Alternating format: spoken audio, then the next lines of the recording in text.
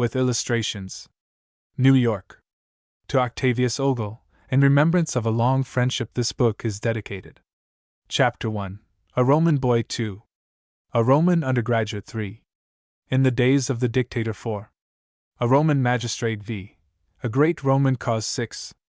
Country Life 7. A Great Conspiracy 8. Caesar 9. Pompey X. Exile 11. A Brawl and its Consequences 12. Cato, Brutus, and Portia 13. A Governor in his Province 14. Atticus 15. Antony and Augustus Preface.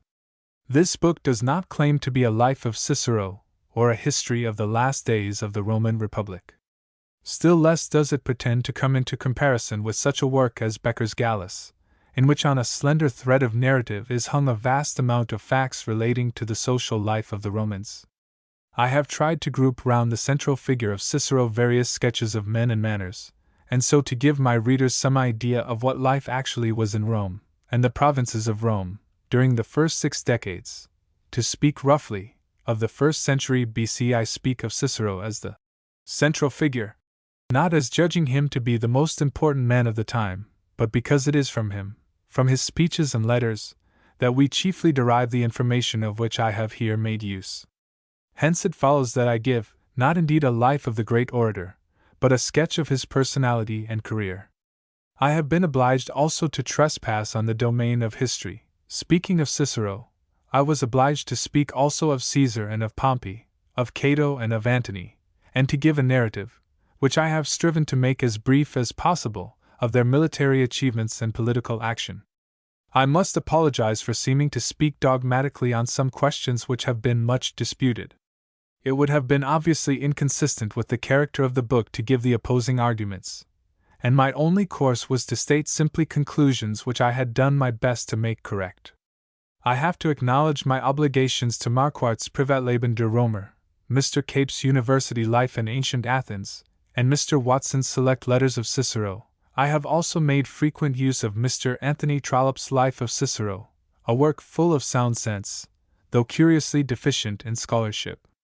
The publishers and myself hope that the illustrations, giving as there is good reason to believe they do the veritable likenesses of some of the chief actors in the scenes described, will have a special interest. It is not till we come down to comparatively recent times that we find art again lending the same aid to the understanding of history. Some apology should perhaps be made for retaining the popular title of one of the illustrations. The learned are, we believe, agreed that the statue known as the Dying Gladiator does not represent a gladiator at all. Yet it seemed pedantic, in view of Byron's famous description, to let it appear under any other name. Alfred Church. Hadley Green, October 8, 1883. Roman Life in the Days of Cicero. Chapter 1. A Roman Boy. A Roman father's first duty to his boy, after lifting him up in his arms in token that he was a true son of the house, was to furnish him with a first name out of the scanty list, just 17, to which his choice was limited. This naming was done on the 8th day after birth, and was accompanied with some religious ceremonies, and with a feast to which kinsfolk were invited. Thus named, he was enrolled in some family or state register. The next care was to protect him from the malignant influence of the evil eye by hanging round his neck a gilded bulla, a round plate of metal. The bulla was of leather if he was not of gentle birth. This he wore till he assumed the dress of manhood. Then he laid it aside, possibly to assume it once more, if he attained the crowning honor to which a Roman could aspire, and was drawn in triumph up the slope of the Capitol. He was nursed by his mother, or, in any case, by a free-born woman. It was his mother that had exclusive charge of him for the first 7 years of his life, and had much to say to the ordering of his life afterwards. For Roman mothers were not shut up like their sisters in Greece, but played no small part in affairs, witness the histories or legends, for it matters not for this purpose whether they are fact or fiction, of the Sabine wives, of Tullia, who stirred up her husband to seize a throne, or Veturia, who turned her son Coriolanus from his purpose of besieging Rome. At 7 began the education which was to make him a citizen and a soldier. Swimming, riding, throwing the javelin developed his strength of body. He learned at the same time to be frugal, temperate in eating and drinking, modest and seemly in behavior, reverent to his elders, obedient to authority at home and abroad, and above all, pious towards the gods. If it was the duty of the father to act as priest in some temple of the state, for the priests were not a class apart from their fellow citizens, or to conduct the worship in some chapel of the family, the lad would act as Camillus or acolyte. When the clients, the dependents of the house, trooped into the hall in the early morning hours to pay their respects to their patron, or to ask his advice and assistance in their affairs, the lad would stand by his father's chair and make acquaintance with his humble friends. When the hall was thrown open, and high festival was held, he would be present and hear the talk on public affairs or on past times.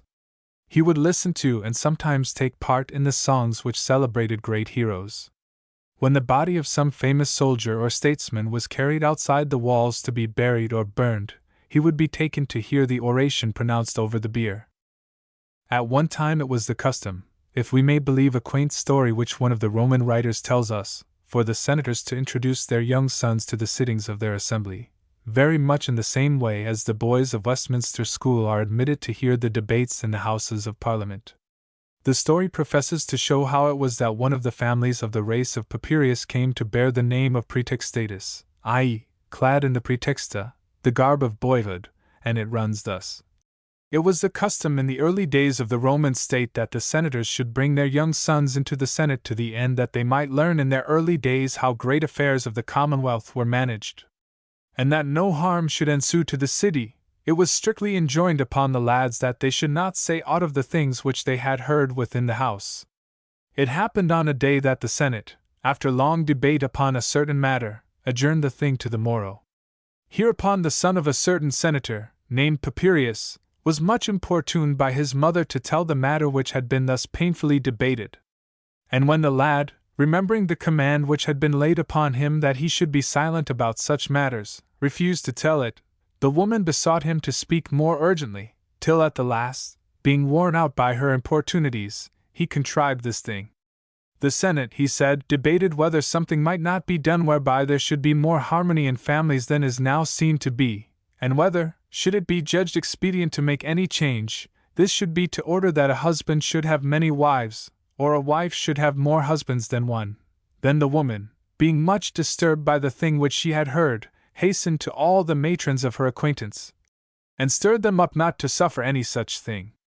Thus it came to pass that the Senate, meeting the next day, were astonished beyond measure to see a great multitude of women gathered together at the doors, who besought them not to make any change, or, if any, certainly not to permit that a man should have more wives than one. Then the young Papirius told the story how his mother had questioned him, and how he had devised this story to escape from her importunity. Thereupon the Senate, judging that all boys might not have the same constancy and wit, and that the state might suffer damage from the revealing of things that had best be kept secret, made this law, that no sons of a senator should thereafter come into the house, save only this young Papirius, but that he should have the right to come so long as he should wear the praetexta. While this general education was going on, the lad was receiving some definite teaching.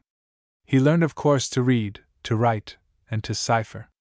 The elder Cato used to write in large characters for the benefit of his sons portions of history, probably composed by himself or by his contemporary Fabius, surnamed the Painter, the author of a chronicle of Italy from the landing of Aeneas down to the end of the Second Punic War.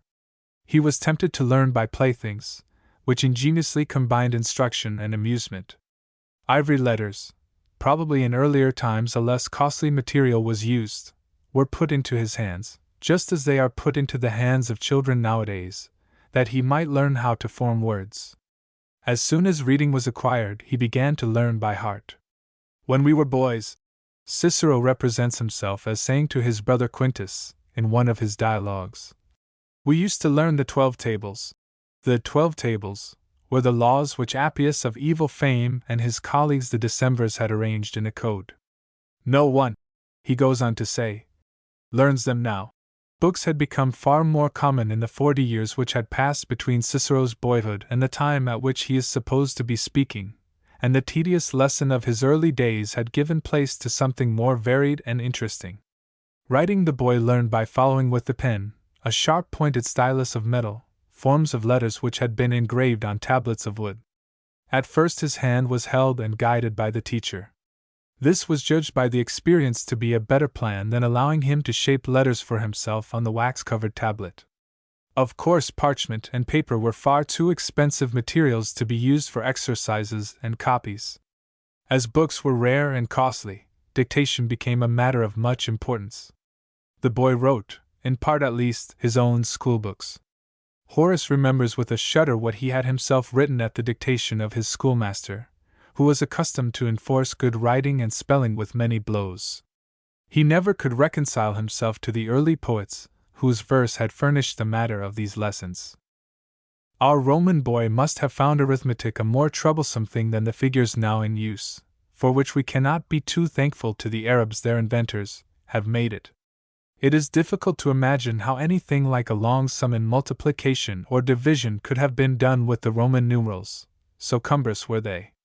The number, for instance, which we represent by the figures 89 would require for its expression no less than 9 figures, lex vieth. The boy was helped by using the fingers, the left hand being used to signify numbers below 100, and the right numbers above it. Sometimes his teacher would have a counting board, on which units, tens, and hundreds would be represented by variously colored balls. The sums which he did were mostly of a practical kind. Here is the sample that Horace gives of an arithmetic lesson. The Roman boys are taught to divide the penny by long calculations. If from 5 ounces be subtracted 1, what is the remainder? At once you can answer, 1/3 of a penny. Good, you will be able to take care of your money. If an ounce be added, what does it make? The half of a penny. While he was acquiring this knowledge, he was also learning a language, the one language besides his own which to a Roman was worth knowing. Greek.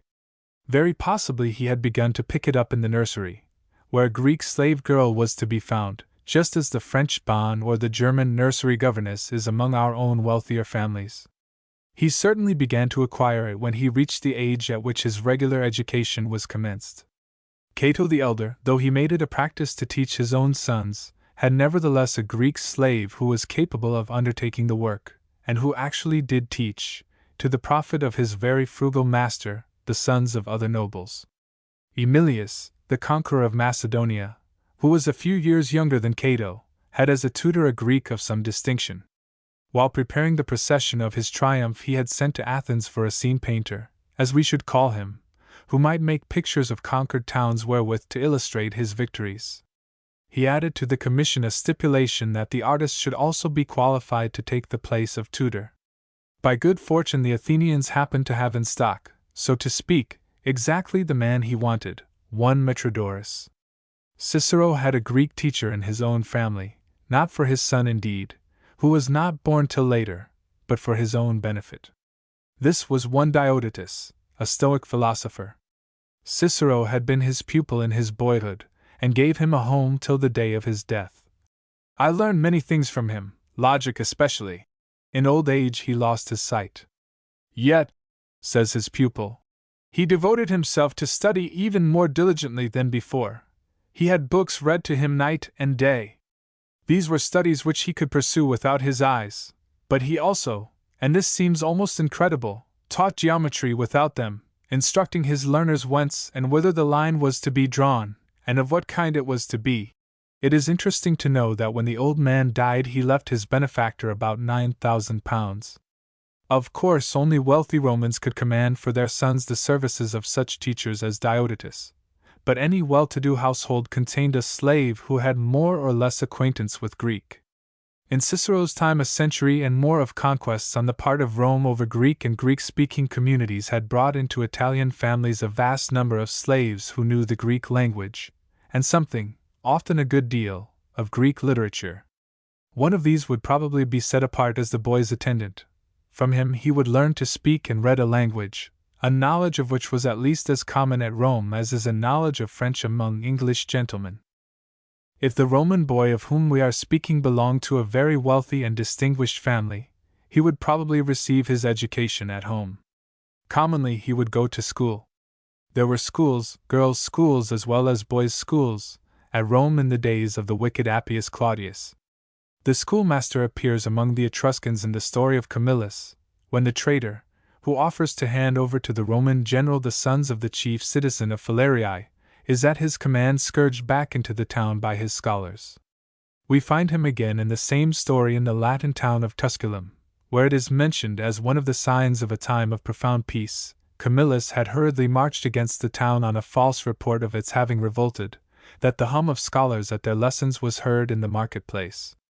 At Rome, as time went on, and the forum became more and more busy and noisy, the schools were removed to more suitable localities.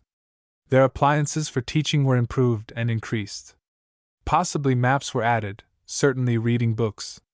Homer was read, and, as we have seen, the old Latin playwriters, and afterwards Virgil. Horace threatens the book which wilfully insists on going out into the world with this fate, that old age will find it in a far-off suburb teaching boys their letters. Some 100 years afterwards the prophecy was fulfilled. Juvenal tells us how the schoolboys stood each with a lamp in one hand and a well-thumbed Horace or sooty Virgil in the other. Quintilian, writing about the same time, goes into detail, as becomes an old schoolmaster. It is an admirable practice that the boys' reading should begin with Homer and Virgil.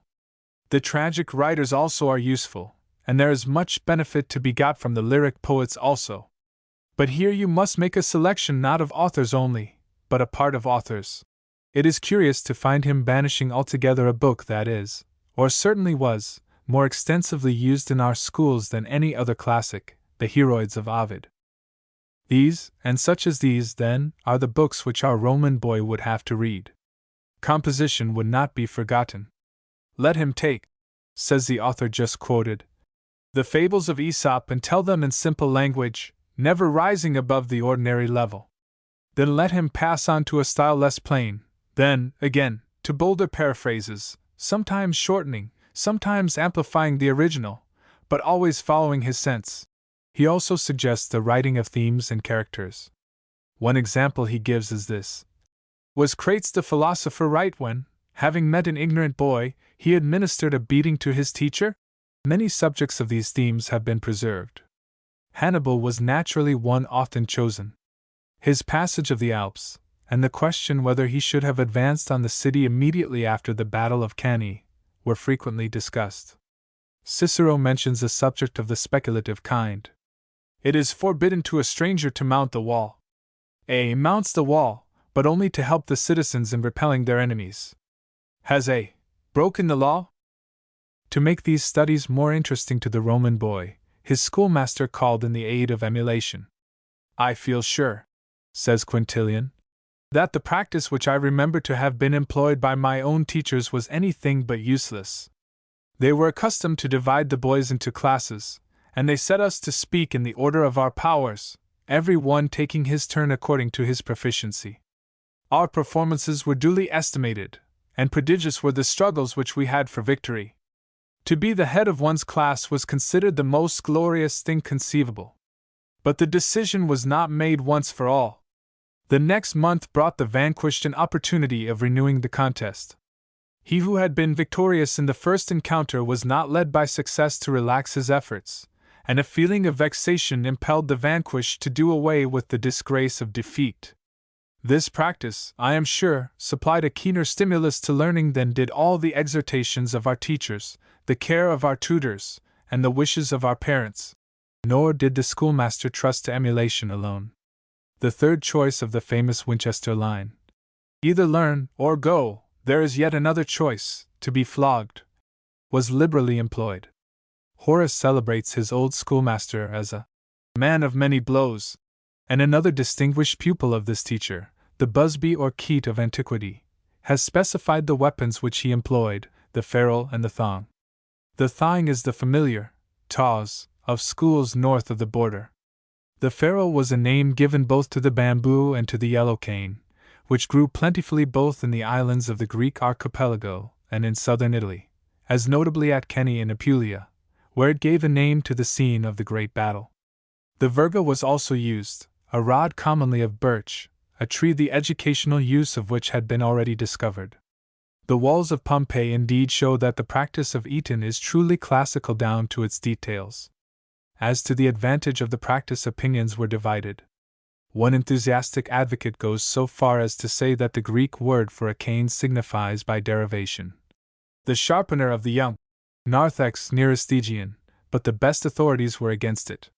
Seneca is indignant with the savage who will butcher a young learner because he hesitates at a word, a venial fault indeed, one would think, when we remember what must have been the aspect of a Roman book, written as it was in capitals, almost without stops, and with little or no distinction between the words. And Quintilian is equally decided, though he allows that flogging was an institution. As to holidays, the practice of the Roman schools probably resembled that which prevails in the Scotch universities, though with a less magnificent length of vacation. Every one had a holiday on the days of Saturn, a festival beginning on the 17th of December, and the schoolboys had one of their own on the days of Minerva, which fell in the latter half of March, but the long vacation was in the summer. Horace speaks of lads carrying their fees to school on the 15th of the month for 8 months in the year, if this interpretation of a doubtful passage is correct. Perhaps as this was a country school, the holidays were made longer than usual, to let the scholars take their part in the harvest, which as including the vintage would not be over till somewhat late in the autumn. We find Martial, however, imploring a schoolmaster to remember that the heat of July was not favorable to learning, and suggesting that he should abdicate his seat till the 15th of October brought a season more convenient for study. Rome indeed was probably deserted in the later summer and autumn by the wealthier class, who were doubtless disposed to agree in the poet's remark, a remark to which the idlest schoolboy will forgive its Latin for the sake of its admirable sentiment. Este pueri si valent satis discunt.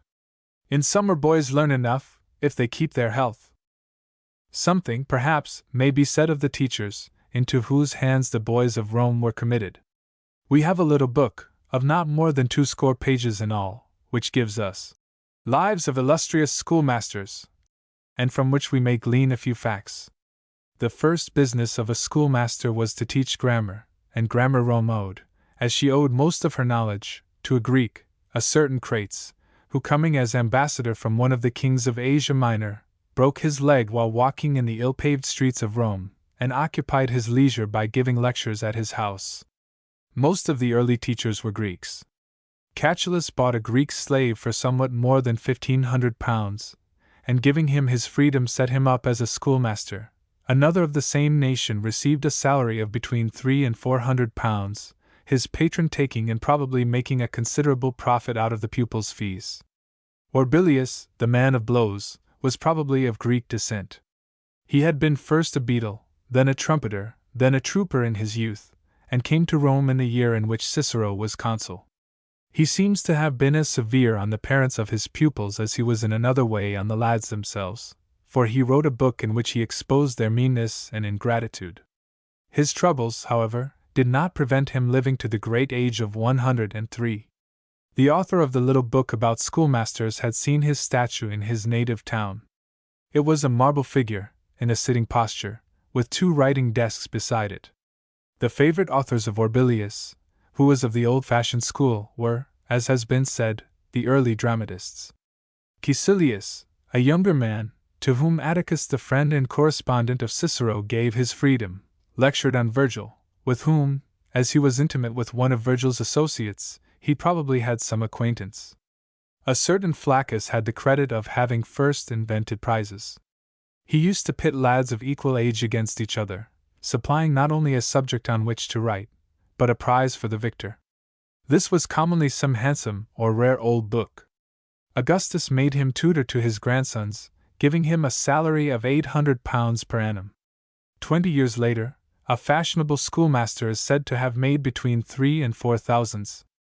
These schoolmasters were also sometimes teachers of eloquence, lecturing to men.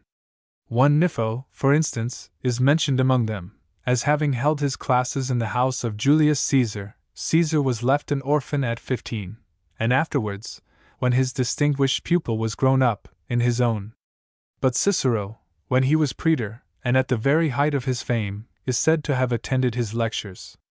This was the year in which he delivered the very finest of his non-political speeches, his defense of Cluentius. He must have been a very clever teacher from whom so great an orator hoped to learn something. These teachers of eloquence were what we may call the professors of Rome. A lad had commonly finished his education when he put on the man's gown. But if he thought of political life, of becoming a statesman, and taking office in the Commonwealth, he had much yet to learn. He had to make himself a lawyer and an orator. Law he learned by attaching himself, by becoming the pupil, as we should say, of some great man that was famed for his knowledge. Cicero relates to us his own experience. My father introduced me to the augur Scaevola, and the result was that, as far as possible and permissible, I never left the old man's side. Thus I committed to memory many a learned argument of his, many a terse and clever maxim, while I sought to add to my own knowledge from his stores of special learning. When the augur died, I betook myself to the pontiff of the same name and family. Elsewhere we have a picture of the second Scaevola and his pupils. Though he did not undertake to give instruction to anyone, yet he practically taught those who were anxious to listen to him by allowing them to hear his answers to those who consulted him. These consultations took place either in the forum or at his own house. In the forum, the great lawyer indicated that clients were at liberty to approach by walking across the open space from corner to corner. The train of young Romans would then follow his steps, just as the students follow the physician or the surgeon through the wards of a hospital. When he gave audience at home, they would stand by his chair. It must be remembered that the great man took no payment either from client or from pupil. But the young Roman had not only to learn law, he must also learn how to learn, as far as such a thing can be learned, how to be eloquent. What we in this country call the career of the public man was there called the career of the orator. With us it is much a matter of chance whether a man can speak or not. We have had statesmen who wielded all the power that one man ever can wield in this country who had no sort of eloquence. We have had others who had this gift in the highest degree, but never reached even one of the lower offices in the government. Sometimes a young politician will go to a professional teacher to get cured of some defect or trick of speech, but that such teaching is part of the necessary training of a statesman is an idea quite strange to us. A Roman received it as a matter of course. Of course, like other things at Rome, it made its way but slowly. Just before the middle of the 2nd century BC, the Senate resolved, seeing that mention has been made of certain philosophers and rhetoricians, let Pomponius the praetor see to it, as he shall hold it to be for the public good, and for his own honor, that none such be found at Rome. Early in the 1st century, the censors issued an edict forbidding certain Latin rhetoricians to teach. One of these censors was the great orator Crassus, greatest of all the predecessors of Cicero. Cicero puts into his mouth an apology for this proceeding.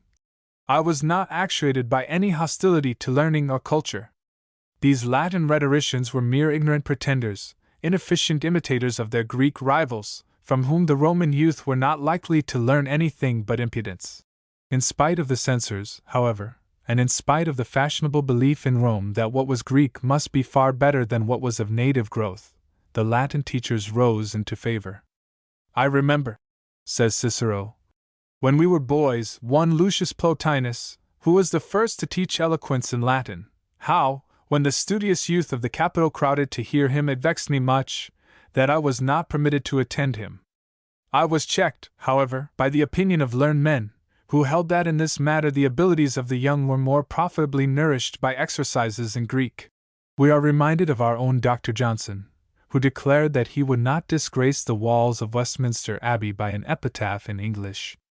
The chief part of the instruction which these teachers gave was to propose imaginary cases involving some legal difficulty for their pupils to discuss. One or two of these cases may be given. One day in summer, a party of young men from Rome made an excursion to Ostia, and coming down to the seashore found there some fishermen who were about to draw in a net. With these they made a bargain that they should have the draft for a certain sum. The money was paid. When the net was drawn up, no fish were found in it, but a hamper sewn with thread of gold. The buyers alleged this to be theirs as the draft of the net. The fishermen claim it as not being fish. To whom did it belong? Certain slave dealers, landing a cargo of slaves at Brundisium, and having with them a very beautiful boy of great value, fearing lest the custom-house officers should lay hands upon him, put upon him the bulla and the purple-edged robe that free-born lads were wont to wear. The deceit was not discovered. But when they came to Rome, and the matter was talked of, it was maintained that the boy was really free, seeing that it was his master who of his own free will had given him the token of freedom. I shall conclude this chapter with a very pretty picture, which a Roman poet draws of the life which he led with his teacher in the days when he was first entering upon manhood. When first my timid steps lost the guardianship of the purple stripe, and the bulla of the boy was hung up for offering to the quaint household gods, when flattering comrades came about me, and I might cast my eyes without rebuke over the whole busy street under the shelter of the yet unsullied gown, in the days when the path is doubtful, and the wanderer knowing naught of life comes with bewildered soul to the many branching roads, then I made myself your adopted child. You took at once into the bosom of another Socrates my tender years. Your rule, applied with skillful disguise, straightens each perverse habit. Nature is molded by reason, and struggles to be subdued, and assumes under your hands its plastic lineaments. I mind how I would wear away long summer suns with you, and pluck with you the bloom of night's first hours. One work we had, one certain time for rest, and at one modest table unbent from sterner thoughts. It accords with this charming picture to be told that the pupil, dying in youth, left his property to his old tutor, and that the latter handed it over to the kinsfolk of the deceased, keeping for himself the books only. Chapter 2. A Roman Undergraduate. In the last chapter we had no particular Roman boy in view, but our Roman undergraduate will be a real person, Cicero's son. It will be interesting to trace the notices which we find of him in his father's letters and books. You will be glad to hear, he writes in one of his earliest letters to Atticus, that a little son has been born to me, and that Terentia is doing well. From time to time we hear of him, and always spoken of in terms of the tenderest affection. He is his honey-sweet Cicero, his little philosopher. When the father is in exile, the son's name is put on the address of his letters along with those of his mother and sister. His prospects are the subject of most anxious thought. Terentia, who had a considerable fortune of her own, proposes to sell an estate. Pray think, he writes, what will happen to us? If the same ill fortune shall continue to pursue us, what will happen to our unhappy boy? I cannot write any more. My tears fairly overpower me. I should be sorry to make you as sad as myself. I will say so much. If my friends do their duty by me, I shall not want for money. If they do not, your means will not save me. I do implore you, by all our troubles, do not ruin the poor lad. Indeed, he is ruined enough already. If he has only something to keep him from want, then modest merit and moderate good fortune will give him all he wants. Appointed to the government of Cilicia, Cicero takes his son with him into the province. When he starts on his campaign against the mountain tribes, the boy and his cousin, young Quintus, are sent to the court of Diodotus, one of the native princes of Galatia. The young Ciceros, he writes to Atticus, are with Diodotus. If need be, they will be taken to Rhodes. Atticus, it may be mentioned, was uncle to Quintus, and might be anxious about him. The need was probably the case of the old prince himself marching to Cicero's help. This he had promised to do, but the campaign was finished without him. This was in the year 51 BC, and Marcus was nearly 14 years old, his cousin being his senior by about 2 years. They are very fond of each other, writes Cicero.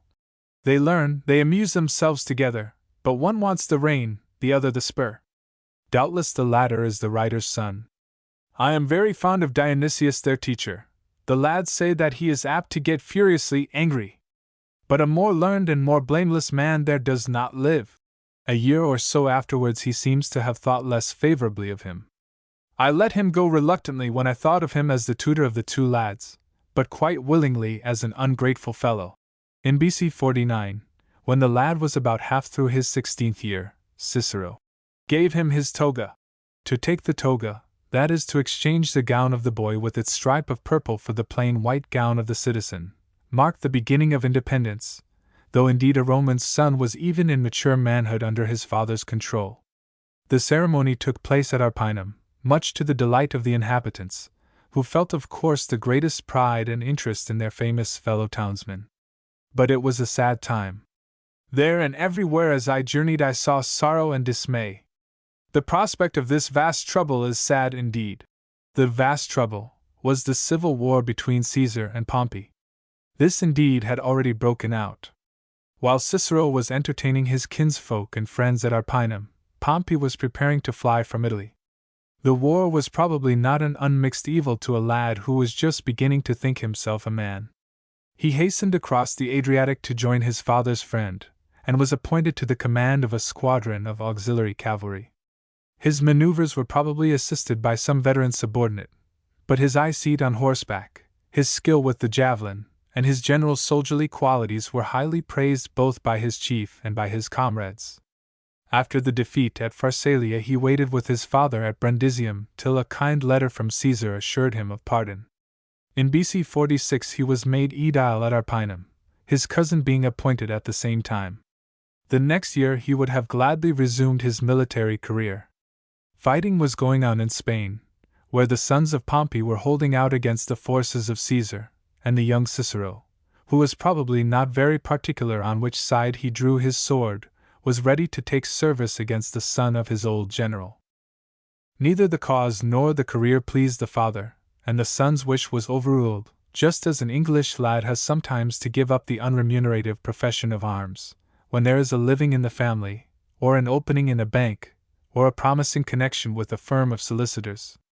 It was settled that he should take up his residence at Athens, which was then the University of Rome, not indeed exactly in the sense in which Oxford and Cambridge are the universities of England, but still a place of liberal culture, where the sons of wealthy Roman families were accustomed to complete their education. 24 years before the father had paid a long visit to the city, partly for study's sake.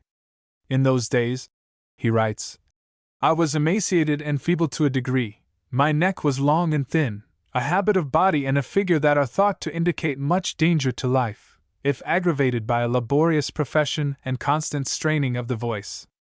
My friends thought the more of this, because in those days I was accustomed to deliver all my speeches without any relaxation of effort, without any variety, at the very top of my voice, and with most abundant gesticulation. At first, when friends and physicians advised me to abandon advocacy for a while, I felt that I would sooner run any risk than relinquish the hope of oratorical distinction. Afterwards I reflected that by learning to moderate and regulate my voice, and changing my style of speaking, I might both avert the danger that threatened my health and also acquire a more self-controlled manner. It was a resolve to break through the habits I had formed that induced me to travel to the East. I had practiced for 2 years, and my name had become well known when I left Rome.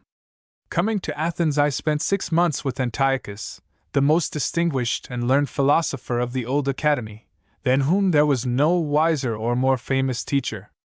At the same time I practiced myself diligently under the care of Demetrius Cyrus, an old and not undistinguished master of eloquence.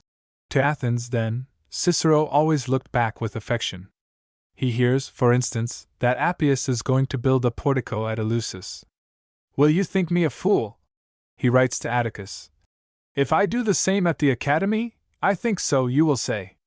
But I love Athens, the very place, much, and I shall be glad to have some memorial of me there. The new undergraduate, as we should call him, was to have a liberal allowance.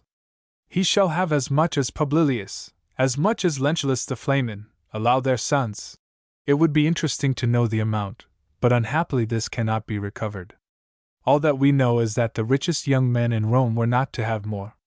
I will guarantee, writes this liberal father, that none of the 3 young men, whom he names, who, I hear, will be at Athens at the same time shall live at more expense than he will be able to do on those rents.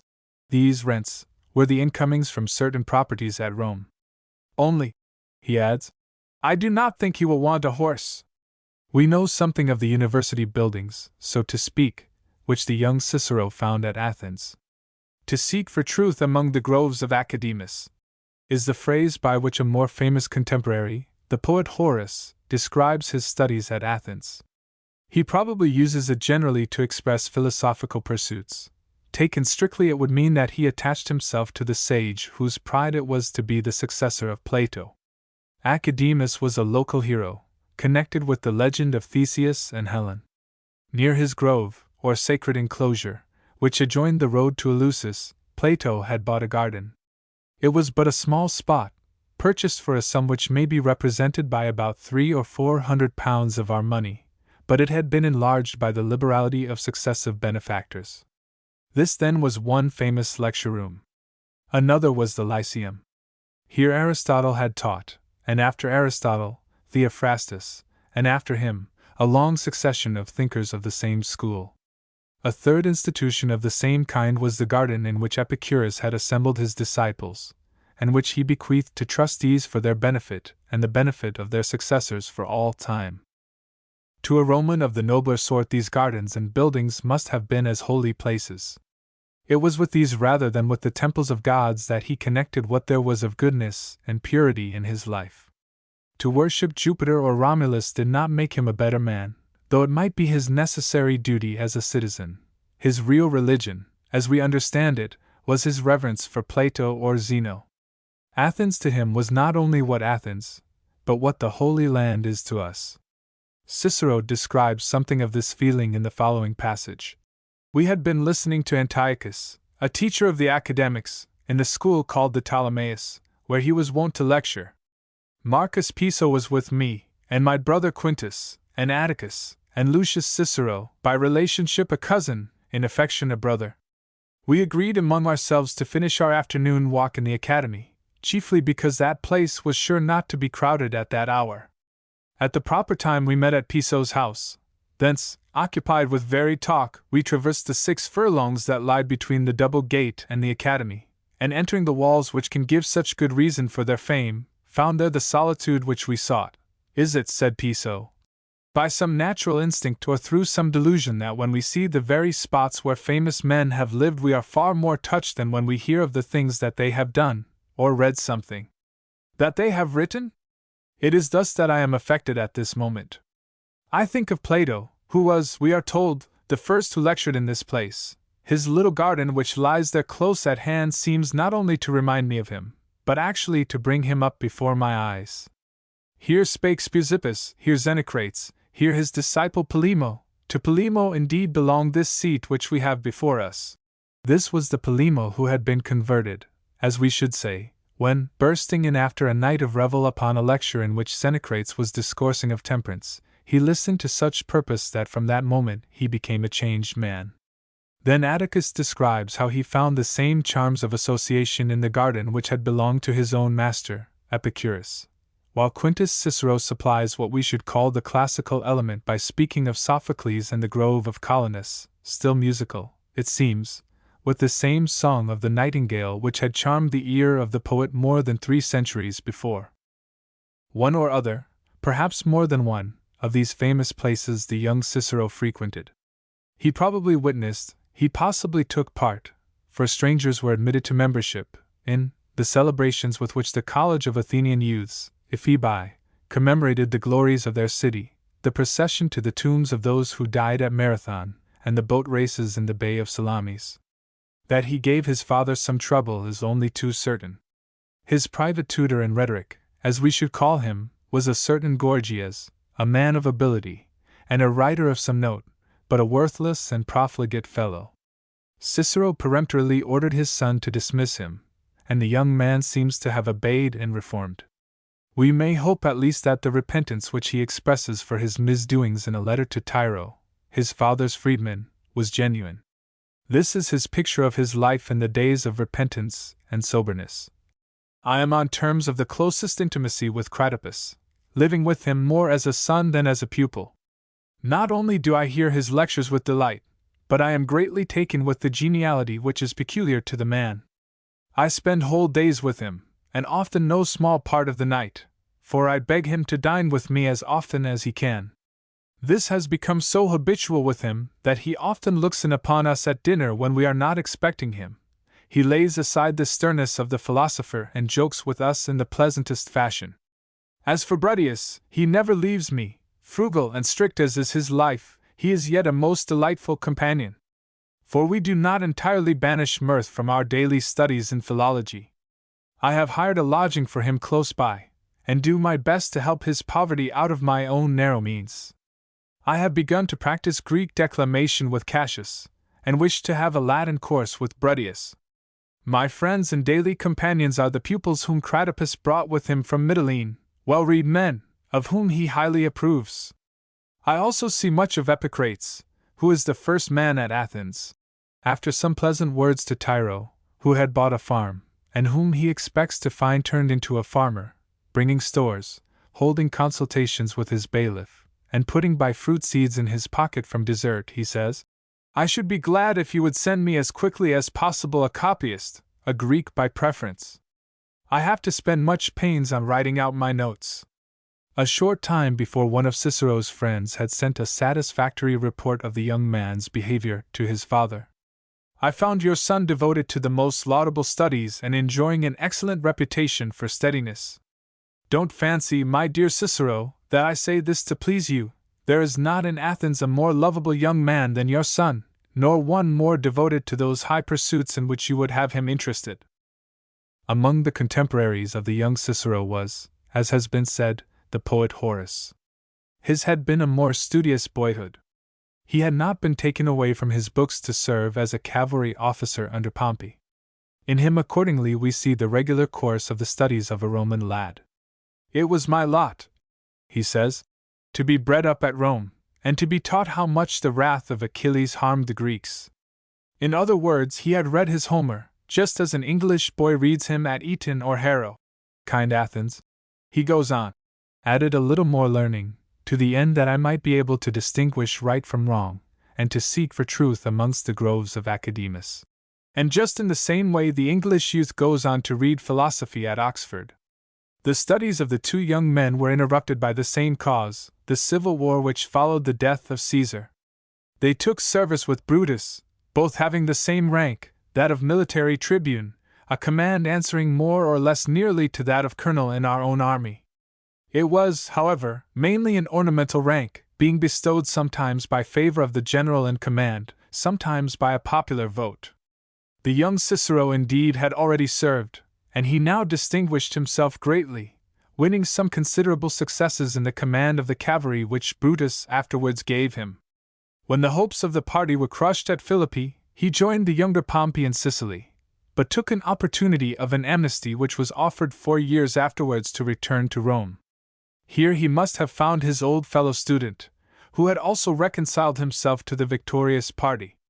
He was made one of the College of Augurs, and also a commissioner of the Mint, and in BC 30 he had the honor of sharing the consulship with Augustus himself.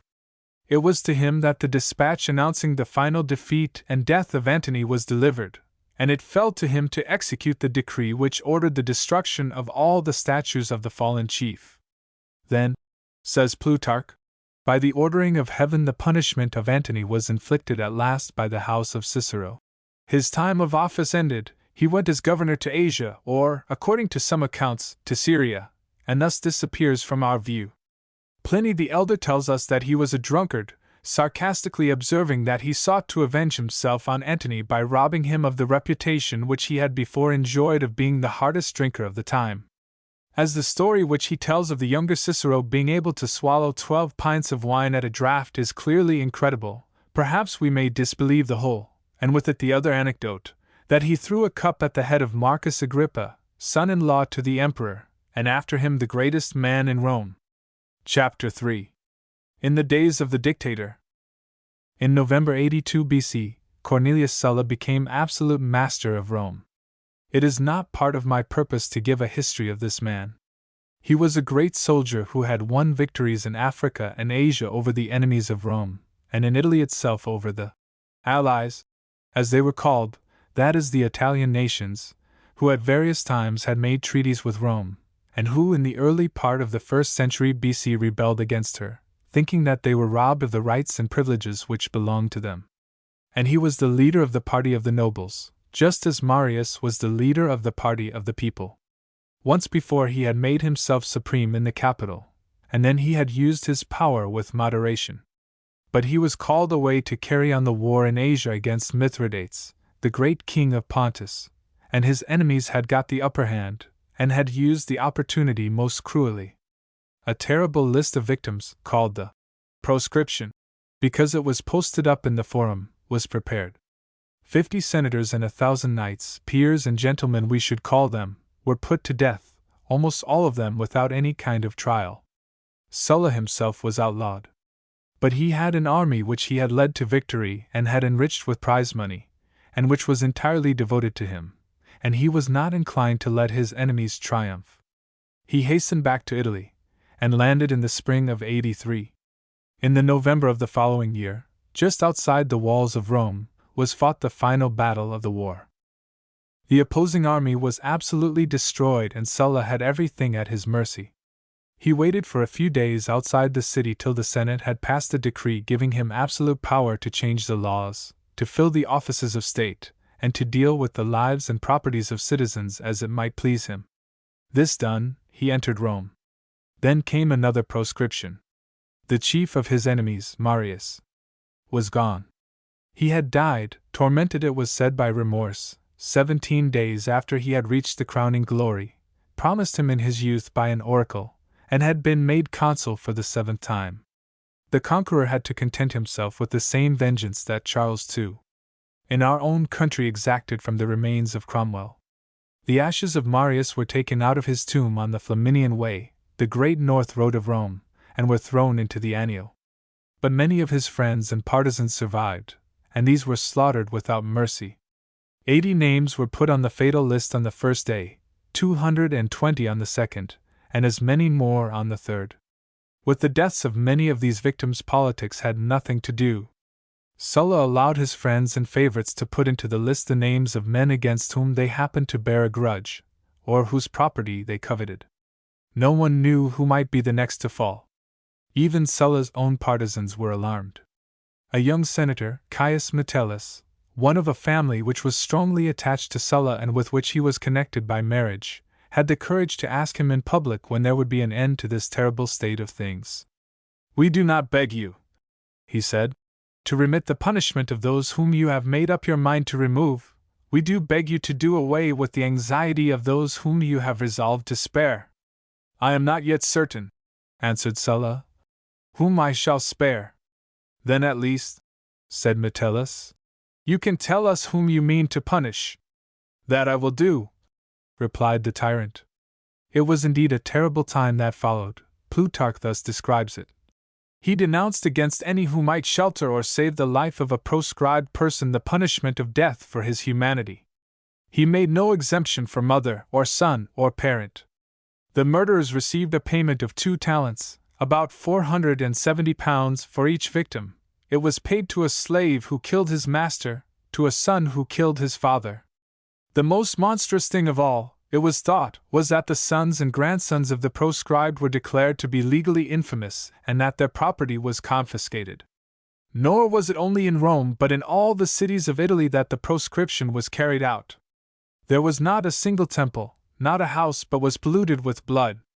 Husbands were slaughtered in the arms of their wives, and sons in the arms of their mothers.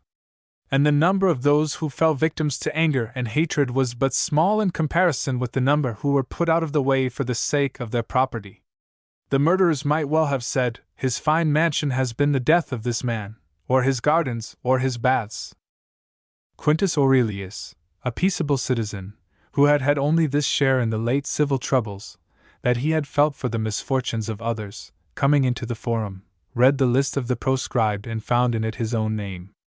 "Unfortunate that I am," he said, "it is my farm at Alba that has been my ruin," and he had not gone many steps before he was cut down by a man that was following him. Lucius Catilin's conduct was especially wicked. He had murdered his own brother. This was before the proscription began. He went to Sulla and begged that the name might be put in the list as if the man were still alive, and it was so put. His gratitude to Sulla was shown by his killing one Marius, who belonged to the opposite faction, and bringing his head to Sulla as he sat in the forum.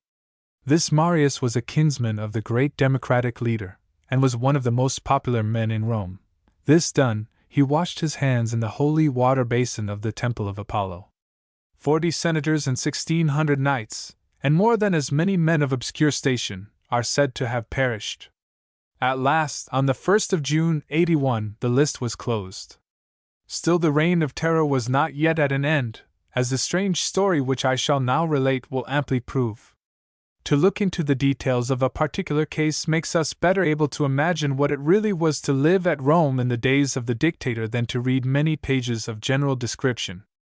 The story is all the more impressive because the events happened after order had been restored and things were supposed to be proceeding in their regular course. The proscription came to an end, as has been said, in the early summer of 81. In the autumn of the same year a certain Sextus Ratius was murdered in the streets of Rome as he was returning home from dinner. Ratius was a native of Ameria, a little town of Etruria, between 50 and 60 miles north of Rome.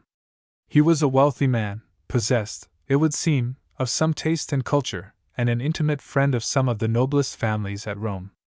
In politics he belonged to the party of Sulla, to which indeed in its less prosperous days he had rendered good service. Since its restoration to power he had lived much at Rome, evidently considering himself, as indeed he had the right to do, to be perfectly safe from any danger of proscription. But he was wealthy, and he had among his own kinsfolk enemies who desired and who would profit by his death. One of these, a certain Titus Ratius, surnamed Magnus, was at the time of the murder residing at Rome. The other, who was known as Capito, was at home at Ameria. The murder was committed about 7 o'clock in the evening. A messenger immediately left Rome with the news, and made such haste to Ameria that he reached the place before dawn the next day. Strangely enough, he went to the house not of the murdered man's son, who was living at Ameria in charge of his farms, but of the hostile kinsman Capito. 3 days afterwards Capito and Magnus made their way to the camp of Sulla. He was besieging Volaterrae, another Etrurian town. They had an interview with one Chrysogonus, a Greek freedman of the dictator, and explained to him how rich a prey they could secure if he would only help them. The deceased, it seems, had left a large sum of money and 13 valuable farms, nearly all of them running down to the Tiber.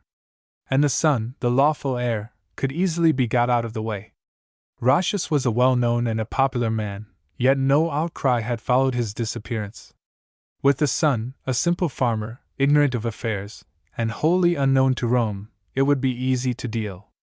Ultimately the three entered into alliance. The proscription was to be revived, so to speak, to take in this particular case, and the name of Ratius was included in the list of the condemned.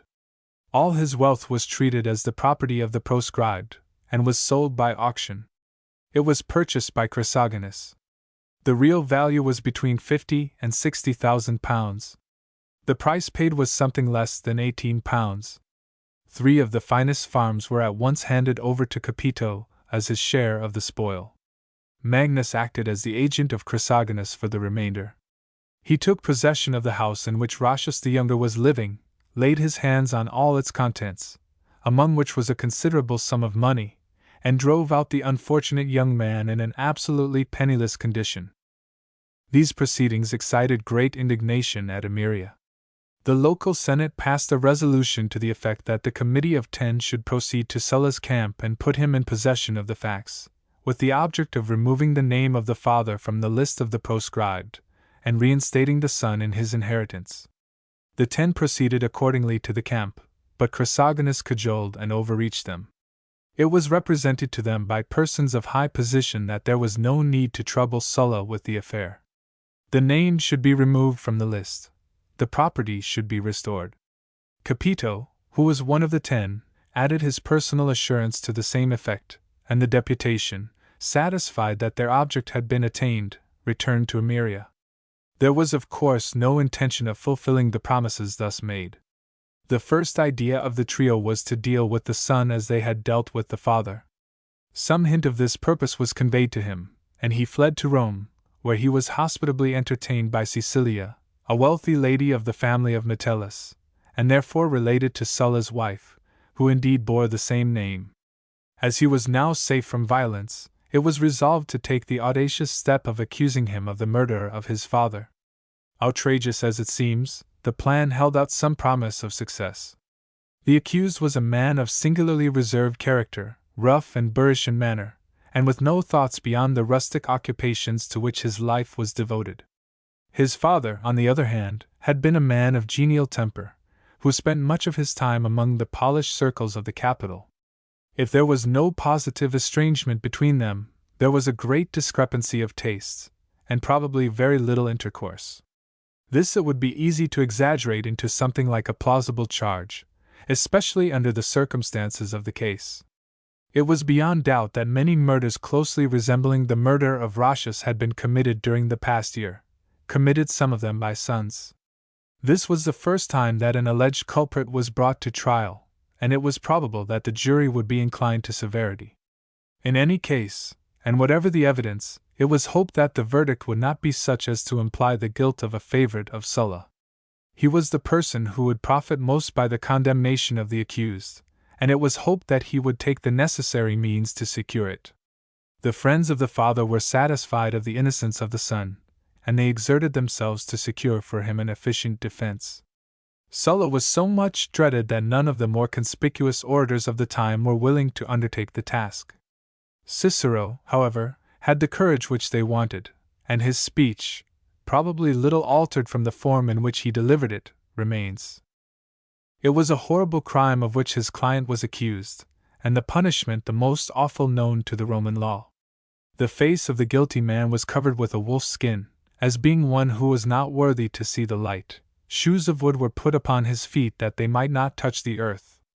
He was then thrust into a sack of leather, and with him 4 animals which were supposed to symbolize all that was most hideous and depraved: the dog, a common object of contempt; the cock, proverbial for its want of all filial affection; the poisonous viper; and the ape, which was the base imitation of man. In this strange company he was thrown into the nearest river or sea. Cicero begins by explaining why he had undertaken a case which his elders and betters had declined. It was not because he was bolder, but because he was more insignificant than they, and could speak with impunity when they could not choose but be silent. He then gives the facts in detail: the murder of Roscius, the seizure of his property, the fruitless deputation to Sulla, the flight of the son to Rome, and the audacious resolve of his enemies to indict him for parricide. They had murdered his father, they had robbed him of his patrimony, and now they accused him — of what crime? Surely of nothing else than the crime of having escaped their attack. The thing reminded him of the story of Fimbria and Scaevola. Fimbria, an absolute madman, as was allowed by all who were not mad themselves, got some ruffian to stab Scaevola at the funeral of Marius. He was stabbed but not killed. When Fimbria found that he was likely to live, he indicted him. "For what do you indict a man so blameless?" asked someone. "For what?" "For not allowing himself to be stabbed to the heart." This is exactly why the Confederates have indicted Roscius. His crime has been of escaping from their hands.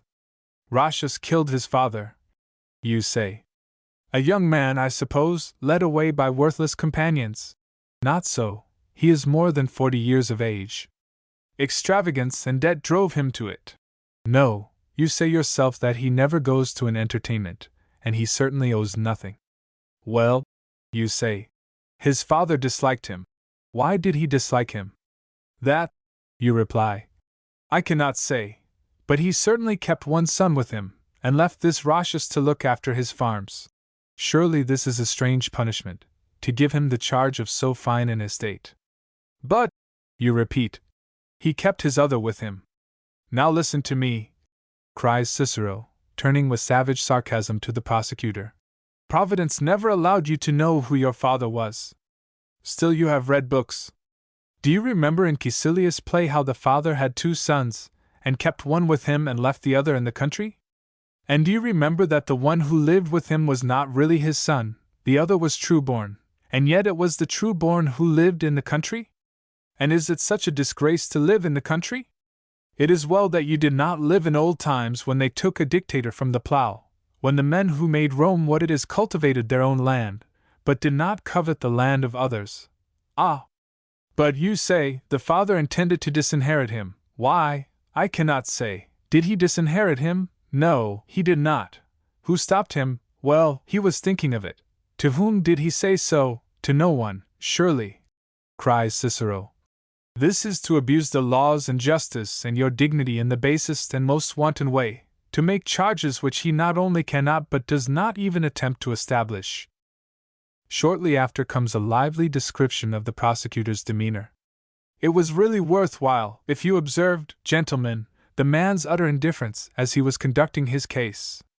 I take it that when he saw who was sitting on these benches, he asked whether such an one or such an one was engaged for the defense.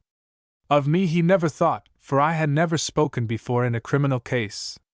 When he found that none of the usual speakers were concerned in it, he became so careless that when the humor took him, he sat down, then walked about, sometimes called a servant, to give him orders, I suppose, for dinner, and certainly treated this court in which you are sitting as if it were an absolute solitude. At last he brought his speech to an end. I rose to reply. He could be seen to breathe again that it was I and no one else. I noticed, gentlemen, that he continued to laugh and be inattentive till I mentioned Chrysogonus. As soon as I got to him, my friend roused himself and was evidently astonished. I saw what had touched him, and repeated the name a second time, and a third. From that time men have never ceased to run briskly backwards and forwards, to tell Chrysogonus, I suppose, that there was someone in the country who ventured to oppose his pleasure, that the case was being pleaded otherwise than as he imagined it would be, that the sham sale of goods was being exposed, the Confederacy grievously handled, his popularity and power disregarded, that the people were giving their whole attention to the cause, and that the common opinion was that the transaction generally was disgraceful. Then, continued the speaker, this charge of parricide, so monstrous is the crime, must have the very strongest evidence to support it. There was a case at Terracina of a man being found murdered in the chamber where he was sleeping, his 2 sons, both young men, being in the same room. No one could be found, either slave or free man, who seemed likely to have done the deed, and as the 2 sons, grown up as they were, declared that they knew nothing about it, they were indicted for parricide. What could be so suspicious?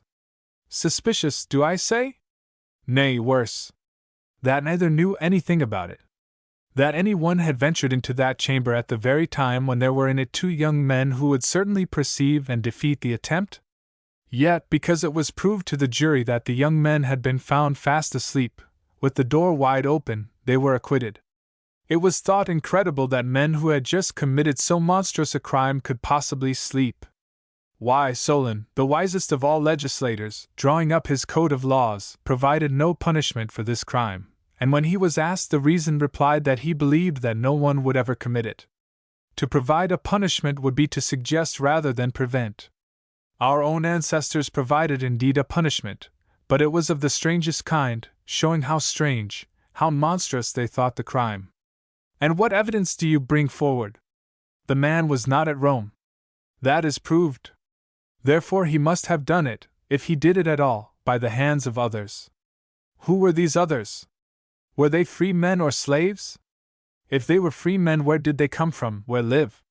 How did he hire them? Where is the proof? You haven't a shred of evidence, and yet you accuse him of parricide. And if they were slaves, where, again I ask, are they?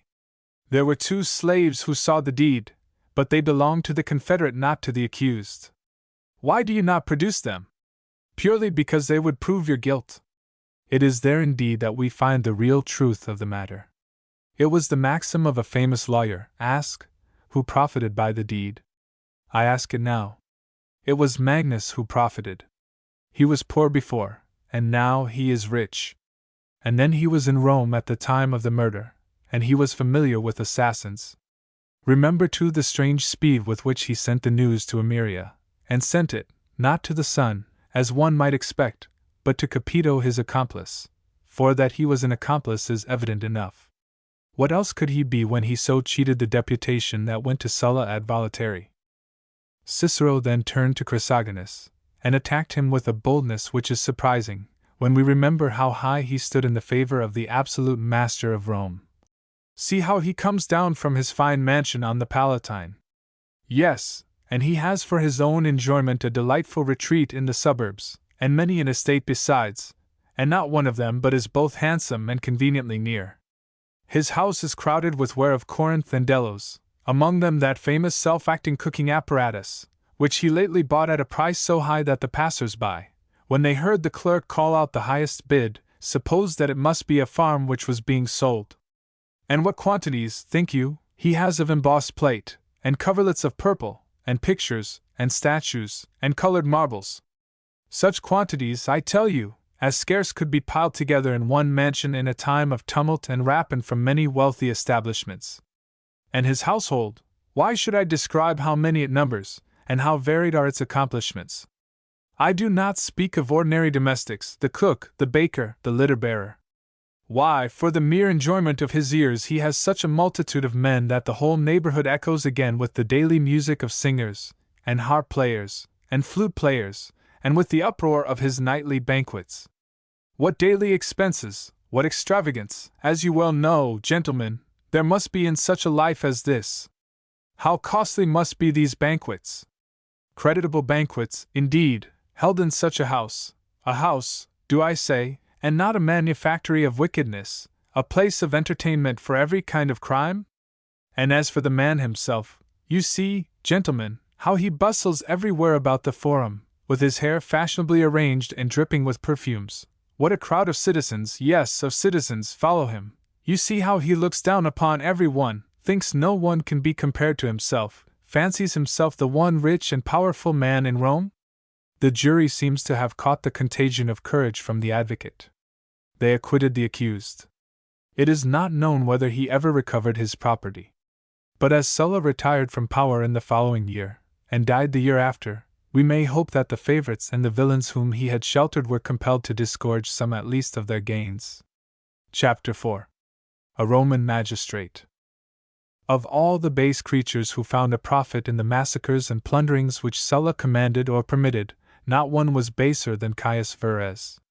The crimes that he committed would be beyond our belief if it were not for the fact that he never denied them. He betrayed his friends, he perverted justice, he plundered a temple with as little scruple as he plundered a private house, he murdered a citizen as boldly as he murdered a foreigner.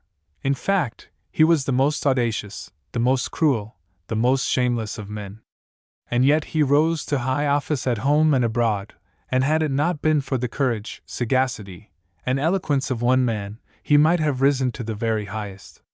What Roman citizens had sometimes, and Roman subjects, it is to be feared, very often to endure may be seen from the picture which we are enabled to draw of a Roman magistrate. Roman politicians began public life as quaestors. A quaestor was an official who managed money matters for higher magistrates. Every governor of a province had one or more quaestors under him. They were elected at Rome, and their posts were assigned to them by lot. Verres was quaestor in Gaul and embezzled the public money.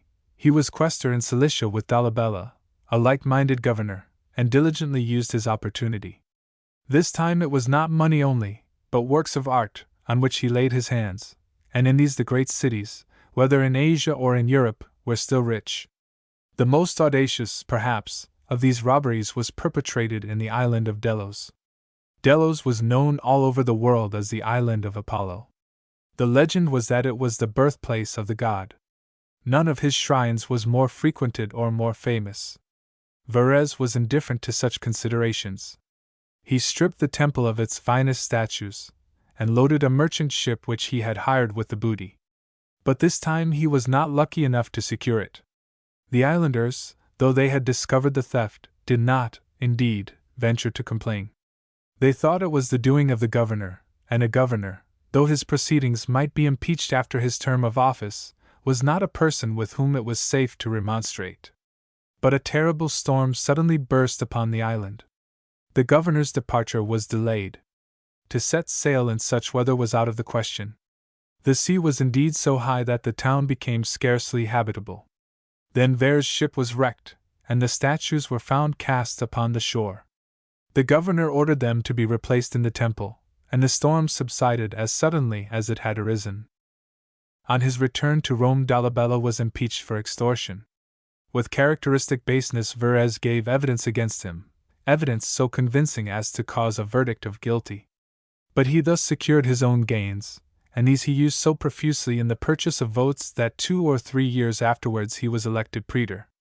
The praetors performed various functions which were assigned to them by lot. Chance, or it may possibly have been contrivance, gave to Verres the most considerable of them all. He was made praetor of the city, that is, a judge before whom a certain class of very important causes were tried. Of course, he showed himself scandalously unjust. One instance of his proceedings may suffice. A certain Junius had made a contract for keeping the temple of Castor in repair. When Verres came into office, he had died, leaving a son under age. There had been some neglect, due probably to the troubles of the times, in seeing that the contracts had been duly executed, and the Senate passed a resolution that Verres and one of his fellow praetors should see to the matter. The temple of Castor came under review like the others, and Verres, knowing that the original contractor was dead, inquired who was the responsible person. When he heard of the son under age, he recognized at once a golden opportunity. It was one of the maxims which he had laid down for his own guidance, and which he had even been wont to give out for the benefit of his friends, that much profit might be made out of the property of wards. It had been arranged that the guardian of the young Junius should take the contract into his own hands, and, as the temple was in excellent repair, there was no difficulty in the way. Verres summoned the guardian to appear before him. "Is there anything," he asked, "that your ward has not made good, and which we ought to require of him?" "No," said he. "Everything is quite right, all the statues and offerings are there, and the fabric is in excellent repair." From the praetor's point of view, this was not satisfactory, and he determined on a personal visit. Accordingly, he went to the temple, and inspected it. The ceiling was excellent, the whole building in the best repair. "What is to be done?" he asked of one of his satellites. "Well," said the man, "there is nothing for you to meddle with here, except possibly to require that the columns should be restored to the perpendicular." "Restored to the perpendicular? What do you mean?" said Verres, who knew nothing of architecture. It was explained to him that it very seldom happened that a column was absolutely true to the perpendicular. "Very good," said Verres. "We will have the columns made perpendicular." Notice accordingly was sent to the lad's guardians. Disturbed at the prospect of indefinite loss to their ward's property, they sought an interview with Verres. One of the noble family of Marcellus waited upon him, and remonstrated against the iniquity of the proceeding. The remonstrance was in vain. The praetor showed no signs of relenting.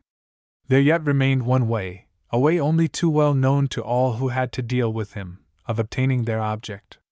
Application must be made to his mistress, a Greek freewoman of the name of Celadon, or the Swallow. If she could be induced to take an interest in the case, something might yet be done. Degrading as such a course must have been to men of rank and honor, they resolved, in the interest of their ward, to take it. They went to Celadon's house. It was thronged with people who were seeking favors from the praetor. Some were begging for decisions in their favor, some for fresh trials of their cases. "I want possession," cried one. "He must not take the property from me," said another. "Don't let him pronounce judgment against me," cried a third. "The property must be assigned to me," was the demand of a fourth. Some were counting out money, others signing bonds. The deputation, after waiting a while, were admitted to the presence. Their spokesman explained the case, begged for Celadon's assistance, and promised a substantial consideration. The lady was very gracious. She would willingly do what she could, and would talk to the praetor about it. The deputation must come again the next day, and hear how she had succeeded. They came again, but found that nothing could be done. Verres felt sure that a large sum of money was to be got out of the proceeding, and resolutely refused any compromise. They next made an offer of about £2,000. This again was rejected. Verres resolved that he would put up the contract to auction, and did his best that the guardians should have no notice of it. Here, however, he failed. They attended the auction and made a bid. Of course, the lowest bidder ought to have been accepted, so long as he gave security for doing the work well. But Verres refused to accept it. He knocked down the contract to himself at a price of more than £5,000, and this though there were persons willing to do it for less than a sixth of that sum. As a matter of fact, very little was done. 4 of the columns were pulled down and built up again with the same stones. Others were whitewashed. Some had the old cement taken out and fresh put in. One, the highest estimate for all that could possibly be wanted, was less than £800. Footnote 1. Pointed, I suppose. His year of office ended, Verres was sent as governor to Sicily. By rights he should have remained there 12 months only, but his successor was detained by the Servile War in Italy, and his stay was thus extended to nearly 3 years, 3 years into which he crowded an incredible number of cruelties and robberies. Sicily was perhaps the wealthiest of all the provinces. Its fertile wheat fields yielded harvests which, now that agriculture had begun to decay in Italy, provided no small part of the daily bread of Rome.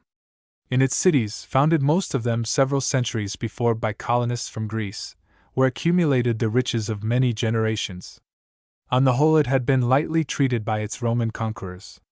Some of its states had early discerned which would be the winning side, and by making their peace in time had secured their privileges and possessions. Others had been allowed to surrender themselves on favorable terms. This wealth had now been increasing without serious disturbance for more than 100 years. The houses of the richer class were full of the rich tapestries of the East, of gold and silver plate cunningly chased or embossed, of statues and pictures wrought by the hands of the most famous artists of Greece.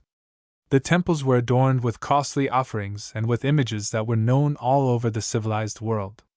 The Sicilians were probably prepared to pay something for the privilege of being governed by Rome. And indeed the privilege was not without its value. The days of freedom indeed were over, but the turbulence, the incessant strife, the bitter struggles between neighbors and parties were also at an end. Men were left to accumulate wealth and to enjoy it without hindrance. Any moderate demands they were willing enough to meet. They did not complain, for instance, or at least did not complain aloud, that they were compelled to supply their rulers with a fixed quantity of corn at prices lower than could have been obtained in the open market. And they would probably have been ready to secure the goodwill of a governor who fancied himself a connoisseur in art with handsome presents from their museums and picture galleries. But the exactions of Verres exceeded all bounds both of custom and of endurance. The story of how he dealt with the wheat growers of the province is too tedious and complicated to be told in this place. Let it suffice to say that he enriched himself and his greedy troop of followers at the cost of absolute ruin both to the cultivators of the soil and to the Roman capitalists who farmed this part of the public revenue. As to the way in which he laid his hands on the possessions of temples and of private citizens, his doings were emphatically summed up by his prosecutor when he came, as we shall afterwards see, to be put upon his trial. I affirm that in the whole of Sicily, wealthy and old established province as it is, in all those towns, in all those wealthy homes, there was not a single piece of silver plate, a single article of Corinthian or Delian ware, a single jewel or pearl, a single article of gold or ivory, a single picture, whether on panel or on canvas, which he did not hunt up and examine, and if it pleased his fancy, abstract. This is a great thing to say, you think. Well, mark how I say it. It is not for the sake of rhetorical exaggeration that I make this sweeping assertion, that I declare that this fellow did not leave a single article of the kind in the whole province. I speak not in the language of the professional accuser but in plain Latin. Nay, I will put it more clearly still, in no single private house, in no town, in no place, profane or even sacred, in the hands of no Sicilian, of no citizen of Rome, did he leave a single article, public or private property, of things profane or things religious, which came under his eyes or touched his fancy. Some of the more remarkable of these acts of spoliation it may be worth while to relate. A certain Hyas, who was at once the wealthiest and most popular citizen of Messana, had a private chapel of great antiquity in his house, and in it 4 statues of the very greatest value. There was a Cupid by Praxiteles, a replica of a famous work which attracted visitors to the uninteresting little town of Thespe in Boeotia, a Hercules from the chisel of Myro, and 2 bronze figures, basket bearers, as they were called because represented as carrying sacred vessels and baskets on their heads. These were the work of Polyclitus. The Cupid had been brought to Rome to ornament the Forum on some great occasion, and had been carefully restored to its place. The chapel and its contents was the great sight of the town. No one passed through without inspecting it. It was naturally, therefore, one of the first things that Verres saw, Messana being on his route to the capital of his province. He did not actually take the statues, he bought them, but the price that he paid was so ridiculously low that purchase was only another name for robbery. Something near £60 was given for the four. If we recall the prices that would be paid nowadays for a couple of statues by Michelangelo and two of the masterpieces of Raphael and Correggio, we may imagine what a monstrous fiction the sale must have been, all the more monstrous because the owner was a wealthy man, who had no temptation to sell, and who was known to value his possessions not only as works of art but as adding dignity to his hereditary worship. A wealthy inhabitant of Tyndaris invited the governor to dinner. He was a Roman citizen and imagined that he might venture on a display which a provincial might have considered to be dangerous. Among the plate on the table was a silver dish adorned with some very fine medallions. It struck the fancy of the guest, who promptly had it removed, and who considered himself to be a marvel of moderation when he sent it back with the medallions abstracted. His secretary happened one day to receive a letter which bore a noteworthy impression on the composition of chalk which the Greeks used for sealing. It attracted the attention of Verres, who inquired from what place it had come. Hearing that it had been sent from Agrigentum, he communicated to his agents in that town his desire that the seal ring should be at once secured for him. And this was done. The unlucky possessor, another Roman citizen, by the way, had his ring actually drawn from his finger. A still more audacious proceeding was to rob, not this time a mere Sicilian provincial or a simple Roman citizen, but one of the tributary kings, the heir of the great house of Antiochus, which not many years before had matched itself with the power of Rome. Two of the young princes had visited Rome, intending to prosecute their claims to the throne of Egypt, which, they contended, had come to them through their mother. The times were not favorable to the suit, and they returned to their country, one of them, Antiochus, probably the elder, choosing to take Sicily on his way. He naturally visited Syracuse, where Verres was residing, and Verres at once recognized the golden opportunity. The first thing was to send the visitor a handsome supply of wine, olive oil, and wheat. The next was to invite him to dinner. The dining room and table were richly furnished, the silver plate being particularly splendid. Antiochus was highly delighted with the entertainment, and lost no time in returning the compliment. The dinner to which he invited the governor was set out with a splendor to which Verres had nothing to compare. There was silver plate in abundance, and there were also cups of gold, these last adorned with magnificent gems. Conspicuous among the ornaments of the table was a drinking vessel, all in one piece, probably of amethyst, and with a handle of gold. Verres expressed himself delighted with what he saw.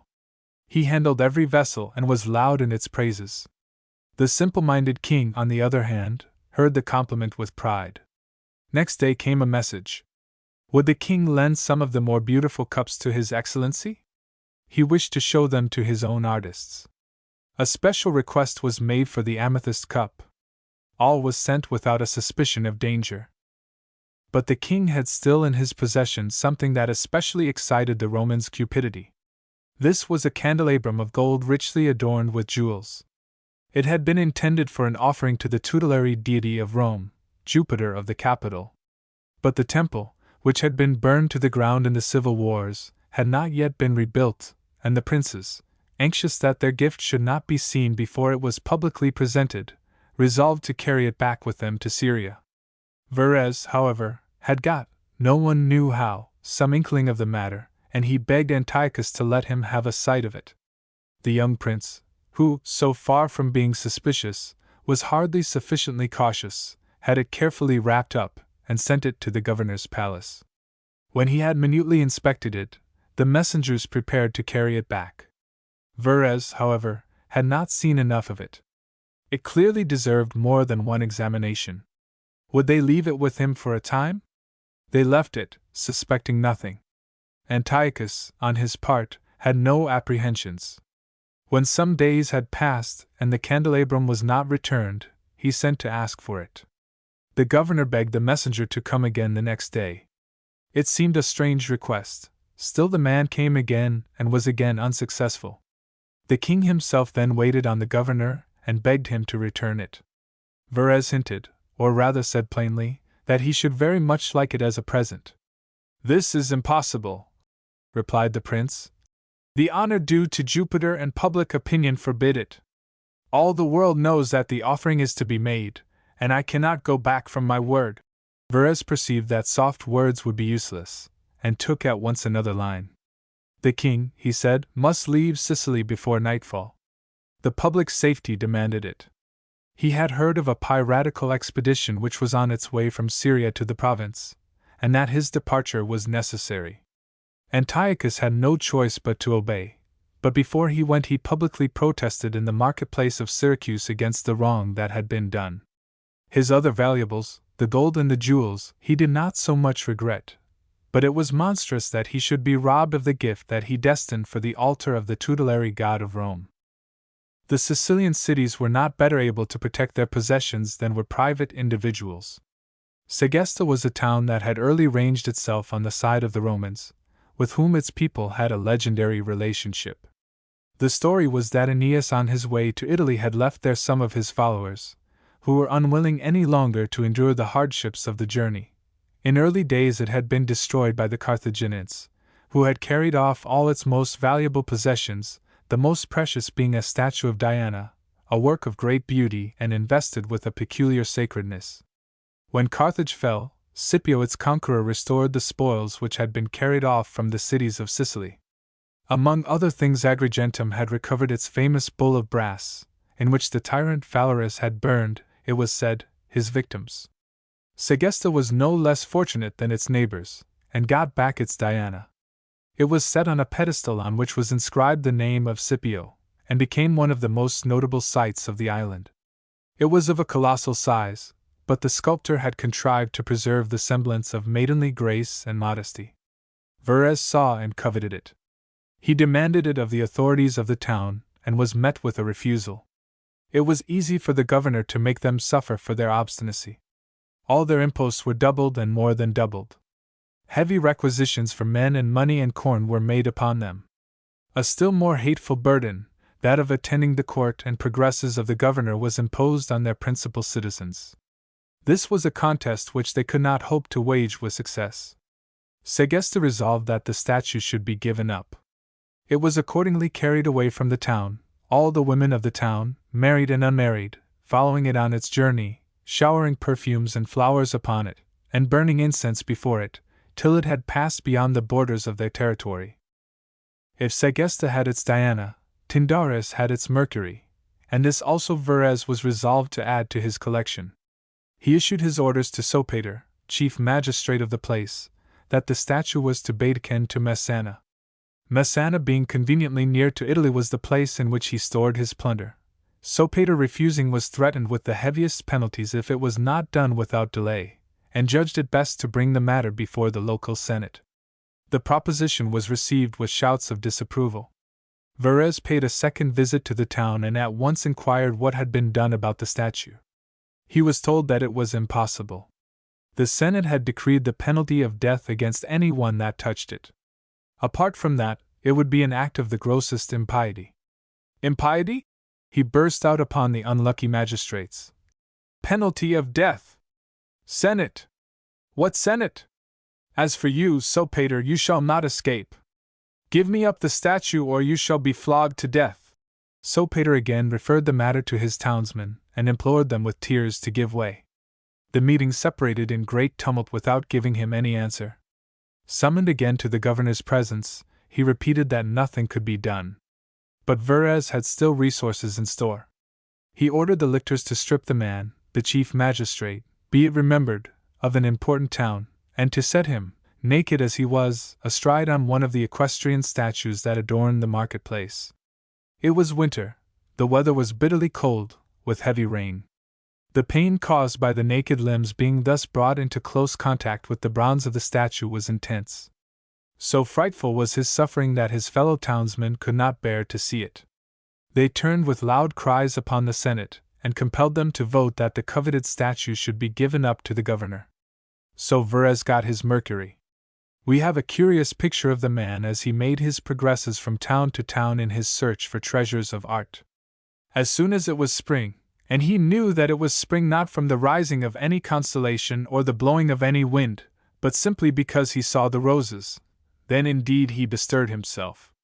So enduring, So untiring was he that no one ever saw him upon horseback. No, he was carried in a litter with 8 bearers. His cushion was of the finest linen of Malta, and it was stuffed with roses. There was one wreath of roses upon his head, and another round his neck made of the finest thread, of the smallest mesh, and this, too, was full of roses. He was carried in this litter straight to his chamber, and there he gave his audiences. When spring had passed into summer, even such exertions were too much for him. He could not even endure to remain in his official residence, the old palace of the kings of Syracuse. A number of tents were pitched for him at the entrance of the harbor to catch the cool breezes from the sea. There he spent his days and nights, surrounded by troops of the vilest companions, and let the province take care of itself. Such a governor was not likely to keep his province free from the pirates who, issuing from their fastnesses on the Cilician coast and elsewhere, kept the seaboard cities of the Mediterranean in constant terror. One success, and one only, he seems to have gained over them. His fleet was lucky enough to come upon a pirate ship, which was so overladen with spoil that it could neither escape nor defend itself. News was at once carried to Verres, who roused himself from his feasting to issue strict orders that no one was to meddle with the prize. It was towed into Syracuse, and he hastened to examine his booty. The general feeling was one of delight that a crew of merciless villains had been captured and were about to pay the penalty of their crimes. Verres had far more practical views. Justice might deal as she pleased with the old and useless, the young and able-bodied, and all who happened to be handicraftsmen were too valuable to be given up. His secretaries, his retinue, his son had their share of the prize. 6, who happened to be singers, were sent as a present to a friend at Rome. As to the pirate captain himself, no one knew what had become of him. It was a favorite amusement in Sicily to watch the sufferings of a pirate, if the government had had the luck but to catch one, while he was being slowly tortured to death. The people of Syracuse, to whom the pirate captain was only too well known, watched eagerly for the day when he was to be brought out to suffer. They kept an account of those who were brought out to execution, and reckoned them against the number of the crew, which it had been easy to conjecture from the size of the ship. Verres had to correct the deficiency as best he could. He had the audacity to fill the places of the prisoners whom he had sold or given away with Roman citizens, whom on various false pretenses he had thrown into prison. The pirate captain himself was suffered to escape on the payment, it was believed, of a very large sum of money. But Verres had not yet done with the pirates. It was necessary that some show, at least, of coping with them should be made. There was a fleet, and the fleet must put to sea. A citizen of Syracuse, who had no sort of qualification for the task, but whom Verres was anxious to get out of the way, was appointed to the command. The governor paid it the unwonted attention of coming out of his tent to see it pass. His very dress, as he stood upon the shore, was a scandal to all beholders. His sandals, his purple cloak, his tunic, or undergarment, reaching to his ankles, were thought wholly unsuitable to the dignity of a Roman magistrate. The fleet, as might be expected, was scandalously ill-equipped. Its men for the most part existed, as the phrase is, only. On paper, there was the proper complement of names, but of names only.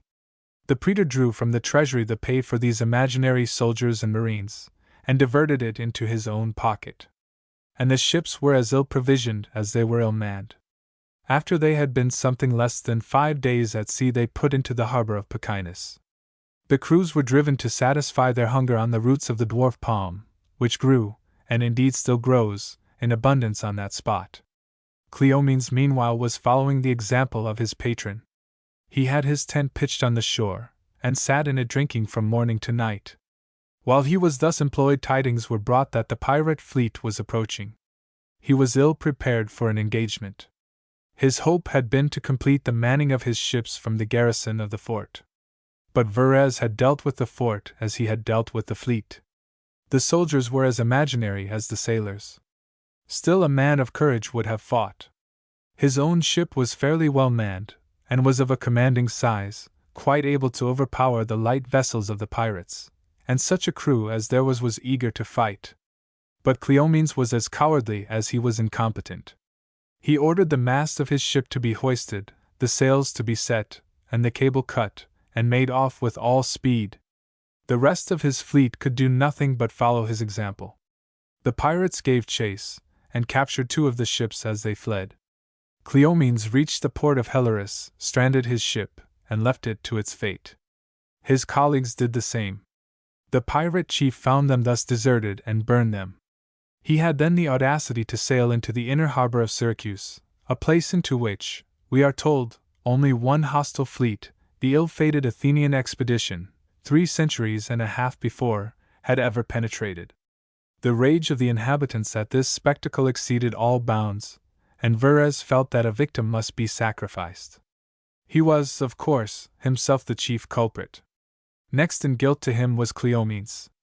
But Cleomenes was spared for the same scandalous reason which had caused his appointment to the command. The other captains, who might indeed have shown more courage, but who were comparatively blameless, were ordered to execution. It seemed all the more necessary to remove them because they could have given inconvenient testimony as to the inefficient condition of the ships. The cruelty of Verres was indeed as conspicuous as his avarice. Of this, as of his other vices, it would not suit the purpose of this book to speak in detail. One conspicuous example will suffice. A certain Gavius had given offense, how we know not, and had been confined in the disused stone quarries which served for the public prison of Syracuse. From these he contrived to escape, and made his way to Messana. Unluckily for himself, he did not know that Messana was the one place in Sicily where it would not be safe to speak against the governor. Just as he was about to embark for Italy, he was heard to complain of the treatment which he had received, and was arrested and brought before the chief magistrate of the town. Verres happened to come to the town the same day, and heard what had happened. He ordered the man to be stripped and flogged in the marketplace. Gavius pleaded that he was a Roman citizen and offered proof of his claim. Verres refused to listen, and enraged by the repetition of the plea, actually ordered the man to be crucified. "And set up," he said to his lictors, "set up the cross by the straits. He is a Roman citizen," he says, "and he will at least be able to have a view of his native country." We know from the history of St. Paul what a genuine privilege and protection this citizenship was. And Cicero exactly expresses the feeling on the subject in his famous words. "It is a crime to put a Roman citizen in irons, it is positive wickedness to inflict stripes upon him, it is close upon parricide to put him to death. As to crucifying him, there is no word for it." And on this crowning act of audacity Verres had the recklessness to venture. After holding office for 3 years, Verres came back to Rome. The people of Messana, his only friends in the islands, had built a merchantman for him, and he loaded it with his spoils. He came back with a light heart. He knew indeed that the Sicilians would impeach him. His wrongdoings had been too gross, too insolent, for him to escape altogether. But he was confident that he had the means in his hands for securing an acquittal. The men that were to judge him were men of his own order. The senators still retained the privilege which Sulla had given them. They, and they alone, furnished the juries before whom such causes were tried. Of these senators not a few had a fellow feeling for a provincial governor accused of extortion and wrong. Some had plundered provinces in the past, others hoped to do so in the future. Many insignificant men who could not hope to obtain such promotion were notoriously open to bribes. And some who would have scorned to receive money, or were too wealthy to be influenced by it, were not insensible to the charms of other gifts, to a fine statue or a splendid picture judiciously bestowed. A few, even more scrupulous, who would not accept such presents for their own halls or gardens, were glad to have such splendid ornaments for the games which they exhibited to the people. Verres came back amply provided with these means of securing his safety. He openly avowed, for indeed he was as frank as he was unscrupulous, that he had trebled his extortions in order that, after leaving a sufficiency for himself, he might have wherewith to win the favor of his judges. It soon became evident to him that he would need these and all other help, if he was to escape. The Sicilians engaged Cicero to plead their cause. He had been quaestor in a division of the province for a year 6 years before, and had won golden opinions by his moderation and integrity. And Cicero was a power in the courts of the law, all the greater because he had never yet prosecuted, but had kept himself to what was held the more honorable task of defending persons accused. 2. Verres secured Hortensius. He too was a great orator. Cicero had chosen him as the model which he would imitate, and speaks of him as having been a splendid and energetic speaker, full of life both in diction and action. At that time, perhaps, his reputation stood higher than that of Cicero himself. It was something to have retained so powerful an advocate. It would be still more if it could be contrived that the prosecutor should be a less formidable person. And there was a chance of contriving this. A certain Caecilius was induced to come forward, and claim for himself, against Cicero, the duty of prosecuting the late governor of Sicily. He too had been a quaestor in the province, and he had quarreled, or he pretended that he had quarreled, with Verres. The first thing there had to be argued before the court, which, like our own, consisted of a presiding judge and a jury, was the question, who was to prosecute, Cicero or Caecilius, or the two together. Cicero made a great speech, in which he established his own claim. He was the choice of the provincials. The honesty of his rival was doubtful, while it was quite certain that he was incompetent. The court decided in his favor, and he was allowed 110 days to collect evidence. Verres had another device in store. This time a member of the Senate came forward and claimed to prosecute Verres for misdoings in the province of Achaia in Greece. He wanted 108 days only for collecting evidence. If this claim should be allowed, the second prosecution would be taken first. Of course, it was not intended to be serious, and would end in an acquittal. Meanwhile, all the available time would have been spent, and the Sicilian affair would have to be postponed till the next year. It was on postponement, indeed, that Verres rested his hopes. In July, Hortensius was elected consul for the following year, and if the trial could only be put off till he had entered upon office, nothing was to be feared. Verres was openly congratulated in the streets of Rome on his good fortune. "I have good news for you," cried a friend. "The election has taken place and you are acquitted." Another friend had been chosen praetor, and would be the new presiding judge. Consul and praetor between them would have the appointment of the new jurors, and would take care that they should be such as the accused desired. At the same time, the new governor of Sicily would be also a friend, and he would throw judicious obstacles in the way of the attendance of witnesses. The sham prosecution came to nothing. The prosecutor never left Italy. Cicero, on the other hand, employed the greatest diligence. Accompanied by his cousin Lucius, he visited all the chief cities of Sicily, and collected from them an enormous mass of evidence. In this work he only spent 50 out of the 110 days allotted to him, and was ready to begin long before he was expected. Footnote 2. So Horace compliments a friend on being the illustrious safeguard of the sad accused. Verres had still one hope left, and this, strangely enough, sprang out of the very number and enormity of his crimes.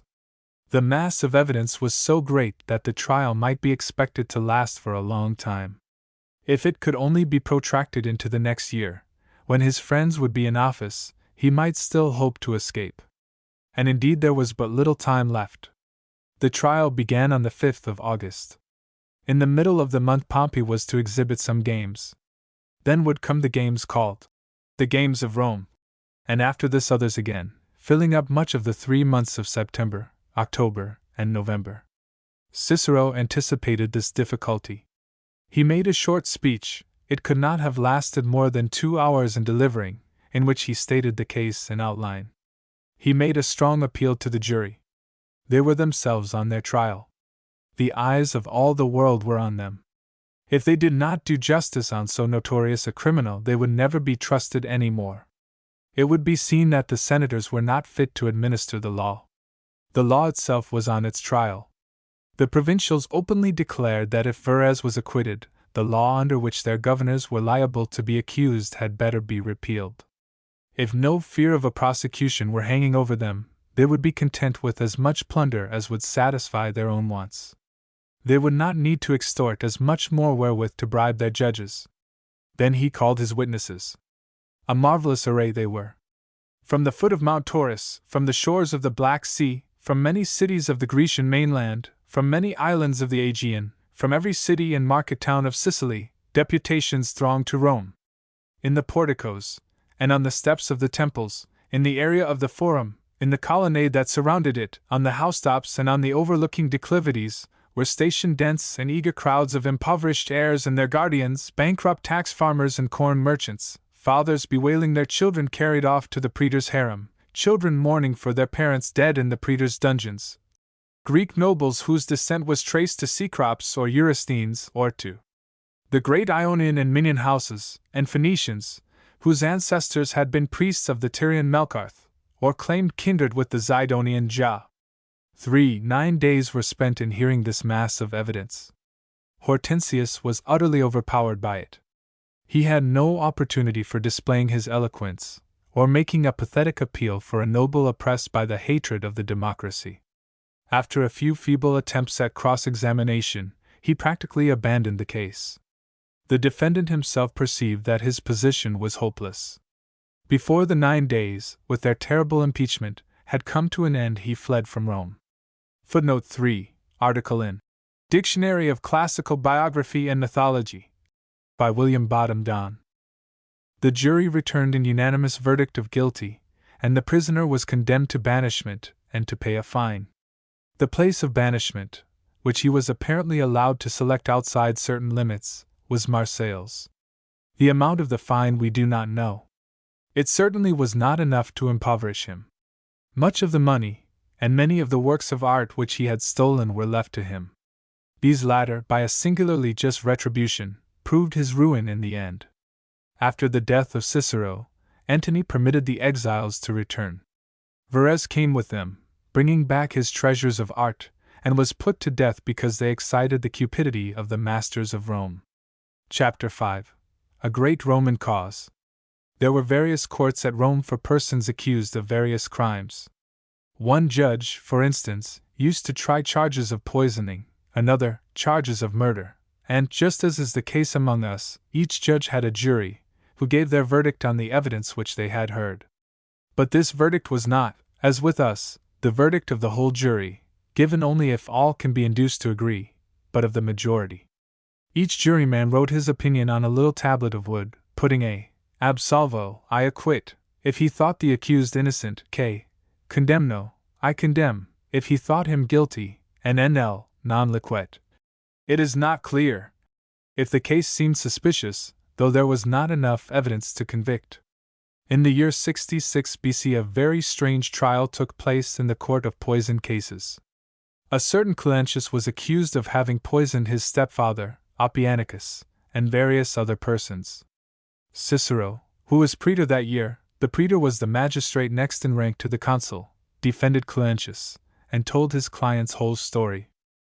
Cluentius and his stepfather were both natives of Larinum, a town in Apulia, where there was a famous temple of Mars. A dispute about the property of this temple caused an open quarrel between the two men, who had indeed been enemies for some years. Oppianicus took up the case of some slaves, who were called servants of Mars, declaring that they were not slaves at all, but Roman citizens. This he did, it would seem, because he desired to annoy his fellow townsmen, with whom he was very unpopular. The people of Larinum, who were very much interested in all that concerned the splendor of their temple services, resisted the claim, and asked Cluentius to plead their case. Cluentius consented. While the cause was going on, it occurred to Oppianicus to get rid of his opponent by poison. He employed an agent, and the agent put the matter into the hands of his freedman, a certain Scamander. Scamander tried to accomplish his object by bribing the slave of the physician who was attending Cluentius. The physician was a needy Greek, and his slave had probably hard and scanty fare, but he was an honest man, and as clever as he was honest. He pretended to accept the offer, and arranged for a meeting. This done, he told the whole matter to his master the physician, and the physician told it again to his patient. Cluentius arranged that certain friends should be present in concealment at the interview between the slave and his tempter. The villain came, and was seized with the poison and a packet of money, sealed with his master's seal, upon him. Cluentius, who had put up with many provocations from his mother's husband, now felt that his life was in danger, and determined to defend himself. he indicted Scamander for an attempt to poison. The man was found guilty. Scamander's patron, as they used to call a freedman's old master, was next brought to trial, and with the same result. Last of all, Oppianicus, the chief criminal, was attacked. Scamander's trial had warned him of his danger, and he had labored to bring about the man's acquittal. 1 vote, and one only, he had contrived to secure. And to the giver of this vote, a needy and unprincipled member of the Senate, he now had recourse. He went, of course, with a large sum in his hand, something about £5,600 of our money. With this the senator, Staius by name, was to bribe 16 out of the 32 jurymen.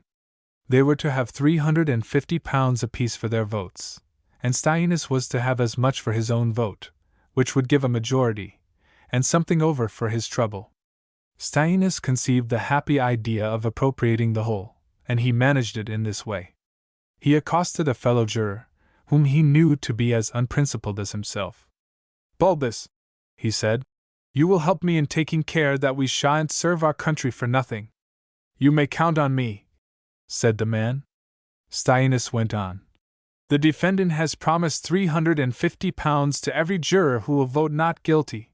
You know who will take the money. Secure them, and come again to me." 9 days after, Bulbus came with beaming face to Staius. "I have got the 16 in the matter you know of, and now, where is the money?"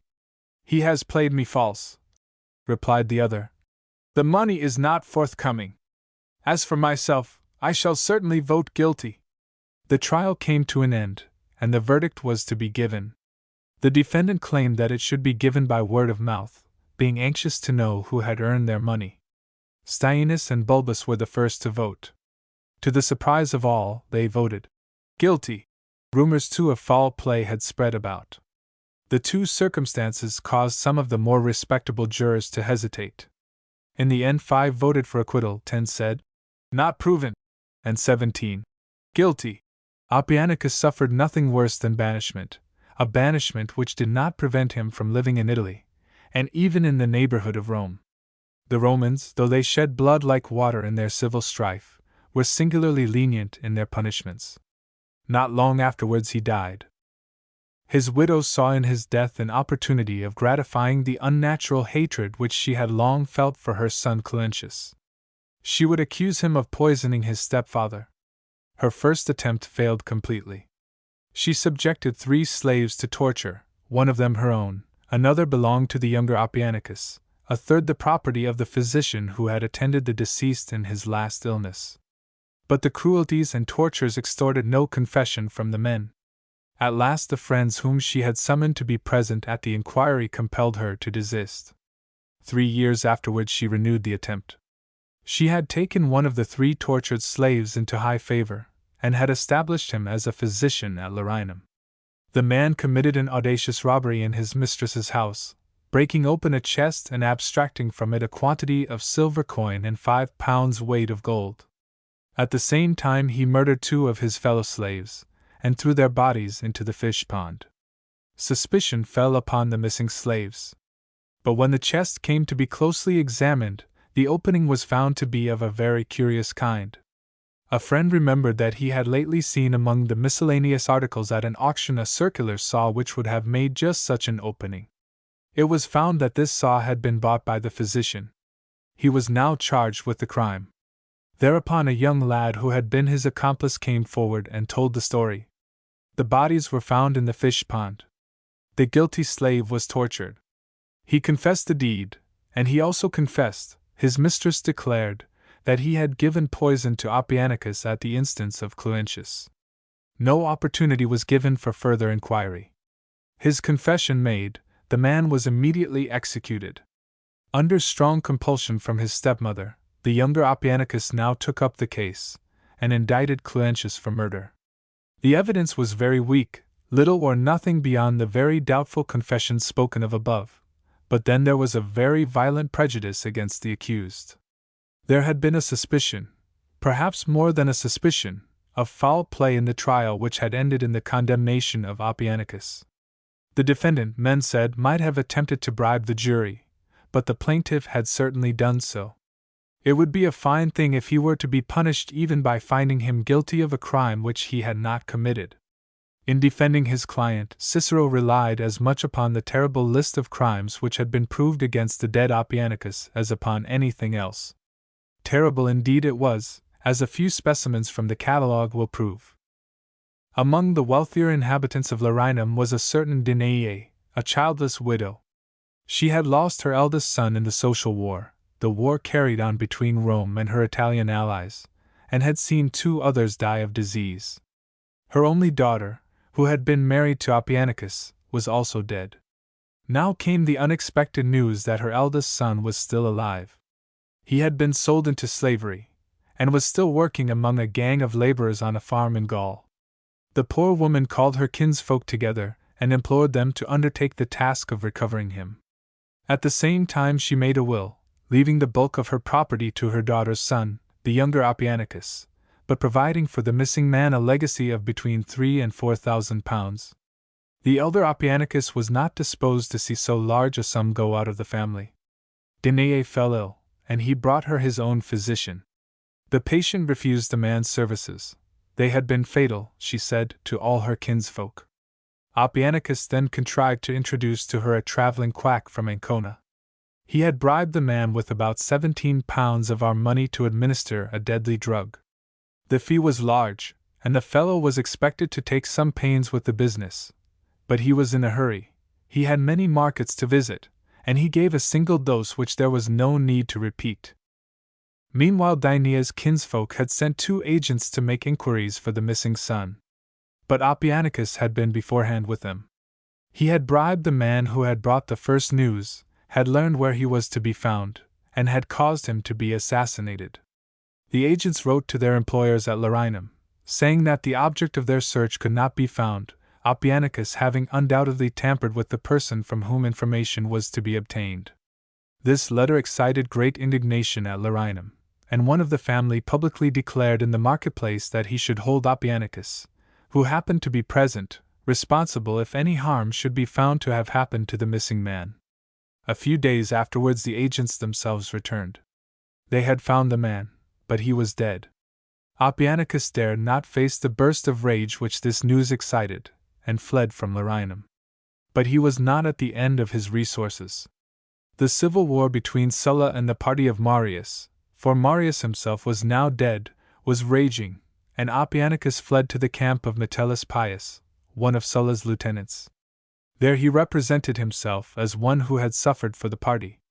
Metellus had himself fought in the social war, and fought against the side to which the murdered prisoner belonged.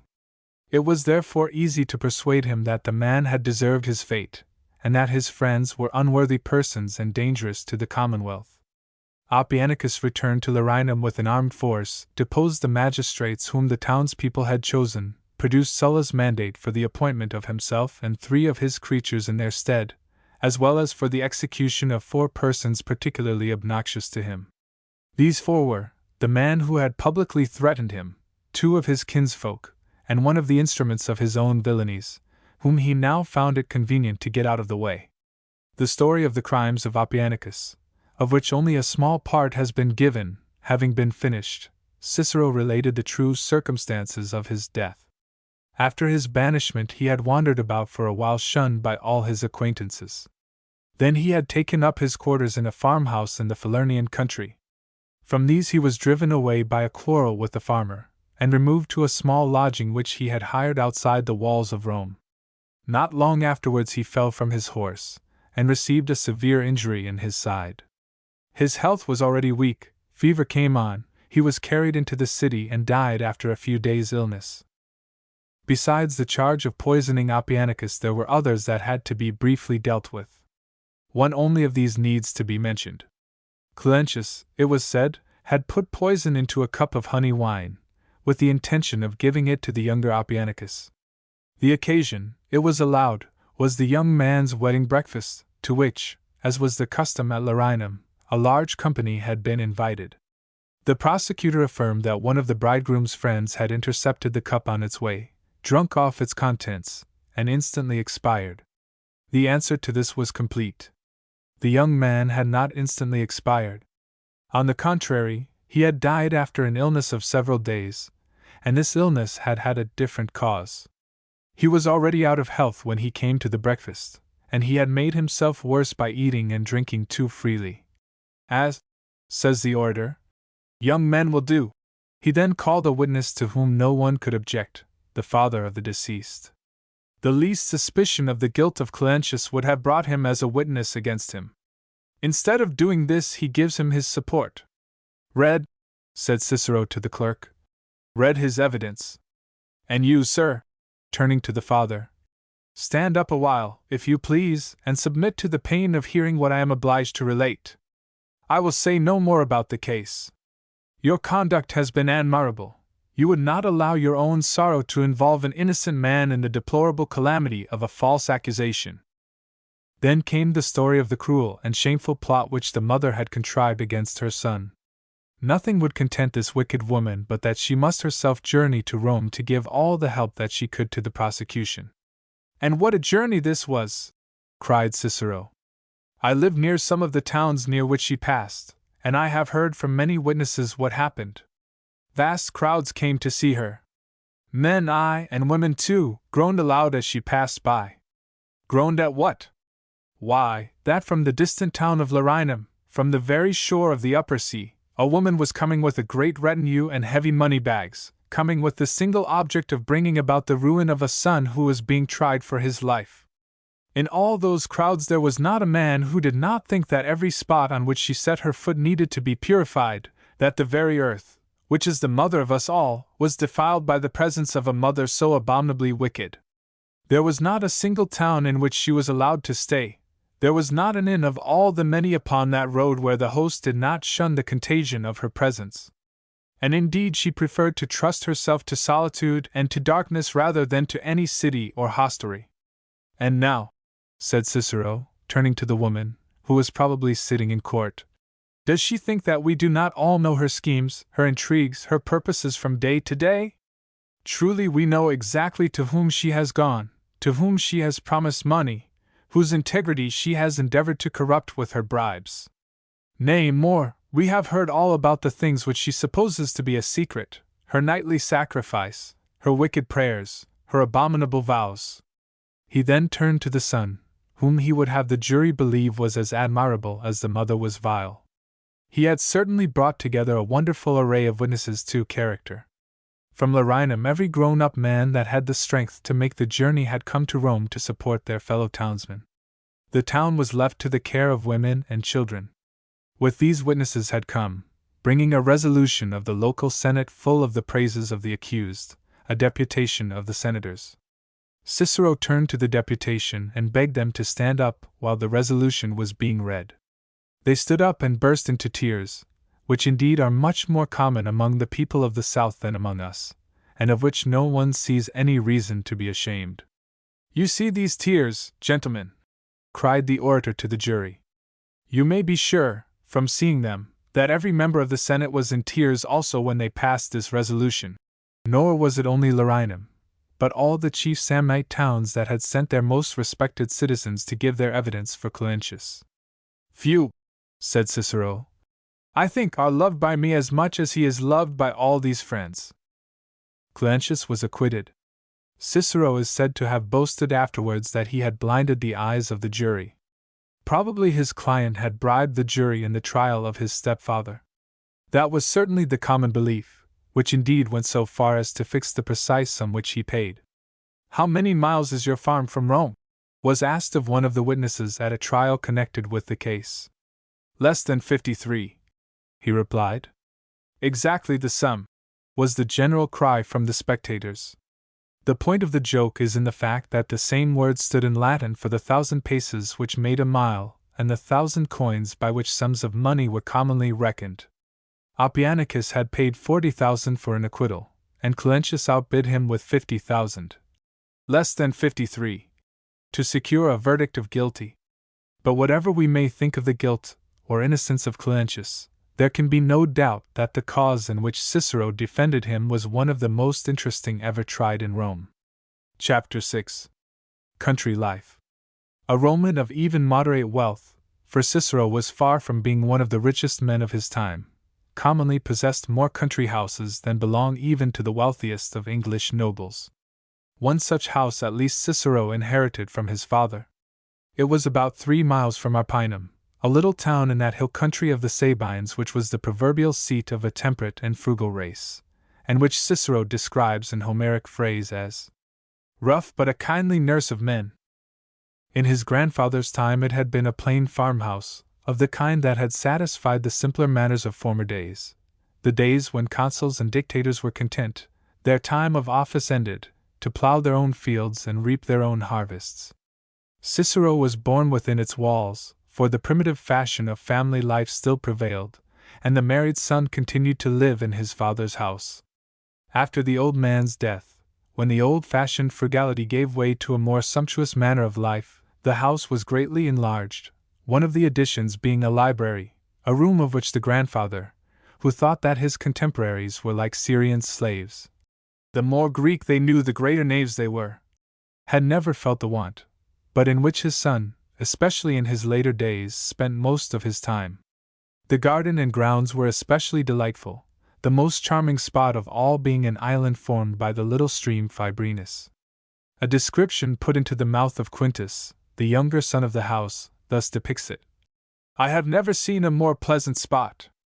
Fibrinus here divides his stream into 2 of equal size, and so washes either side. Flowing rapidly by he joins his waters again, having compassed just as much ground as makes a convenient place for our literary discussions. This done he hurries on, just as if the providing of such a spot had been his only office and function, to fall into the Liris. Then, like one adopted into a noble family, he loses his own obscure name. The Liris indeed he makes much colder. A colder stream than this indeed I never touched, though I have seen many. I can scarce bear to dip my foot in it. You remember how Plato makes Socrates dip his foot in Ilyssus. Atticus too is loud in his praises. This, you know, is my first time of coming here, and I feel that I cannot admire it enough. As to the splendid villas which one often sees, with their marble pavements and gilded ceilings, I despise them. And their watercourses, to which they give the fine names of Nile or Euripus, who would not laugh at them when he sees your streams? When we want rest and delight for the mind, it is to nature that we must come. Once I used to wonder, for I never thought that there was anything but rocks and hills in the place, that you took such pleasure in the spot. But now I marvel that when you are away from Rome you care to be anywhere but here. Well, replied Cicero, when I get away from town for several days at a time, I do prefer this place, but this I can seldom do. And indeed I love it, not only because it is so pleasant, so healthy a resort, but also because it is my native land, mine and my father's too, and because I live here among the associations of those that have gone before me. Other homes he purchased at various times of his life, as his means permitted. The situation of one of them, at Formi near Cape Caista, was particularly agreeable to him, for he loved the sea. It amused him as it had amused, he tells us, the noble friends, Scipio and Laelius, before him, to pick up pebbles on the shore. But this part of the coast was a fashionable resort. Chance visitors were common, and there were many neighbors, some of whom were far too liberal of their visits. He writes to Atticus on one occasion from his Formian villa. As to composition, to which you are always urging me, it is absolutely impossible. It is a public hall that I have here, not a country house, such a crowd of people is there at Formi. As to most of them nothing need be said. After 10 o'clock they cease to trouble me. But my nearest neighbor is Arius. The man absolutely lives with me, says that he has given up the idea of going to Rome because he wants to talk philosophy with me. And then, on the other side, there is Cebosus, Catullus' friend, as you will remember. Now what am I to do? I would certainly be off to Arpinum if I did not expect to see you here. In the next letter he repeats the complaints. Just as I am sitting down to write in comes our friend Cebosus. I had not time to give an inward groan, when Arius says, Good morning, and this is going away from Rome. I will certainly be off to my native hills, the cradle of my race. Still, doubtless, there was a sweetness, the sweetness of being famous and sought after, even in these annoyances. He never ceased to pay occasional visits to Formi. It was a favorite resort of his family, and it was there that he spent the last days of his life. But the country house which he loved best of all was his villa at Tusculum, a Latin town lying on the slope of Mount Algidus, at such a height above the sea, as would make a notable hill in England. Here had lived in an earlier generation Crassus, the orator after whose model the young Cicero had formed his own eloquence, and Catullus, who shared with Marius the glory of saving Rome from the barbarians, and Caesar, an elder kinsman of the dictator. Cicero's own house had belonged to Sulla, and its walls were adorned with frescoes of that great soldier's victories. For neighbors he had the wealthy Lucullus, and the still more wealthy Crassus, one of the three who ruled Rome when it could no longer rule itself, and for a time at least, Quintus, his brother. This, he writes to his friend Atticus, is the one spot in which I can get some rest from all my toils and troubles. Footnote 4. 2,200 feet. Though Cicero often speaks of this house of his, he nowhere describes its general arrangements. We shall probably be not far wrong if we borrow our idea of this from the letter in which the younger Pliny tells a friend about one of his own country seats. The courtyard in front is plain without being mean. From this you pass into a small but cheerful space enclosed by colonnades in the shape of the letter D. Between these there is a passage into an inner covered court, and out of this again into a handsome hall, which has on every side folding doors or windows equally large. On the left hand of this hall lies a large drawing room, and beyond that a second of a smaller size, which has one window to the rising and another to the setting sun. Adjoining this is another room of a semicircular shape, the windows of which are so arranged as to get the sun all through the day. In the walls are bookcases containing a collection of authors who cannot be read too often. Out of this is a bedroom which can be warmed with hot air. The rest of this side of the house is appropriated to the use of the slaves and freedmen, yet most of the rooms are good enough to put my guests into. In the opposite wing is a most elegant bedroom, another which can be used both as bedroom and sitting room, and a third which has an anteroom of its own, and is so high as to be cool in summer, and with walls so thick that it is warm in winter. Then comes the bath with its cooling room, its hot room, and its dressing chamber. And not far from this again the tennis court, which gets the warmth of the afternoon sun, and a tower which commands an extensive view of the country round. Then there is a granary and a storeroom. This was probably a larger villa than Cicero's, though it was itself smaller than another which Pliny describes. We must make an allowance for the increase in wealth and luxury which a century and a half had brought. Still we may get some idea from it of Cicero's country house, one point of resemblance certainly being that there was but one floor. What Cicero says about his Tusculanum chiefly refers to its furnishing and decoration, and is to be found for the most part in his letters to Atticus. Atticus lived for many years in Athens and had therefore opportunities of buying works of art and books which did not fall in the way of the busy lawyer and statesman of Rome. But the room which in Cicero's eyes was specially important was one which we may call the lecture room, and he is delighted when his friend was able to procure some appropriate ornaments for it. Your Hermathina, he writes, the Hermathina was a composite statue, or rather a double bust upon a pedestal, with the heads of Hermes and Athene, the Roman Mercury and Minerva. Pleases me greatly. It stands so prettily that the whole lecture room looks like a votive chapel of the deity. I am greatly obliged to you. He returns to the subject in another letter. Atticus had probably purchased for him another bust of the same kind. What you write about the Hermathina pleases me greatly. It is a most appropriate ornament for my own little seat of learning. Hermes is suitable everywhere, and Minerva is the special emblem of a lecture room. I should be glad if you would, as you suggest, find as many more ornaments of the same kind for the place. As for the statues that you sent me before, I have not seen them. They are at my house at Formi, whither I am just now thinking of going. I shall remove them all to my place at Tusculum. If ever I shall find myself with more than enough for this, I shall begin to ornament the other. Pray keep your books. Don't give up the hope that I may be able to make them mine. If I can only do this, I shall be richer than Crassus. And again, if you can find any lecture room ornaments, do not neglect to secure them.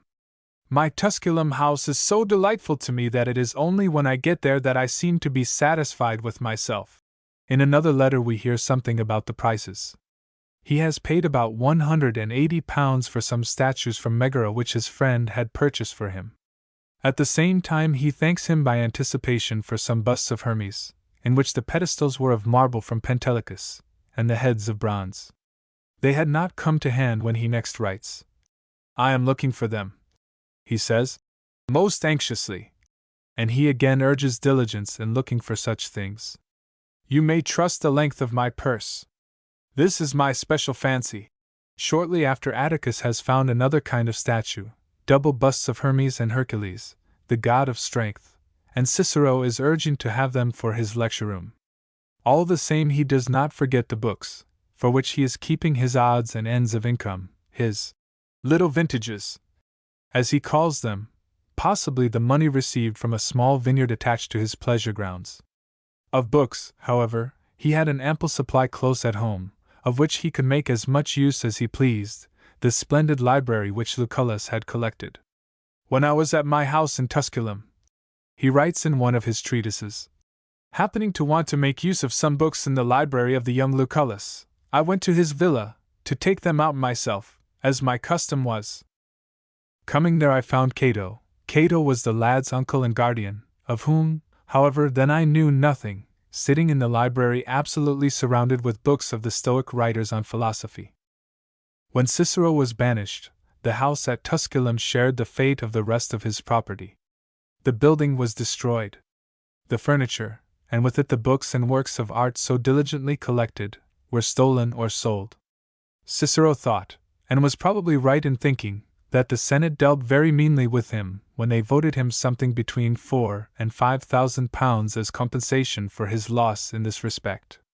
For his house at Formi they gave him half as much. We hear of his rebuilding the house. He had advertised the contract, he tells us in the same letter in which he complains of the insufficient compensation. Some of his valuables he recovered, but we hear no more of collecting. He had lost heart for it, as men will when such a disaster has happened to them. He was growing older too, and the times were growing more and more troublous. Possibly money was not so plentiful with him as it had been in earlier days. But we have one noble monument of the man connected with the second of his two Tusculum houses. He makes it the scene of the Discussions of Tusculum, one of the last of the treatises in the writing of which he found consolation for private and public sorrows. He describes himself as resorting in the afternoon to his academy, and there discussing how the wise man may rise superior to the fear of death, to pain and to sorrow, how he may rule his passions, and find contentment in virtue alone. If it seems, he says, summing up the first of these discussions, if it seems the clear bidding of God that we should quit this life, he seems to be speaking of suicide, which appeared to a Roman to be, under certain circumstances, a laudable act. Let us obey gladly and thankfully. Let us consider that we are being loosed from prison, and released from chains, that we may either find our way back to a home that is at once everlasting and manifestly our own, or at least be quit forever of all sensation and trouble.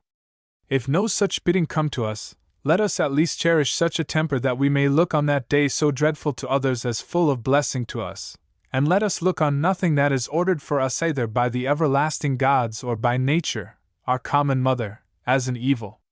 It is not by some random chance that we have been created. There is beyond all doubt some mighty power which watches over the race of man, which does not produce a creature whose doom it is, after having exhausted all other woes, to fall at last into the unending woe of death. Rather let us believe that we have in death a haven and refuge prepared for us. I would that we might sail thither with widespread sails. If not, if contrary winds shall blow us back, still we must needs reach, though it may be somewhat late, the haven where we would be. And as for the fate which is the fate of all, how can it be the unhappiness of one? Chapter 7. A Great Conspiracy. Sergius Catiline belonged to an ancient family which had fallen into poverty. In the evil days of Sulla, when the nobles recovered the power which they had lost, and plundered and murdered their adversaries, he had shown himself as cruel and as wicked as any of his fellows. Like many others, he had satisfied grudges of his own under pretense of serving his party, and had actually killed his brother-in-law with his own hand. These evil deeds and his private character, which was of the very worst, did not hinder him from rising to high offices in the state. He was made first aedile, then praetor, then governor of Africa, a province covering the region which now bears the names of Tripoli and Tunis. At the end of his year of government he returned to Rome, intending to become a candidate for the consulship.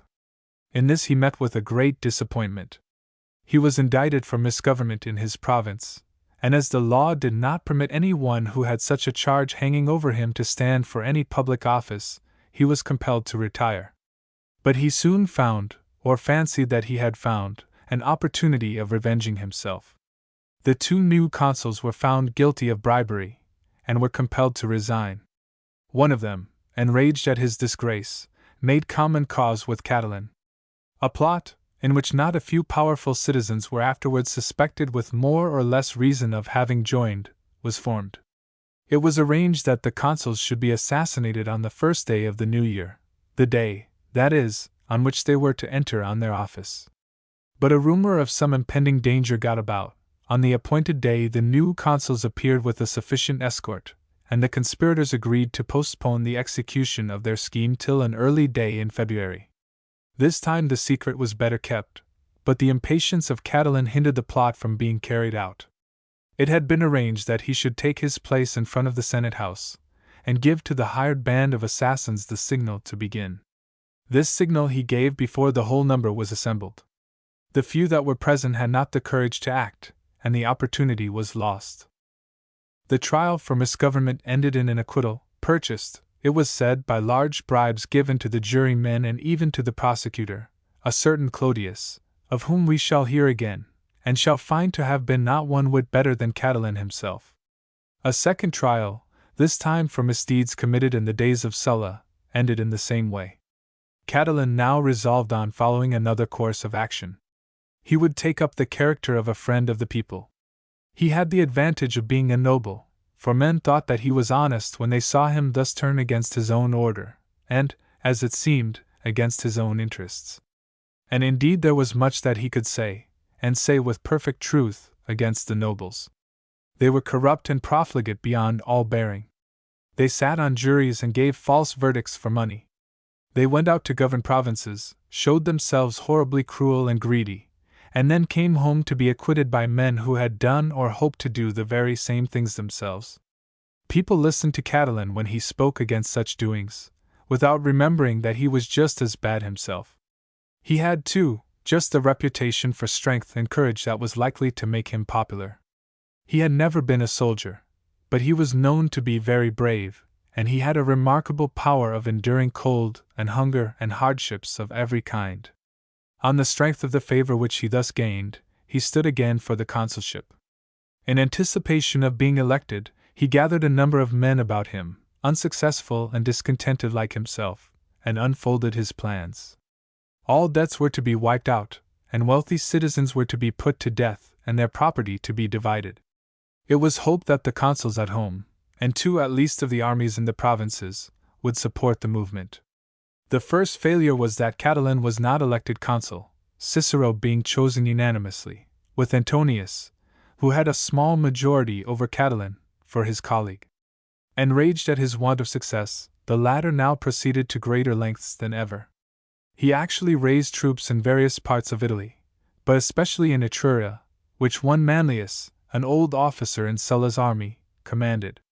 He then again became a candidate for the consulship, resolving first to get rid of Cicero, who, he found, met and thwarted him at every turn.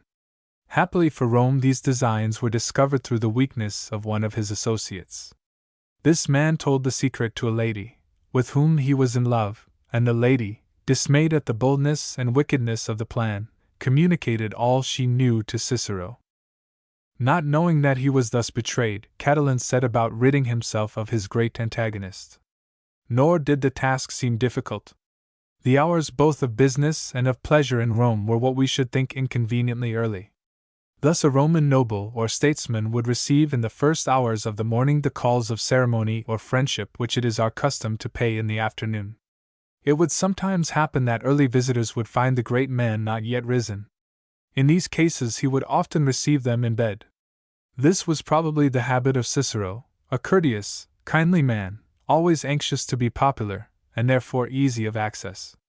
On this habit the conspirators counted. 2 of their number, one of them a knight, the other a senator, presented themselves at his door shortly after sunrise on the 7th of November. They reckoned on finding him, not in the great hall of his mansion, surrounded by friends and dependents, but in his bedchamber. But the consul had received warning of their coming, and they were refused admittance. The next day he called a meeting of the Senate in the temple of Jupiter the Stayer, which was supposed to be the safest place where they could assemble. To this meeting Catiline, a member in right of having filled high offices of state, himself ventured to come. A tall, stalwart man, manifestly of great power of body and mind, but with a face pale and wasted by excess, and his eyes haggard and bloodshot, he sat alone in the midst of a crowded house. No man had greeted him when he entered, and when he took his place on the benches allotted to senators who had filled the office of consul, all shrank from him. Then Cicero rose in his place. He turned directly and addressed his adversary. "How long, Catiline?" he cried. "Will you abuse our patience?" How had he dared to come to that meeting? Was it not enough for him to know how all the city was on its guard against him, how his fellow senators shrank from him as men shrink from a pestilence? If he was still alive, he owed it to the forbearance of those against whom he plotted, and this forbearance would last so long, and so long only, as to allow every one to be convinced of his guilt. For the present, he was suffered to live, but to live guarded and watched and incapable of mischief. Then the speaker related every detail of the conspiracy. He knew not only everything that the accomplices had intended to do, but the very days that had been fixed for doing it. Overwhelmed by this knowledge of his plans, Catiline scarcely attempted a defense. He said in a humble voice, "Do not think, fathers, that I, a noble of Rome, I who have done myself, whose ancestors have done much good to this city, wish to see it in ruins, while this consul, a mere lodger in the place, would save it." He would have said more, but the whole assembly burst into cries of "Traitor! Traitor!" and drowned his voice. "My enemies," he cried, "are driving me to destruction. But look! If you set my house on fire, I will put it out with a general ruin." And he rushed out of the Senate. Nothing, he saw, could be done in Rome. Every point was guarded against him. Late that same night he left the city, committing the management of affairs to Cethegus and Lentulus, and promising to return before long with an army at his back. Halting a while on his road, he wrote letters to some of the chief senators, in which he declared that for the sake of the public peace he should give up the struggle with his enemies and quietly retire to Marseilles. What he really did was to make his way to the camp of Manlius, where he assumed the usual state of a regular military command. The Senate, on hearing of these doings, declared him to be an outlaw. The consuls were to raise an army, Antonius was to march against the enemy, and Cicero to protect the city. Meanwhile the conspirators left behind in Rome had been busy. One of the tribes of Gaul had sent deputies to the capital to obtain redress for injuries of which they complained. The men had effected little or nothing. The Senate neglected them. The help of officials could only be purchased by heavy bribes. They were now heavily in debt both on their own account and on account of their state, and Lentulus conceived the idea of taking advantage of their needs. One of his freedmen, who had been a trader in Gaul, could speak the language, and knew several of the deputies, opened negotiations with them by his patron's desire. They told him the tale of their wrongs. They could see, they said, no way out of their difficulties. "Behave like men," he answered, "and I will show you a way." He then revealed to them the existence of the conspiracy, explained its objects, and enlarged upon the hopes of success. While he and his friends were busy at Rome, they were to return to Gaul and rouse their fellow tribesmen to revolt. There was something tempting in the offer, and the deputies doubted long whether they should not accept it. In the end prudence prevailed. To join the conspiracy and to rebel would be to run a terrible risk for very doubtful advantages. On the other hand, they might make sure of a speedy reward by telling all they knew to the authorities. This was the course on which they resolved, and they went without loss of time to a Roman noble who was the hereditary patron of their tribe. The patron in his turn communicated the intelligence to Cicero. Cicero's instructions were that the deputies should pretend to agree to the proposals which had been made to them, and should ask for a written agreement which they might show to their countrymen at home. An agreement was drawn up, signed by Lentulus and 2 of his fellow conspirators, and handed over to the Gauls, who now made preparations to return to their country. Cicero himself tells us in the speech which he delivered next day in the Forum the story of what followed. I summoned to my presence 2 of the praetors on whose courage I knew I could rely, put the whole matter before them, and unfolded my own plans. As it grew dusk, they made their way unobserved to the Mulvian Bridge, and posted themselves with their attendants. They had some trusty followers of their own, and I had sent a number of picked swordsmen from my own bodyguard, in 2 divisions in houses on either side of the bridge. About 2 o'clock in the morning the Gauls and their train, which was very numerous, began to cross the bridge. Our men charged them, swords were drawn on both sides, but before any blood was shed the praetors appeared on the scene, and all was quiet. The Gauls handed over to them the letters which they had upon them with their seals unbroken. These and the deputies themselves were brought to my house. The day was now beginning to dawn. Immediately I sent for the 4 men whom I knew to be the principal conspirators. They came suspecting nothing, Lentulus, who had been up late the night before writing the letters, being the last to present himself. Some distinguished persons who had assembled at my house wished me to open the letters before laying them before the Senate. If their contents were not what I suspected, I should be blamed for having given a great deal of trouble to no purpose. I refused in so important a matter to act on my own responsibility. No one, I was sure, would accuse me of being too careful when the safety of Rome was at stake. I called a meeting of the Senate, and took care that the attendance should be very large. Meanwhile, at the suggestion of the Gauls, I sent a praetor to the house of Cethegus to seize all the weapons that he could find. He brought away a great number of daggers and swords. The Senate being now assembled, I brought Volturcius, one of the conspirators, into the house, promised him a public pardon, and bade him tell all he knew without fear. As soon as the man could speak, for he was terribly frightened, he said, I was taking a letter and a message from Lentulus to Catiline. Catiline was instructed to bring his forces up to the walls of the city. They meanwhile would set it on fire in various quarters, as had been arranged, and begin a general massacre. He was to intercept the fugitives, and thus effect a junction with his friends within the walls. I next brought the Gauls into the house. Their story was as follows. Lentulus and 2 of his companions gave us letters to our nation. We were instructed to send our cavalry into Italy with all speed. They would find a force of infantry. Lentulus told us how he had learned from Sibylline books that he was that 3rd Cornelius, who was the fated ruler of Rome. The 2 that had gone before him were Cicero and Sulla. The year 2 was the one which was destined to see the ruin of the city, for it was the 10th after the acquittal of the Vestal Virgins, the 20th after the burning of the Capitol. After this Cethegus and the others had a dispute about the time for setting the city on fire. Lentulus and others wished to have it done on the feast of Saturn, December 17th. Cethegus thought that this was putting it off too long. I then had the letter brought in. First I showed Cethegus his seal. He acknowledged it. I cut the string. I read the letter. It was written in his own handwriting and was to this effect. He assured the Senate and people of the Gauls that he would do what he had promised to their deputies, and begged them on the other hand to perform what their deputies had undertaken.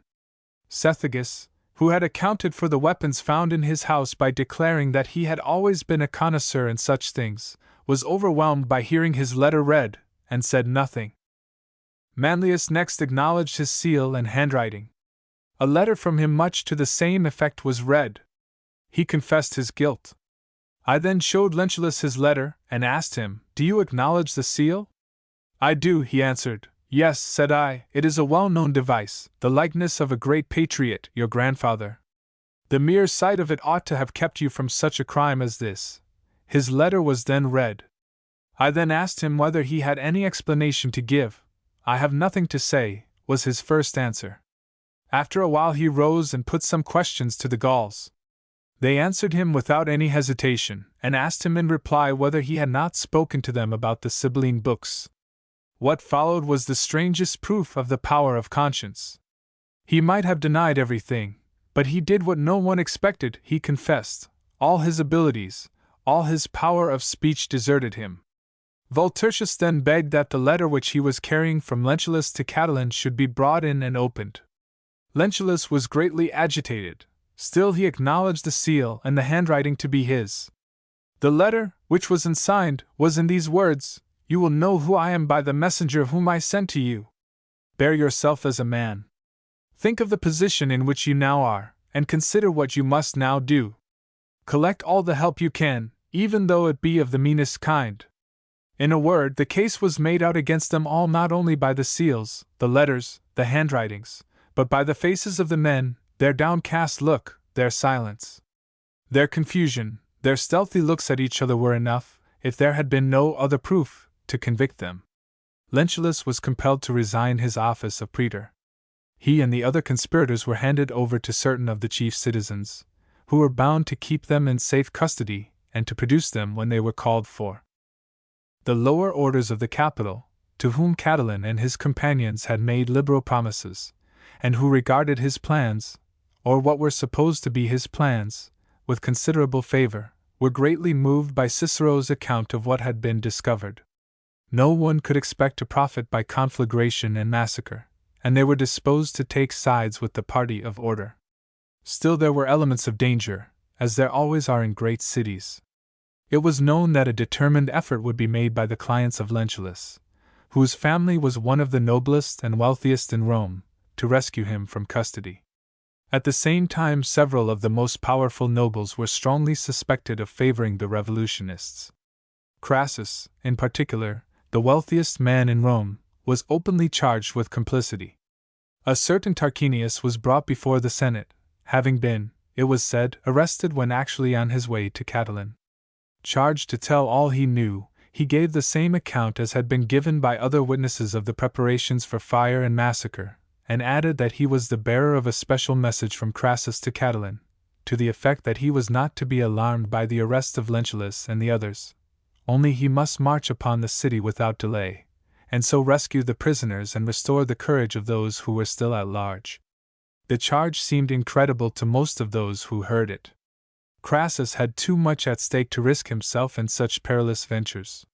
Those who believed it were afraid to press it against so powerful a citizen, and there were many who were under too great obligations to the accused to allow it, whatever its truth or falsehood, to be insisted upon. The Senate resolved that the charge was false, and that its author should be kept in custody till he disclosed at whose suggestion he had come forward. Crassus himself believed that the consul had himself contrived the whole business, with the object of making it impossible for him to take the part of the accused. "He complained to me," says Sallust the historian, "of the great insult which had thus been put upon him by Cicero." Under these circumstances Cicero determined to act with vigor.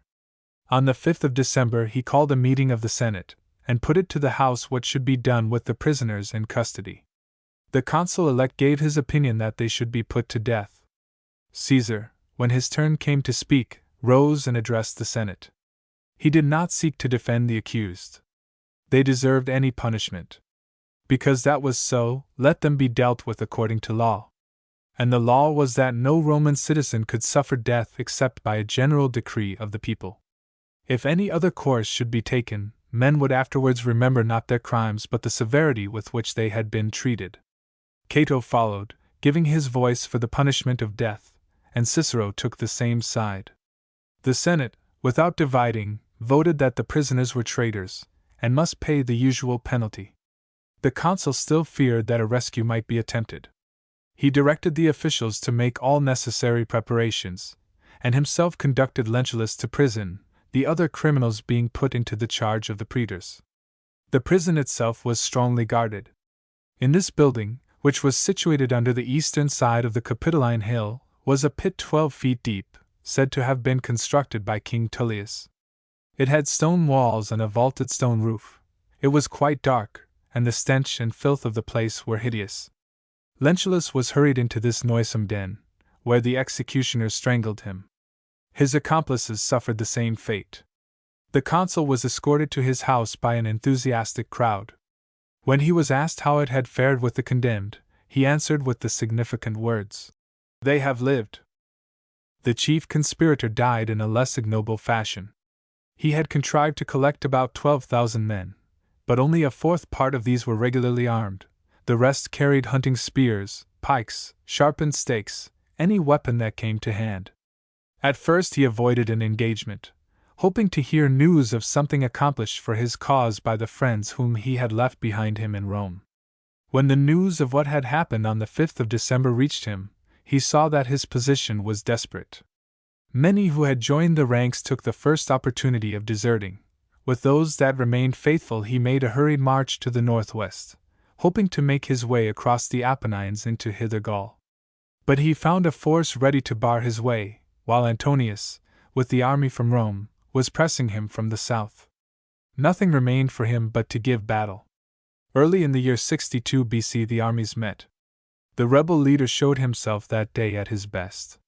No soldier could have been braver, no general more skillful. But the forces arrayed against him were overpowering.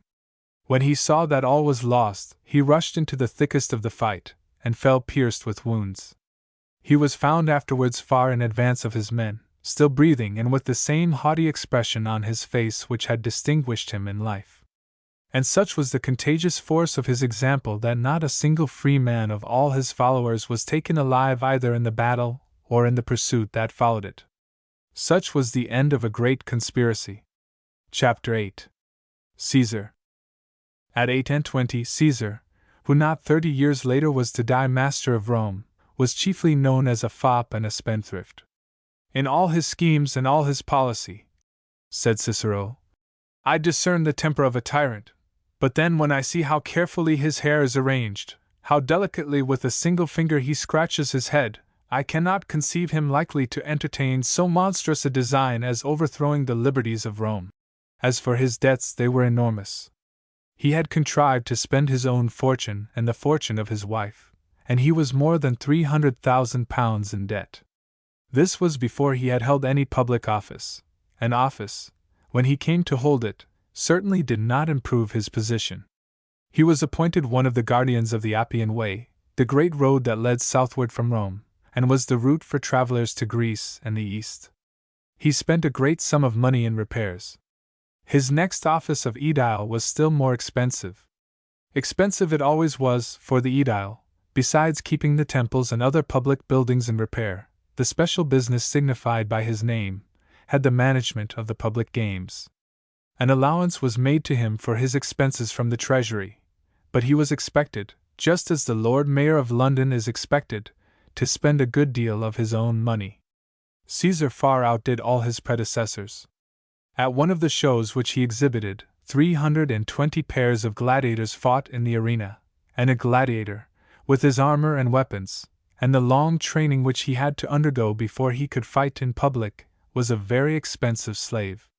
The 640 would cost, first and last, not less than £100 apiece, and many of them, perhaps a third of the whole number, would be killed in the course of the day.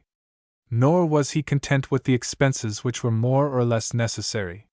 He exhibited a great show of wild beasts in memory of his father, who had died nearly 20 years before. The whole furniture of the theater, down to the very stage, was made on this occasion of solid silver. For all this seeming folly, there were those who discerned thoughts and designs of no common kind. Extravagant expenditure was of course an usual way of winning popular favors. A Roman noble bought office after office till he reached one that entitled him to be sent to govern a province. In the plunder of the province he expected to find what would repay him all that he had spent, and leave a handsome sum remaining. Caesar looked to this end, but he looked also to something more. He would be the champion of the people, and the people would make him the greatest man at Rome. This had been the part played by Marius before him, and he determined to play it again.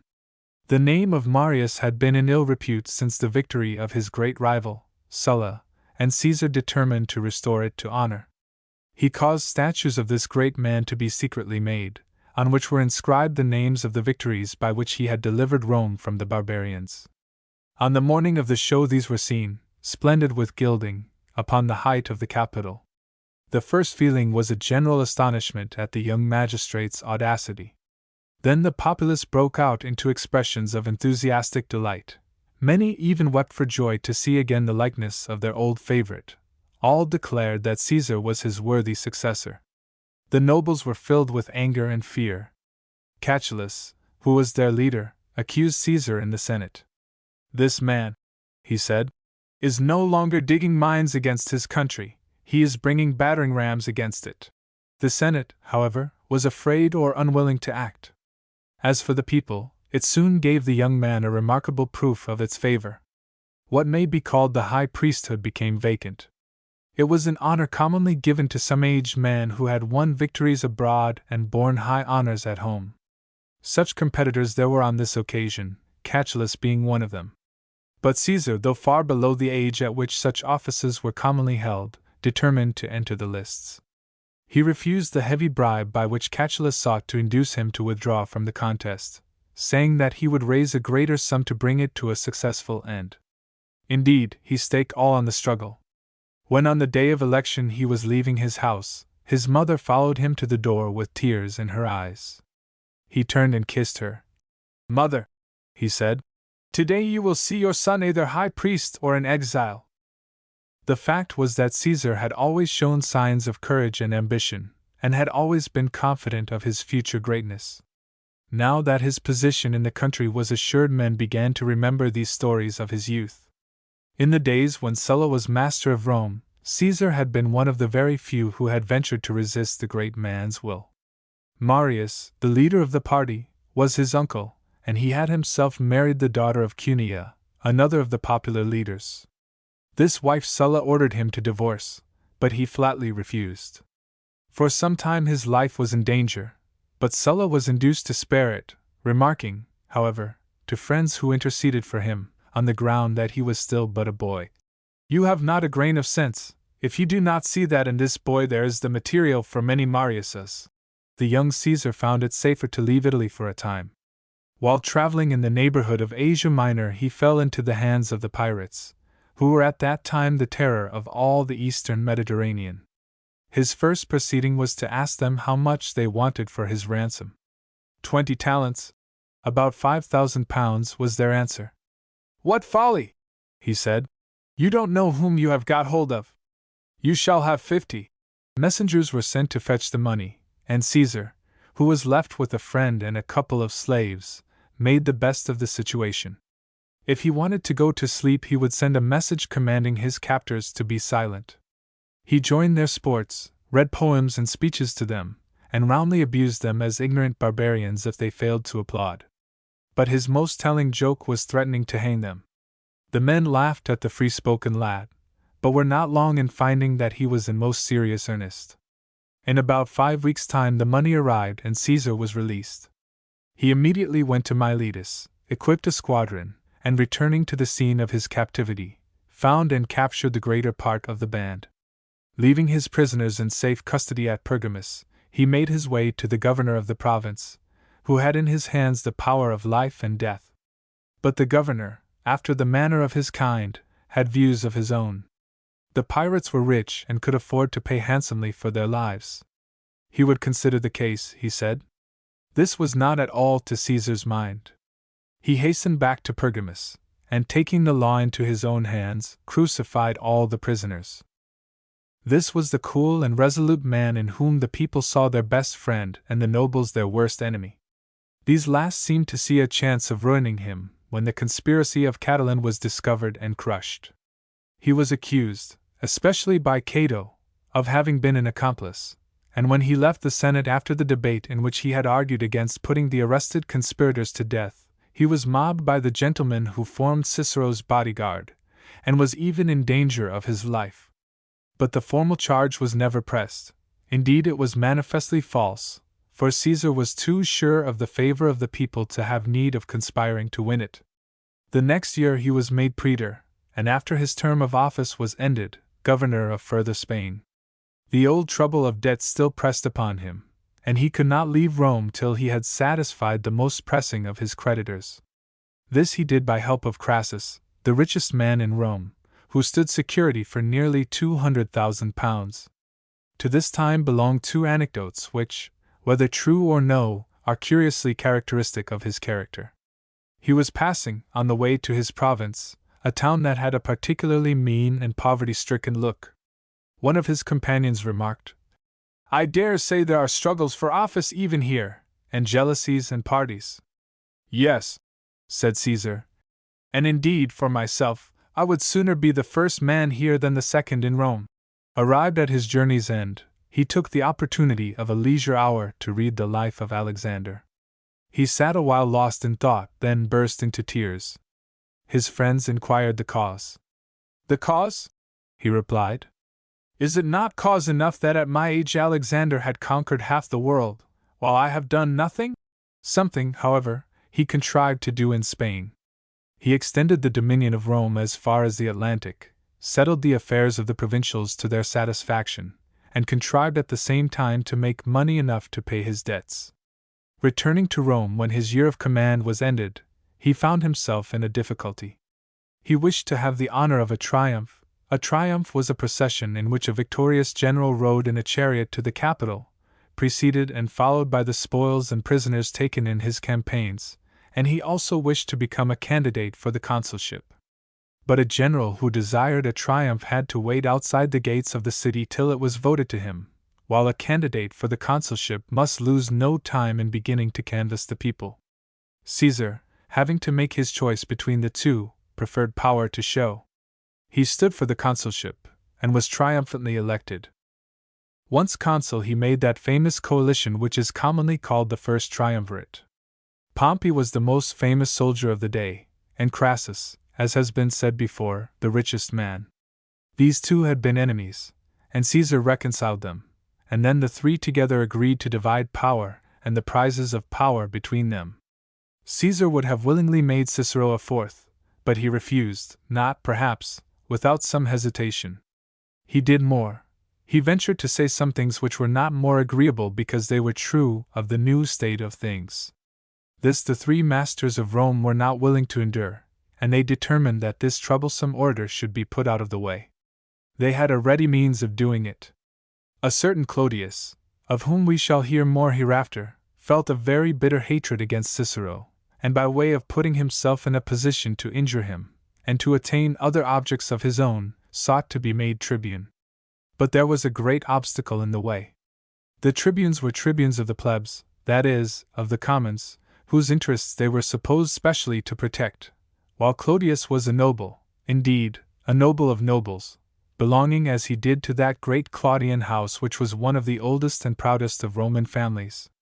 The only thing to be done was to be adopted by some plebeian. But here, again, there were difficulties. The law provided that an adoption should be real, that the adopter should be childless and old enough to be the father of his adopted son. The consent of the priests was also necessary. This consent was never asked, and indeed never could have been given, for the father was a married man, had children of his own, and was not less than 15 years younger than his new son.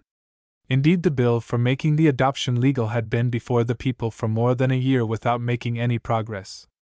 The three now took it up to punish Cicero for his presumption in opposing them, and under its new promoters it was passed in a single day, being proposed at noon, made law by 3 o'clock in the afternoon. What mischief Clodius was thus enabled to work against Cicero we shall hear in the next chapter but one.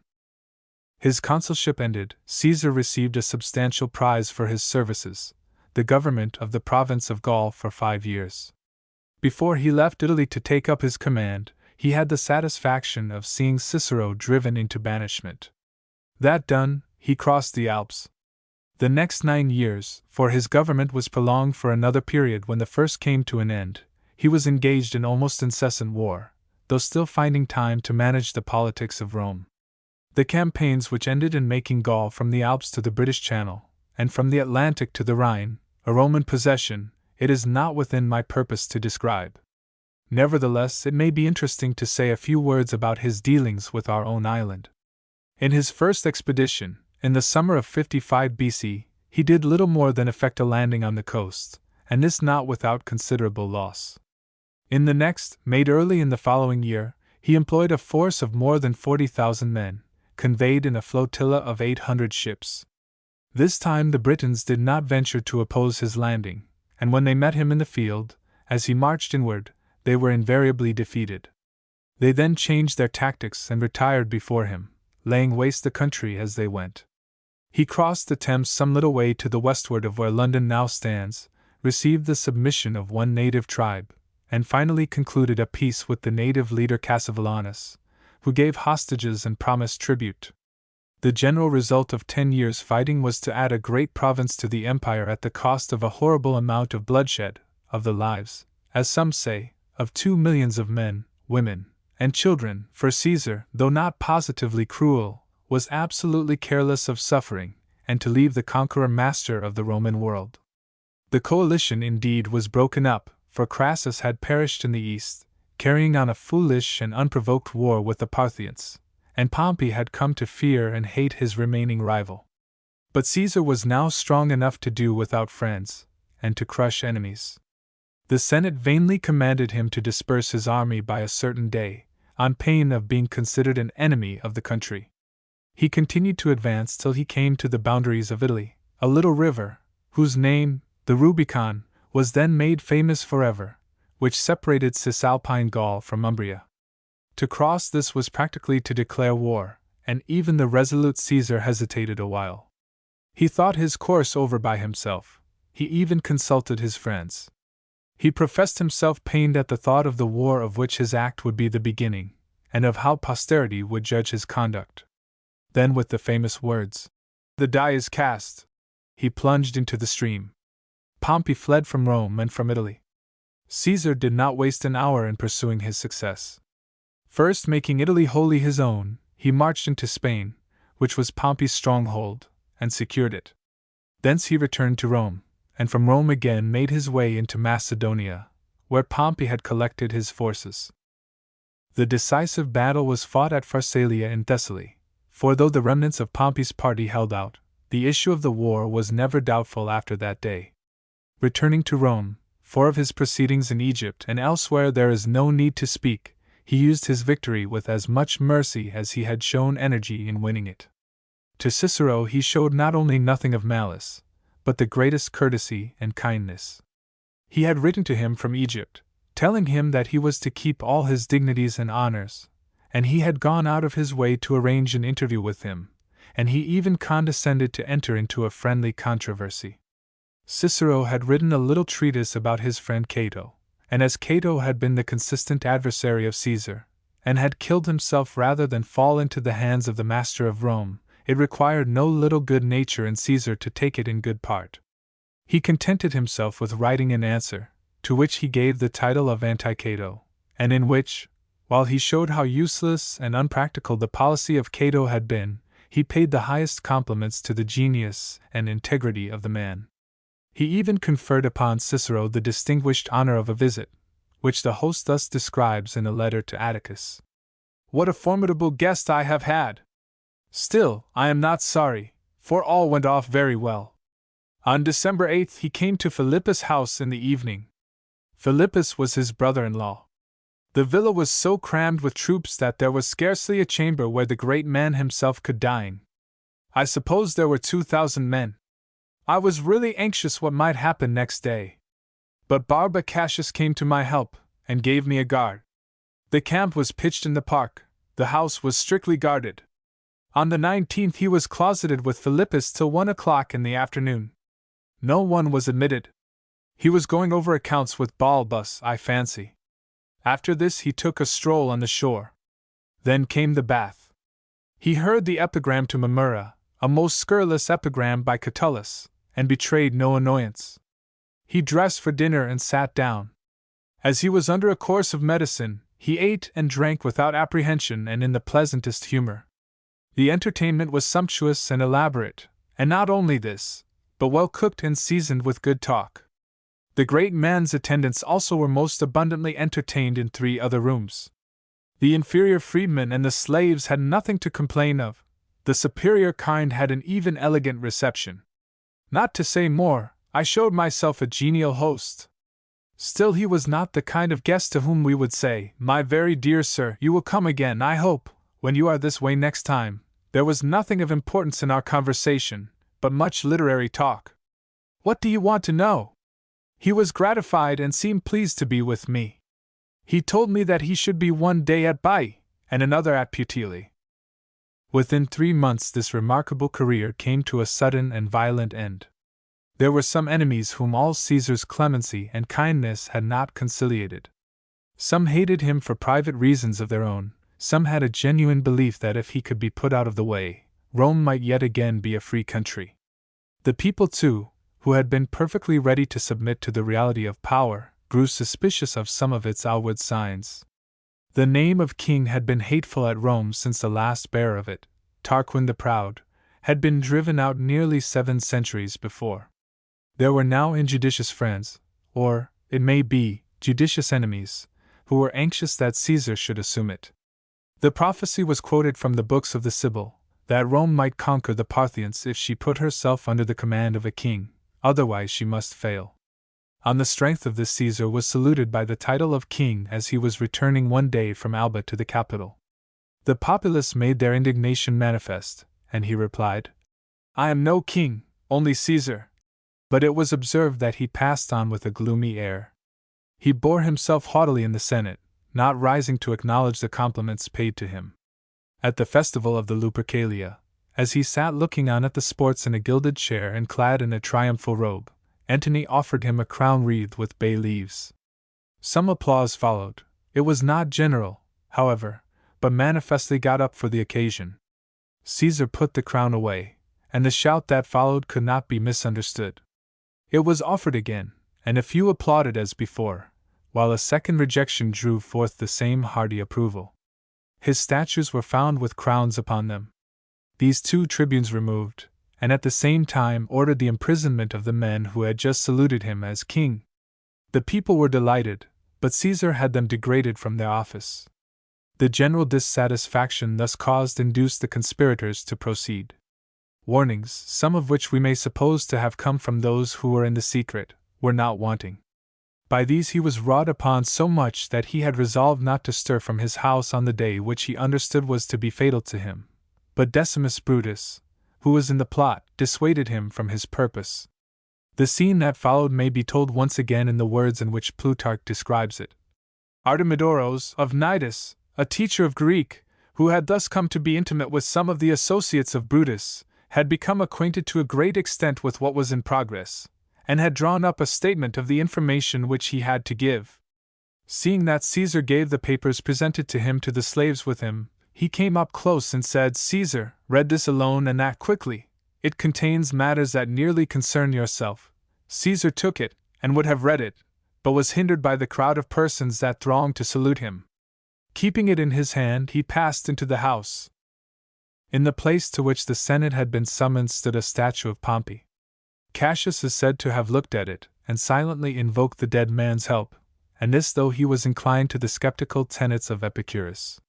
Meanwhile Antony, who was firmly attached to Caesar and a man of great strength, was purposely kept in conversation outside the Senate house by Decimus Brutus. As Caesar entered, the Senate rose to greet him. Some of the associates of Brutus stood behind his chair, others approached him in front, seemingly joining their entreaties to those which Cimbertullius was addressing to him on behalf of his brother. He sat down, and rejected the petition with a gesture of disapproval at their urgency. Tullius then seized his toga with both hands and dragged it from his neck.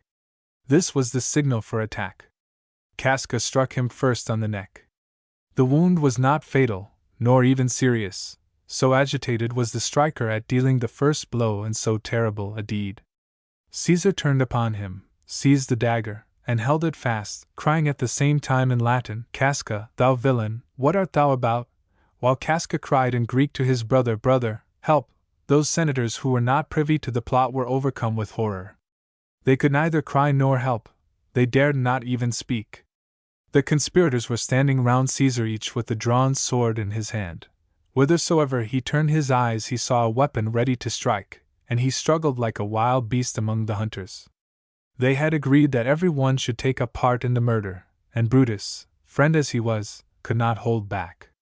The rest, some say, he struggled with, throwing himself hither and thither, and crying aloud.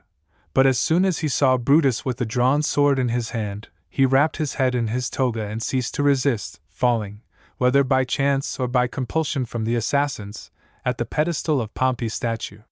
He is said to have received 23 wounds. Many of his assailants struck each other, as they aimed repeated blows at his body. His funeral was a remarkable proof of his popularity. The pit in which the body was to be burned was erected in the field of Mars. In the forum was erected a gilded model of the temple of Mother Venus. Caesar claimed descent through Aeneas from this goddess. Within this shrine was a couch of ivory, with coverlets of gold and purple, and at its head a trophy with the robe which he had worn when he was assassinated. High officers of state, past and present, carried the couch into the forum. Some had the idea of burning it in the chapel of Jupiter in the Capitol, some in Pompey's hall, where he was killed.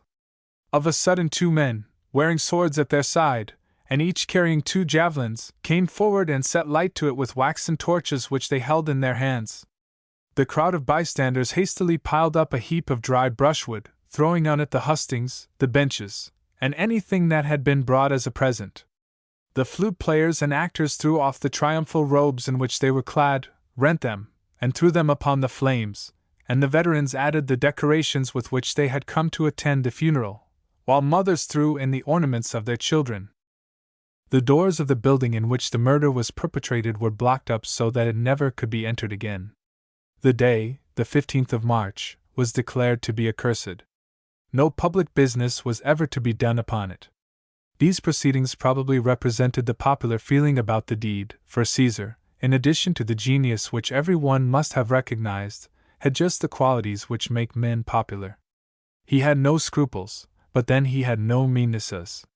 He incurred enormous debts with but a faint chance of paying them, no chance, we may say, except by the robbery of others.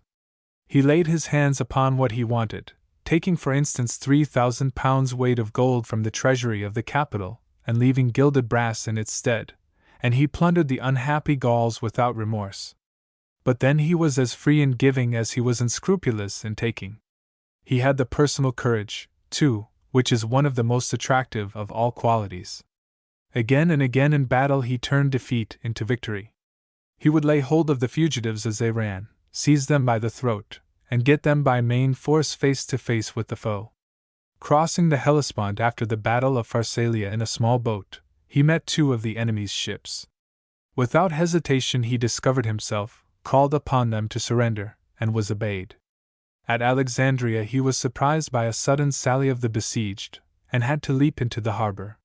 He swam 200 paces to the nearest ship, lifting a manuscript in his left hand to keep it out of the water, and holding his military cloak in his teeth, for he would not have the enemy boast of securing any spoil from his person.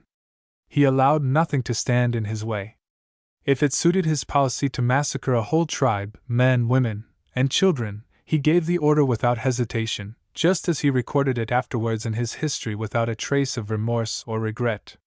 If a rival stood in his way he had him removed, and was quite indifferent as to how the removal was effected. But his object gained, or wherever there was no object in question, he could be the kindest and gentlest of men. A friend with whom he was traveling was seized with sudden illness. Caesar gave up at once to him the only chamber in the little inn, and himself spent the night in the open air. His enemies he pardoned with singular facility, and would even make the first advances. Political rivals, once rendered harmless, were admitted to his friendship, and even promoted to honor. Writers who had assailed him with the coarsest abuse he invited to his table. Of the outward man this picture has reached us. He is said to have been remarkably tall, with a light complexion and well-shaped limbs. His face was a little too full, his eyes black and brilliant. His health was excellent, but towards the latter end of his life he was subject to fainting fits and to frightful dreams at night. On 2 occasions also, when some public business was being transacted, he had epileptic fits. He was very careful of his personal appearance, had his hair and beard scrupulously cut and shaven. He was excessively annoyed at the disfigurement of baldness, which he found was made the subject of many lampoons. It had become his habit, therefore, to bring up his scanty locks over his head, and of all the honors decreed to him by the Senate and people, None was more welcome to him than that which gave him the right of continually wearing a garland of bay. He was wonderfully skillful in the use of arms, an excellent swimmer, and extraordinarily hardy. On the march he would sometimes ride, but more commonly walk, keeping his head uncovered both in rain and sunshine. He traveled with marvelous expedition, traversing 100 miles in a day for several days together. If he came to a river he would swim it, or sometimes cross it on bladders. Thus he would often anticipate his own messengers. For all this he had a keen appreciation of pleasure, and was costly and even luxurious in his personal habits. He is said, for instance, to have carried with him a tessellated pavement to be laid down in his tent throughout his campaign in Gaul. Chapter 9. Pompey.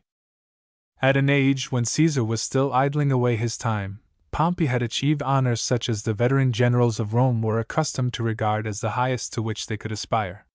He had only just left, if indeed he had left, school, when his father took him to serve under him in the war against the Italian allies of Rome. He was not more than 19 when he distinguished himself by behaving in circumstances of great difficulty and danger with extraordinary prudence and courage. The elder Pompey Strabo, the squint-eyed, as his contemporaries called him, after their strange fashion of giving nicknames from personal defects, and as he was content to call himself, was an able general, but hated for his cruelty and avarice. The leaders of the opposite faction saw an opportunity of getting rid of a dangerous enemy, and of bringing over to their own side the forces which he commanded. Their plan was to assassinate the son as he slept, to burn the father in his tent, and at the same time to stir up a mutiny among the troops. The secret, however, was not kept. A letter describing the plot was brought to the young Pompey as he sat at dinner with the ringleader. The lad showed no sign of disturbance, but drank more freely than usual, and pledged his false friend with especial heartiness. He then rose, and after putting an extra guard on his father's tent, composed himself to sleep, but not in his bed. The assassin stabbed the coverlet with repeated blows, and then ran to rouse the soldiers to revolt. The camp was immediately in an uproar, and the elder Pompey, though he had been preserved by his son's precautions, dared not attempt to quell it. The younger man was equal to the occasion. Throwing himself on his face in front of the gate of the camp, he declared that if his comrades were determined to desert to the enemy, they must pass over his dead body. His entreaties prevailed, and a reconciliation was effected between the general and his troops. Not many weeks after this incident the father died, struck, it was said, by lightning, and Pompey became his own master. It was not long before he found an opportunity of gaining still higher distinction. The civil war still continued to rage, and few did better service to the party of the aristocrats than Pompey. Others were content to seek their personal safety in Sulla's camp. Pompey was resolved himself to do something for the cause.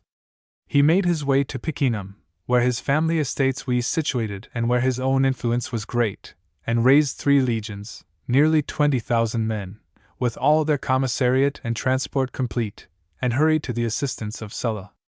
3 of the hostile generals sought to intercept him. He fell with his whole force on one of them, and crushed him, carrying off, besides his victory, the personal distinction of having slain in single combat the champion of the opposing force. The towns by which he passed eagerly hailed him as their deliverer.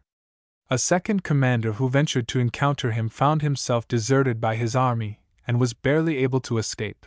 A third was totally routed. Sulla received his young partisan, who was not more than 23 years of age, with distinguished honors, even rising from his seat and uncovering at his approach. During the next 2 years his reputation continued to increase. He won victories in Gaul, in Sicily, and in Africa. As he was returning to Rome after the last of these campaigns, the great dictator himself headed the crowd that went forth to meet him, and saluted him as Pompey the Great, a title which he continued to use as his family name. 5. But there was a further honor which the young general was anxious to obtain, but Sulla was unwilling to grant, the supreme glory of a triumph. No one, he said, who was not or had not been consul, or at least praetor, could triumph. The first of the Scipios, who had won Spain from the Carthaginians, had not asked for this honor because he wanted this qualification. Was it to be given to a beardless youth, too young even to sit in the Senate? But the beardless youth insisted. He even had the audacity to hint that the future belonged not to Sulla but to himself. More men, he said, worship the rising than the setting Sunday. Sulla did not happen to catch the words, but he saw the emotion they aroused in the assembly, and asked that they should be repeated to him.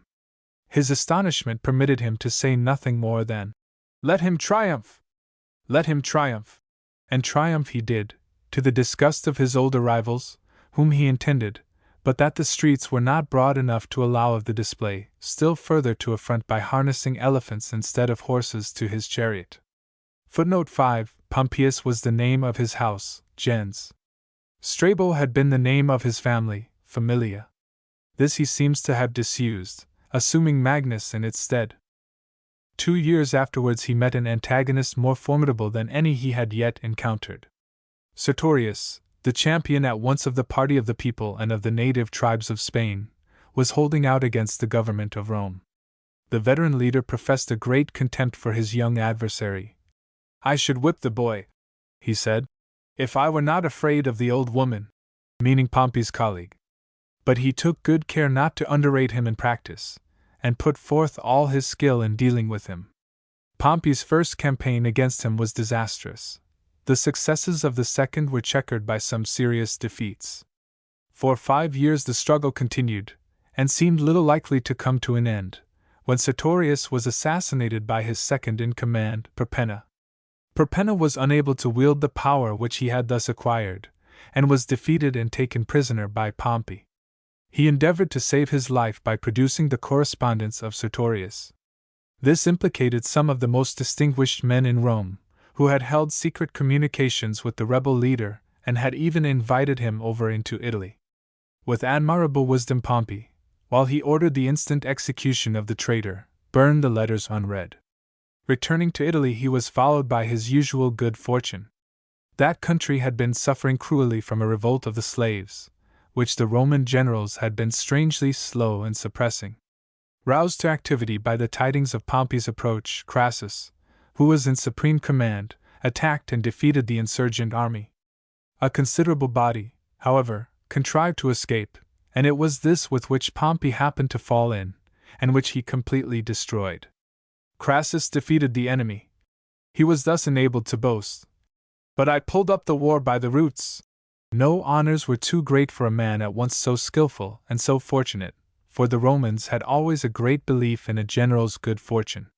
On the 31st of December, BC 71, being still a simple gentleman, that is, having held no civil office in the state, he triumphed for the second time, and on the following day, being then some years below the legal age, and having held none of the offices by which it was usual to mount to the highest dignity in the Commonwealth, he entered on his first consulship, Crassus being his colleague. Still he had not yet reached the height of his glory. During the years that followed his consulship, the pirates who infested the Mediterranean had become intolerable.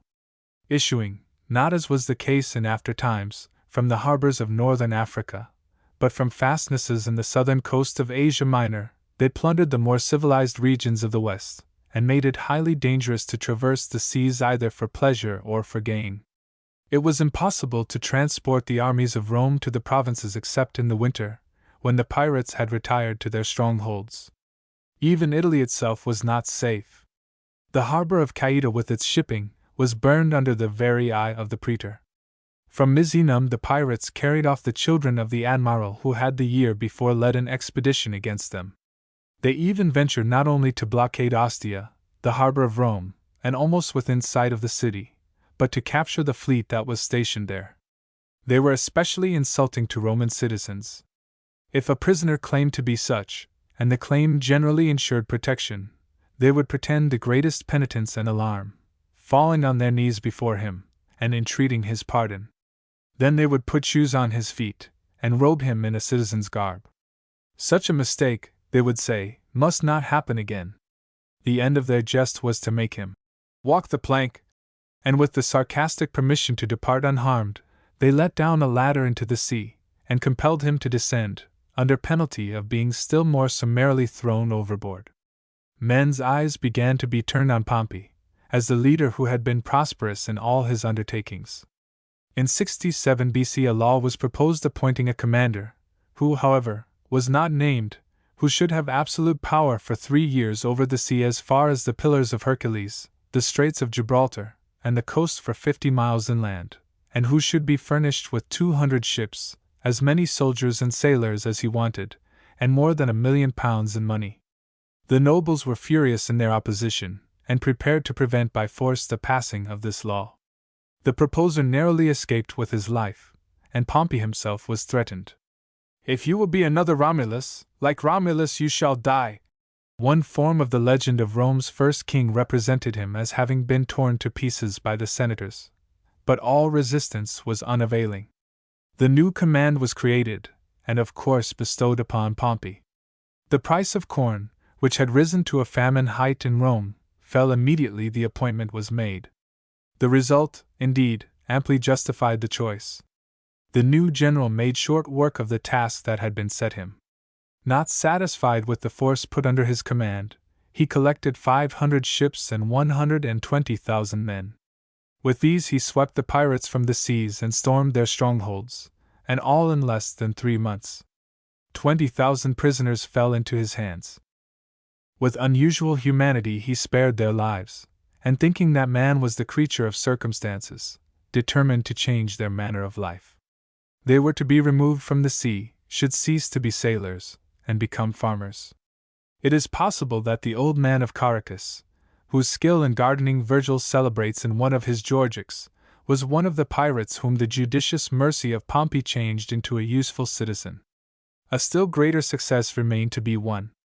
For more than 20 years war, occasionally intercepted by periods of doubtful peace, had been carried on between Rome and Mithridates, king of Pontus. This prince, though reduced more than once to the greatest extremities, had contrived with extraordinary skill and courage to retrieve his fortunes, and now in 67 BC was in possession of the greater part of his original dominion. Lucullus, a general of the greatest ability, was in command of the forces of Rome, but he had lost the confidence of his troops, and affairs were at a standstill. Pompey's friends proposed that the supreme command should be transferred to him, and the law, which Cicero supported in what is perhaps the most perfect of his political speeches, 6, was passed. Pompey at once proceeded to the east. For 4 years Mithridates held out, but with little hope of ultimate success or even of escape. In 64, after vainly attempting to poison himself, such was the power of the antidotes by which he had fortified himself against domestic treachery, for so the story runs, he perished by the sword of one of his mercenaries. For 2 years more Pompey was busied in settling the affairs of the East. At last, in 61, he returned to Rome to enjoy a third triumph, and that the most splendid which the city had ever witnessed. It lasted for 2 days, but still the time was too short for the display of the spoils of victory. The names of no less than 15 conquered nations were carried in procession. 1,000 forts, 900 cities, had been taken, and the chief of them were presented by means of pictures to the eyes of the people. The revenue of the state had been almost doubled by these conquests. 90,000 talents in gold and silver coin were paid into the treasury, nor was this at the expense of the soldiers, whose prize money was so large that the smallest share amounted to £50. Never before was such a sight seen in the world, and if Pompey had died when it was finished, he would have been proclaimed the most fortunate of mankind. Footnote 6. The Prolegomena.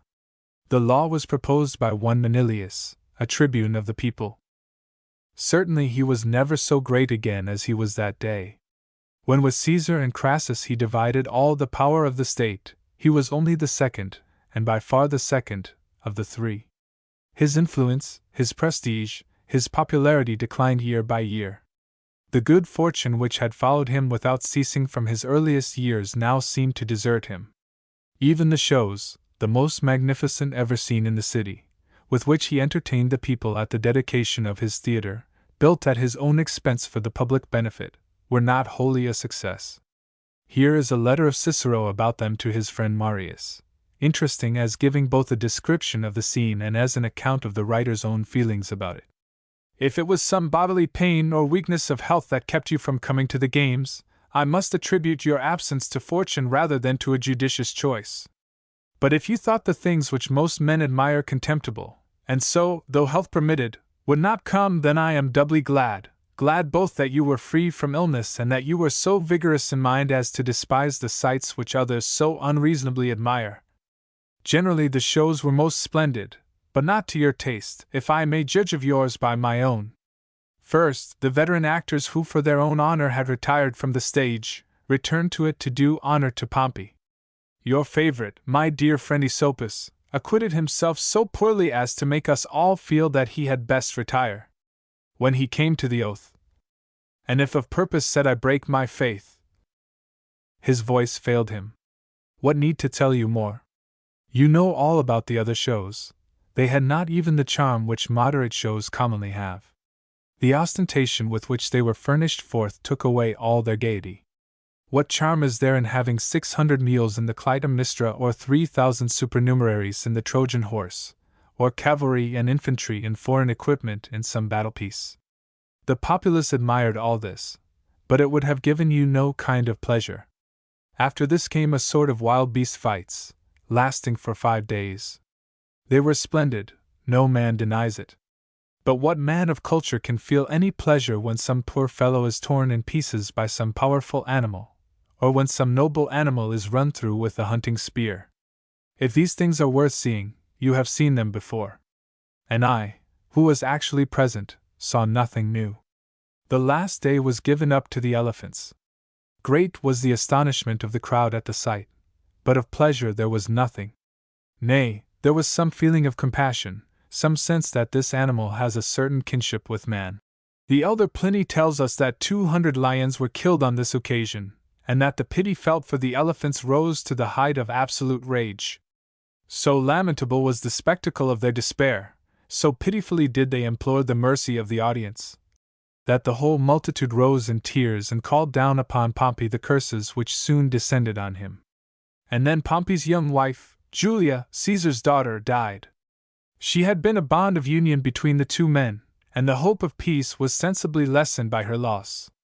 Perhaps the first rupture would have come anyhow. When it did come, it found Pompey quite unprepared for the conflict. He seemed indeed to be a match for his rival, but his strength collapsed almost at a touch. I have but to stamp with my foot, he said on one occasion, and soldiers will spring up. Yet when Caesar declared war by crossing the Rubicon, he fled without a struggle. In little more than a year and a half all was over. The Battle of Pharsalia was fought on the 9th of August, and on September the 29th the man who had triumphed over 3 continents lay a naked, headless corpse on the shore of Egypt. Chapter 10. Exile. The suppression of the Great Conspiracy was certainly the most glorious achievement of Cicero's life. Honors such as had never before been bestowed on a citizen of Rome were heaped upon him. Men of the highest rank spoke of him both in the Senate and before the people as the father of his fatherland. A public thanksgiving, such as was ordered when great victories had been won, was offered in his name. Italy was even more enthusiastic than the capital. The chief towns voted him such honors as they could bestow. Capua in particular erected to him a gilded statue, and gave him the title of patron of the city. Still there were signs of trouble in the future.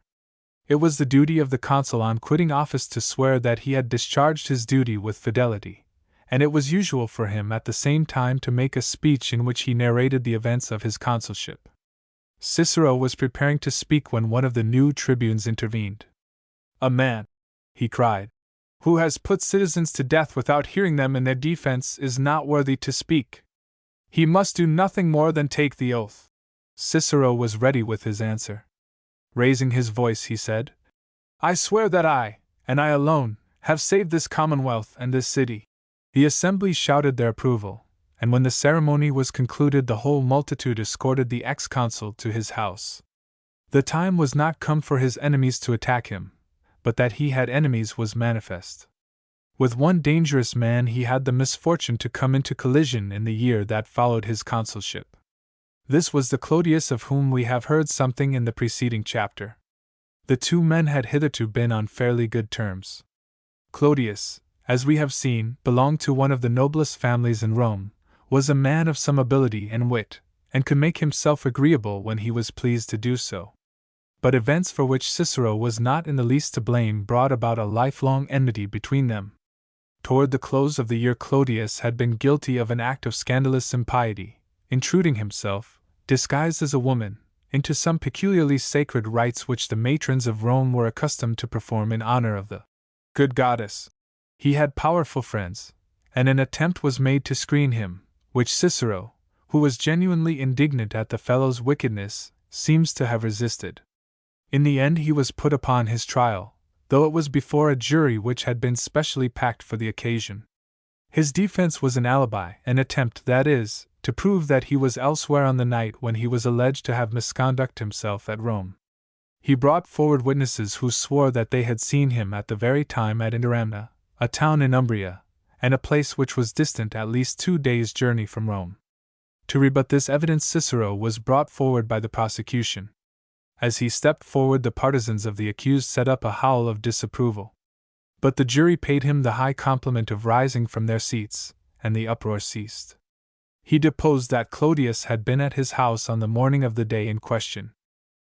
Clodius was acquitted. If evidence had anything to do with the result, it was the conduct of Caesar that saved him. It was in his house that the alleged intrusion had taken place, and he had satisfied himself by a private examination of its inmates that the charge was true. But now he professed to know nothing at all about the matter. Probably the really potent influence in the case was the money which Crassus liberally distributed among the jurors. The fact of the money was indeed notorious. Some of the jury had pretended that they were in fear of their lives, and had asked for a guard. "A guard?" said Catullus to one of them. "What did you want a guard for?" "That the money should not be taken from you." But Clodius, though he had escaped, never forgave the man whose evidence had been given against him. Cicero too felt that there was war to the knife between them. On the first meeting of the Senate after the conclusion of the trial, he made a pointed attack upon his old acquaintance. "Lentulus," he said, "was twice acquitted, and Catiline twice, and now this third malefactor has been let loose on the Commonwealth by his judges. But, Clodius, do not misunderstand what has happened. It is for the prison, not for the city, that your judges have kept you, not to keep you in the country, but to deprive you of the privilege of exile was what they intended. Be of good cheer, then, fathers. No new evil has come upon us, but we have found out the evil that exists. One villain has been put upon his trial, and the result has taught us that there are more villains than one." Clodius attempted to banter his antagonist. "You are a fine gentleman," he said. "You have been at Baiae." Baiae was a fashionable watering place on the Campanian coast. "Well," said Cicero, "that is better than to have been at the matron's worship." And the attack and repartee went on. "You have bought a fine house." Cicero had spent a large sum of money on a house on the Palatine, and was known to have somewhat crippled his means by doing so. "With you the buying has been of jurymen. They gave you no credit though you spoke on oath." "Yes, 25 gave me credit." 25 of the jury had voted for a verdict of guilty, 32 for acquittal. "But your 32 gave you none, for they would have their money down." The Senate shouted applause, and Clodius sat down silent and confounded. How Clodius contrived to secure for himself the office of tribune, the vantage ground from which he hoped to work his revenge, has been already told in the sketch of Caesar. Caesar indeed was really responsible for all that was done. It was he who made it possible for Clodius to act, and he allowed him to act when he could have stopped him by the lifting of his finger. He was determined to prove to Cicero that he was master. But he never showed himself after the first interference in the matter of the adoption. He simply allowed Clodius to work his will without hindrance. Clodius proceeded with considerable skill. He proposed various laws, which were so popular that Cicero, though knowing that they would be turned against himself, did not venture to oppose them. Then came a proposal directly leveled at him. "Any man who shall have put to death a Roman citizen uncondemned and without a trial is forbidden fire and water." This was the form of a sentence of exile. No one was allowed under penalty of death to furnish the condemned with fire and water within a certain distance of Rome. Cicero at once assumed the squalid dress with which it was the custom for accused persons to endeavor to arouse the compassion of their fellow citizens. 20,000 of the upper classes supported him by their presence. The Senate itself, on the motion of one of the tribunes, went into this strange kind of mourning on his account. The consuls of the year were Gabinus and Piso. The first was notoriously hostile, of the second Cicero hoped to make a friend, the more so as he was a kinsman of his daughter's husband. He gives a lively picture of an interview with him. It was nearly 11 o'clock in the morning when we went to him. He came out of a dirty hovel to meet us, with his slippers on, and his head muffled up. His breath smelt most odiously of wine, but he excused himself on the score of his health, which compelled him, he said, to use medicines in which wine was employed. His answer to the petition of his visitors, for Cicero was accompanied by his son-in-law, was at least commendably frank. My colleague Gabinius is in absolute poverty, and does not know where to turn. Without a province he must be ruined. A province he hopes to get by the help of Clodius, but it must be by my acting with him. I must humor his wishes, just as you, Cicero, humored your colleague when you were consul. But indeed there is no reason why you should seek the consul's protection. Every one must look out for himself.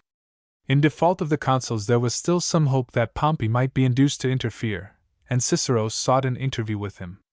Plutarch says that he slipped out by a back door to avoid seeing him, but Cicero's own account is that the interview was granted. When I threw myself at his feet, he means, I suppose, humiliated himself by asking such a favor. He could not lift me from the ground. He could do nothing, he said, against the will of Caesar. Cicero had now to choose between two courses.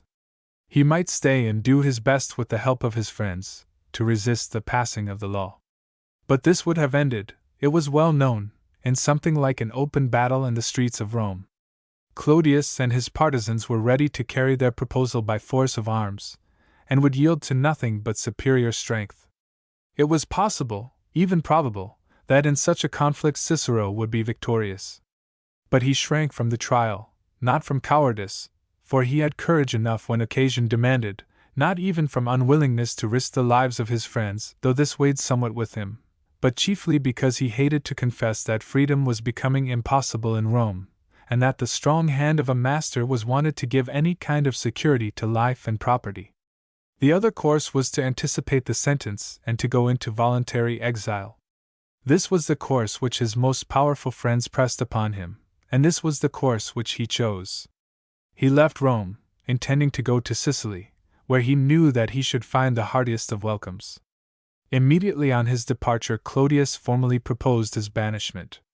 Let it be enacted, so ran the proposition, that, seeing that Marcus Tullius Cicero has put Roman citizens to death without trial, forging thereto the authority of the Senate, that he be forbidden fire and water, that no one harbor or receive him on pain of death, and that whosoever shall move, shall vote, or take any steps for the recalling of him, be dealt with as a public enemy.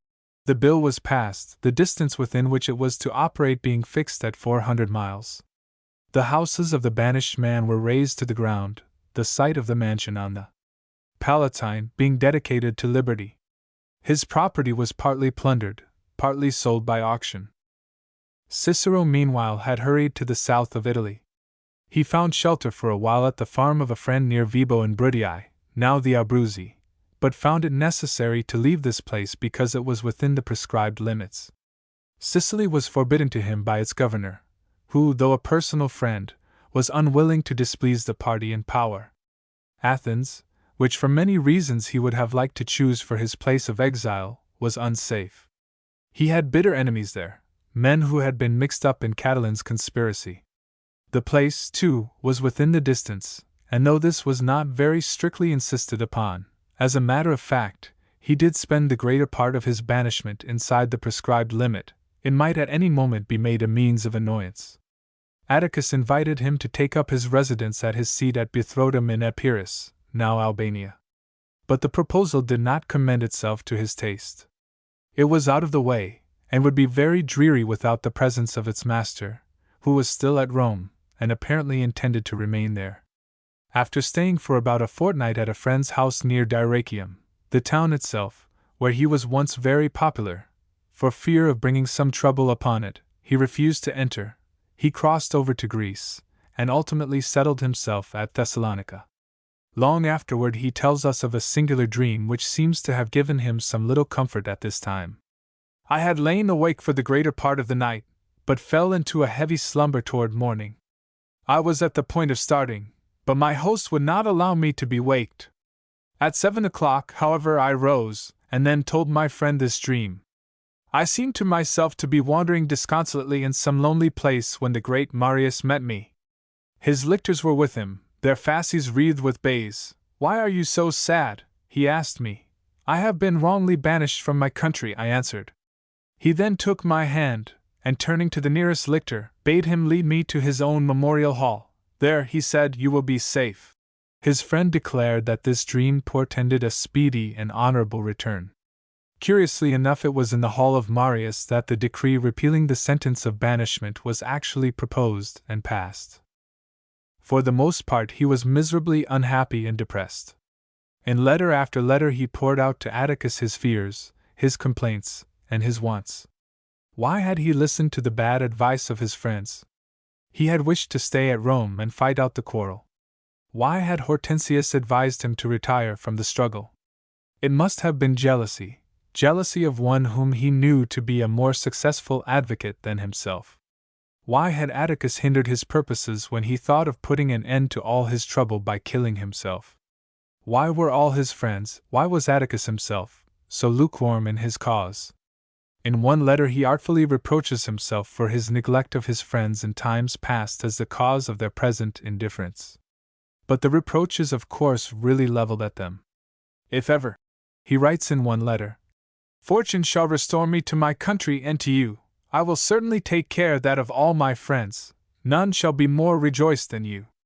All my duty to you, a duty which I must own in time past was sadly wanting, shall be so faithfully discharged that you will feel that I have been restored to you quite as much as I shall have been restored to my brother and to my children.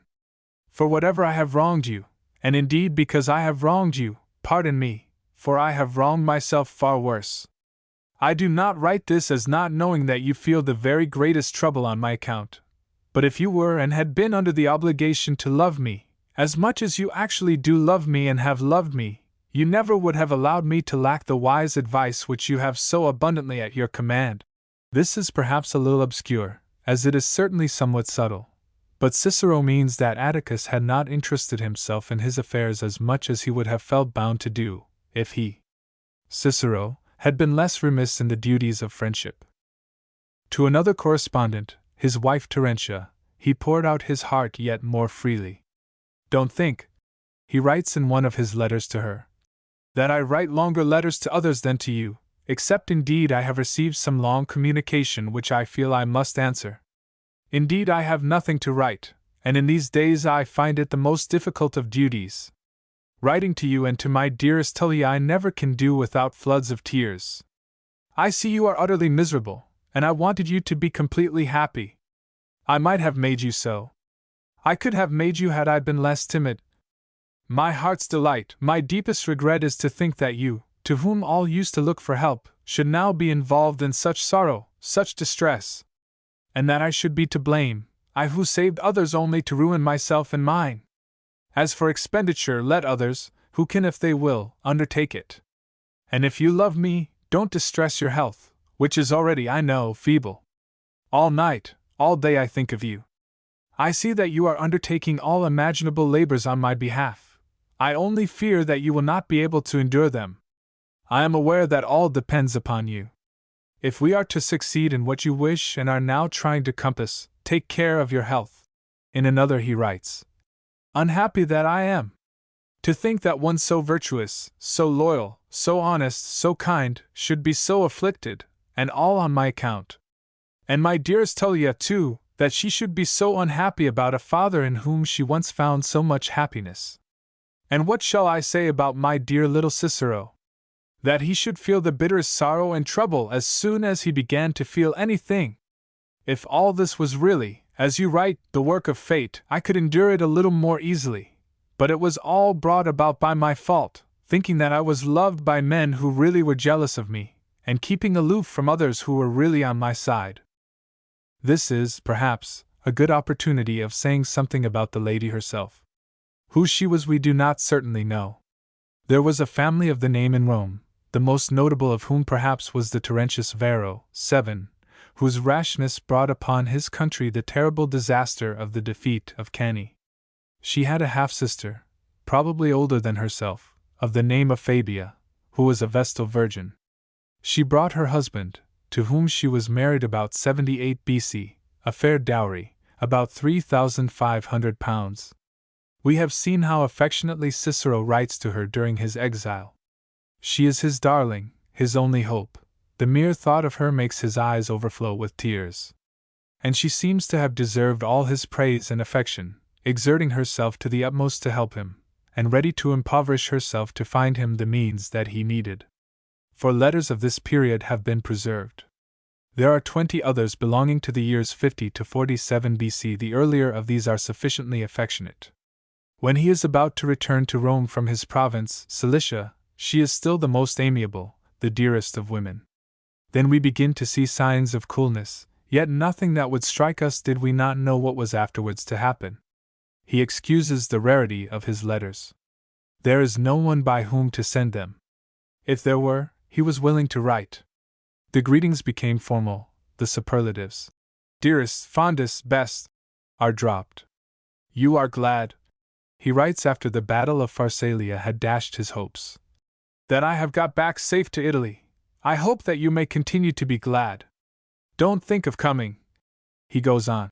It is a long journey and not very safe, and I don't see what good you would do if you should come. In another letter he gives directions about getting ready his house at Tusculum for the reception of guests. The letter is dated on the 1st of October, and he and his friends would come probably to stay several days, on the 7th. If there was not a tub in the bathroom, one must be provided. The greeting is of the briefest and most formal. Meanwhile we know from what he writes to Atticus that he was greatly dissatisfied with the lady's conduct. Money matters were at the bottom of their quarrel. She was careless, he thinks, and extravagant. Though he was a rich man, yet he was often in need of ready money, and Terentia could not be relied upon to help him. His vexation takes form in a letter to Atticus. As to Terentia, there are other things without number of which I don't speak. What can be worse than this? You wrote to her to send me bills for 108 pounds, for there was so much money left in hand. She sent me just 90 pounds, and added a note that this was all. If she was capable of abstracting such a trifle from so small a sum, don't you see what she would have done in matters of real importance? The quarrel ended in a divorce, a thing far more common than, happily, it is among ourselves, but still a painful and discreditable end to an union which had lasted for more than 25 years. Terentia long survived her husband, dying in extreme old age, as much, it was said, as 103 years, far on in the reign of Augustus, and after a considerable experience of matrimony, if it be true that she married 3 or even, according to some accounts, 4 other husbands. Footnote 7. Another of the same name was an eminent man of letters of Cicero's own time. Terentia's daughter, Tullia, had a short and unhappy life. She was born, it would seem, about 79 BC, and married when 15 or 16 to a young Roman noble, Piso Frigi by name. The best, the most loyal of men, Cicero calls him. He died in 57 BC, and Rome lost, if his father-in-law's praises of him may be trusted, an orator of the very highest promise. I never knew any one who surpassed my son-in-law Piso, in zeal, in industry, and I may fairly say, in ability. The next year she married a certain Chrysippus, a very shadowy person indeed.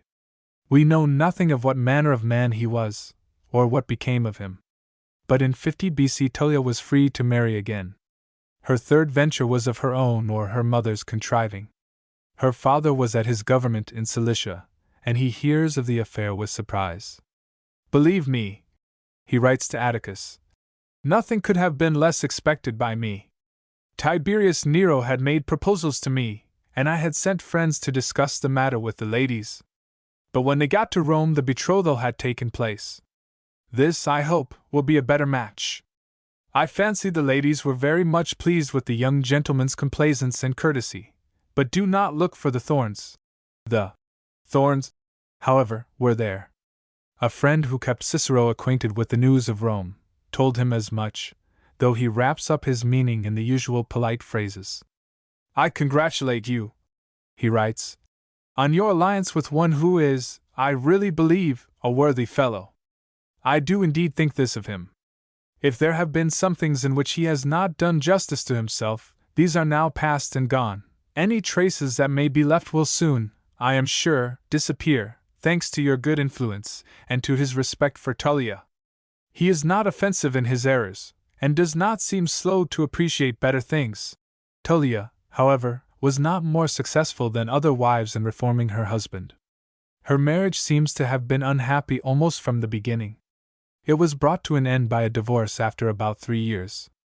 Shortly afterward Tullia, who could have been little more than 30, died, to the inconsolable grief of her father. My grief, he writes to Atticus, passes all consolation. Yet I have done what certainly no one ever did before, written a treatise for my own consolation. I will send you the book if the copyists have finished it. And indeed there is nothing like it. I write day after day, and all day long, not that I can get any good from it, but it occupies me a little, not much indeed. The violence of my grief is too much for me. Still I am soothed, and do my best to compose, not my feelings, indeed, but if I can, my face. And again, next to your company nothing is more agreeable to me than solitude. Then all my converses with books, yet this is interrupted by tears. These I resist as well as I can, but at present I fail. At one time he thought of finding comfort in unusual honors to the dead. He would build a shrine of which Tullia should be the deity. I am determined, he writes, on building the shrine. From this purpose I cannot be turned. Unless the building be finished this summer, I shall hold myself guilty. He fixes upon a design. He begs Atticus, in one of his letters, to buy some columns of marble of Chios for the building. He discusses the question of the site. Some gardens near Rome strike him as a convenient place. It must be conveniently near if it is to attract worshippers. I would sooner sell or mortgage, or live on little, than be disappointed. Then he thought that he would build it on the grounds of his villa. In the end he did not build it at all. Perhaps the best memorial of Tullia is the beautiful letter in which one of Cicero's friends seeks to console him for his loss. She had lived, he says, as long as life was worth living, as long as the Republic stood. One passage, though it has often been quoted before, I must give. I wish to tell you of something which brought me no small consolation, hoping that it may also somewhat diminish your sorrow. On my way back from Asia, as I was sailing from Aegina to Megara, I began to contemplate the places that lay around me. Behind me was Aegina, before me Megara, on my right hand the Piraeus, on my left hand Corinth, towns all of them that were once at the very height of prosperity, but now lie ruined and desolate before our eyes. I began thus to reflect, strange. Do we, poor creatures of a day, bear it ill if one of us perish of disease, or are slain with the sword, we whose life is bound to be short, while the dead bodies of so many lie here enclosed within so small a compass? But I am anticipating. When Cicero was in exile the Republic had yet some years to live, and there were hopes that it might survive altogether.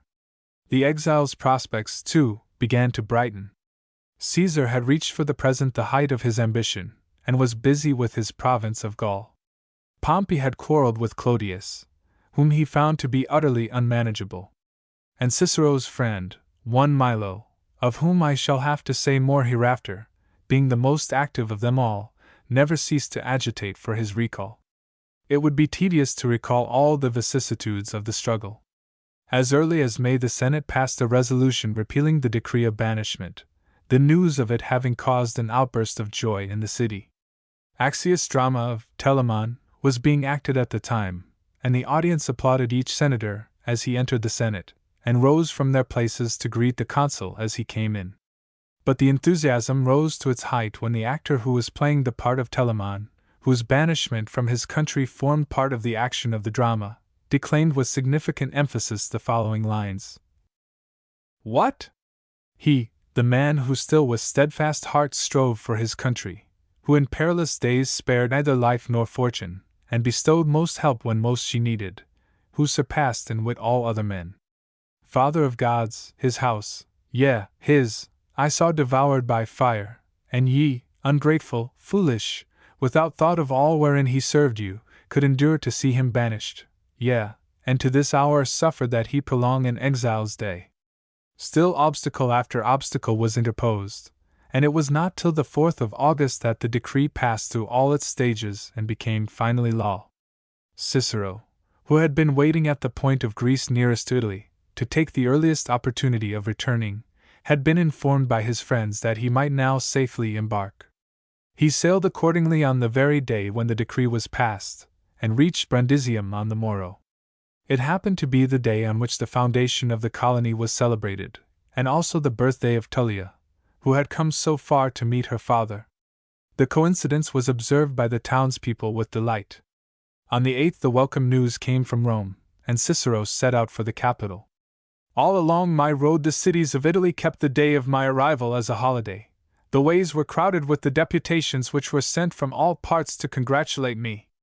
When I approached the city, my coming was honored by such a concourse of men, such a heartiness of congratulation as are past believing. The way from the gates, the ascent of the Capitol, the return to my home made such a spectacle that in the very height of my joy I could not but be sorry that a people so grateful had yet been so unhappy, so cruelly oppressed. That day, he said emphatically, that day was as good as immortality to me. Chapter 11. A Brawl and Its Consequences. Clodius, who had taken the lead in driving Cicero into exile, was of course furious at his return, and continued to show him an unceasing hostility. His first care was to hinder the restoration of his property. He had contrived to involve part at least of this in a considerable difficulty. Cicero's house on the Palatine Hill had been pulled down, and the area dedicated, so at least Clodius alleged, to the goddess of liberty. If this was true, it was sacred forever, it could not be restored. The question was it true? This question was referred to the pontiffs as judges of such matters. Cicero argued the case before them, and they pronounced in his favor. It was now for the Senate to act. A motion was made that the site should be restored. Clodius opposed it, talking for 3 hours, till the anger of his audience compelled him to bring his speech to an end.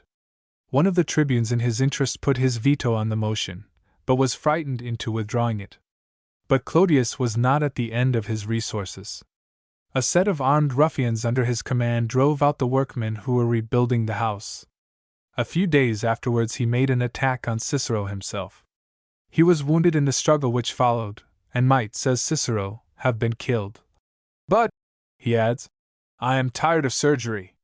Pompey was another object of his hatred, for he knew perfectly well that without his consent his great enemy would not have been restored. Cicero gives a lively picture of a scene in the Senate, in which this hatred was vigorously expressed. Pompey spoke, or rather wished to speak, for, as soon as he rose, Clodius' hired ruffians shouted at him. All through his speech it was the same. He was interrupted not only by shouts but by abuse and curses.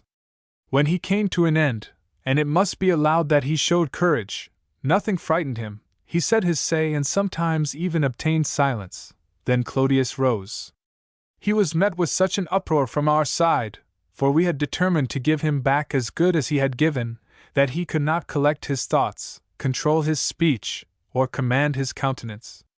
This went on from 3 o'clock, when Pompey had only just finished his speech, till 5.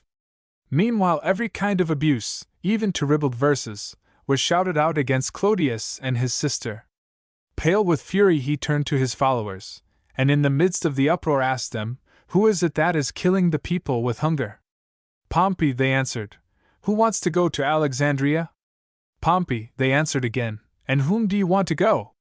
Crassus, they said. About 6 o'clock the party of Clodius began, at some given signal, it seemed, to spit at our side. Our rage now burst out. They tried to drive us from our place, and we made a charge. The partisans of Clodius fled. He was thrust down from the hustings. I then made my escape, lest anything worse should happen.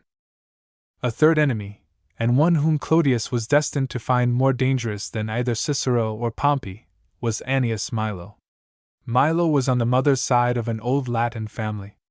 The name by which he was commonly known was probably a nickname given him, it may be, in joking allusion to the Milo of Crotona, the famous wrestler, who carried an ox on his shoulders and ate it in a single day. For Milo was a great fighting man, a well-born gladiator, one who was for cutting all political knots with the sword. He was ambitious, and aspired to the consulship, but the dignity was scarcely within his reach. His family was not of the highest. He was deeply in debt. He had neither eloquence nor ability. His best chance, therefore, was to attach himself to some powerful friend whose gratitude he might earn. Just such a friend he seemed to find in Cicero. He saw the great orator's fortunes were very low, but they would probably rise again, and he would be grateful to those who helped him in his adversity. Hence Milo's exertions to bring him back from banishment, and hence the quarrel with Clodius. The two men had their bands of hired, or rather purchased, ruffians about the city, and came into frequent collisions. Each indicted the other for murderous assault. Each publicly declared that he should take the earliest chance of putting his enemy to death. What was probably a chance collision brought matters to a crisis. On the 20th of January Milo left Rome to pay a visit to Lanuvium, a Latin town on the Appian Road, and about 15 miles south of Rome. It was a small town, much decayed from the old days when its revolt against Rome was thought to be a thing worth recording, but it contained one of the most famous temples of Italy, the dwelling of Juno the Preserver, whose image, in its goatskin robe, its quaint, turned-up shoes, with spear in one hand and small shield in the other, had a peculiar sacredness. Milo was a native of the place, and its dictator, and it was his duty on this occasion to nominate the chief priest of the temple. He had been at a meeting of the Senate in the morning, and had remained till the close of the sitting. Returning home, he had changed his dress and shoes, waited a while, as men have to wait, says Cicero, while his wife was getting ready, and then started.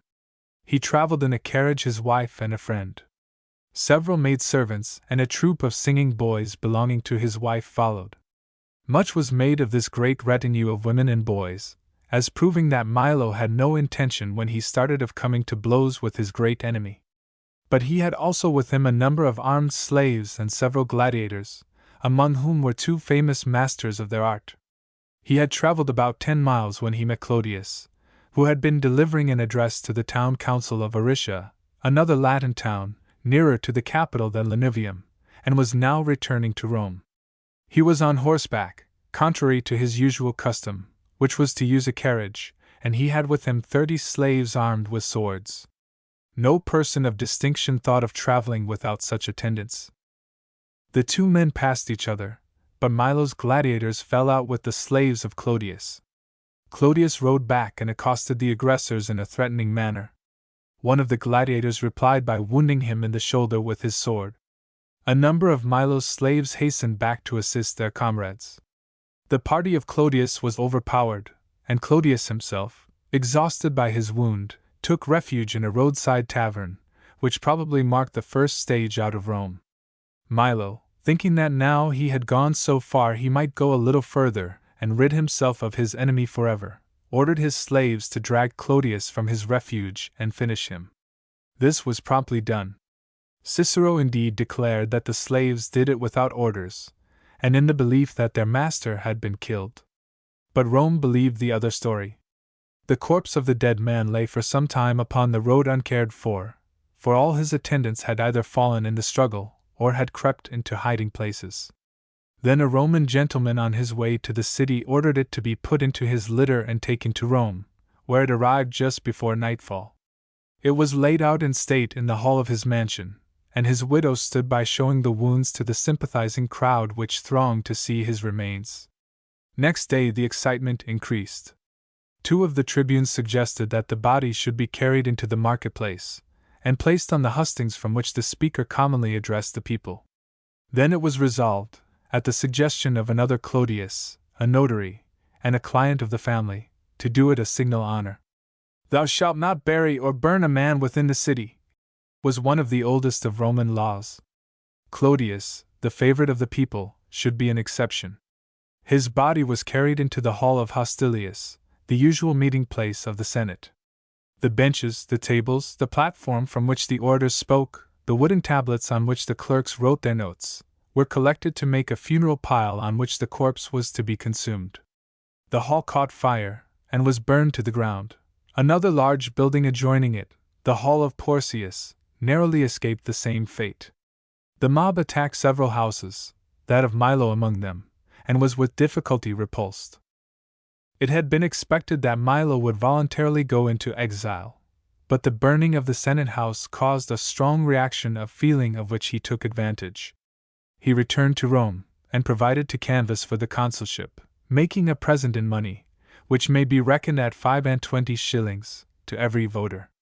The city was in a continual uproar.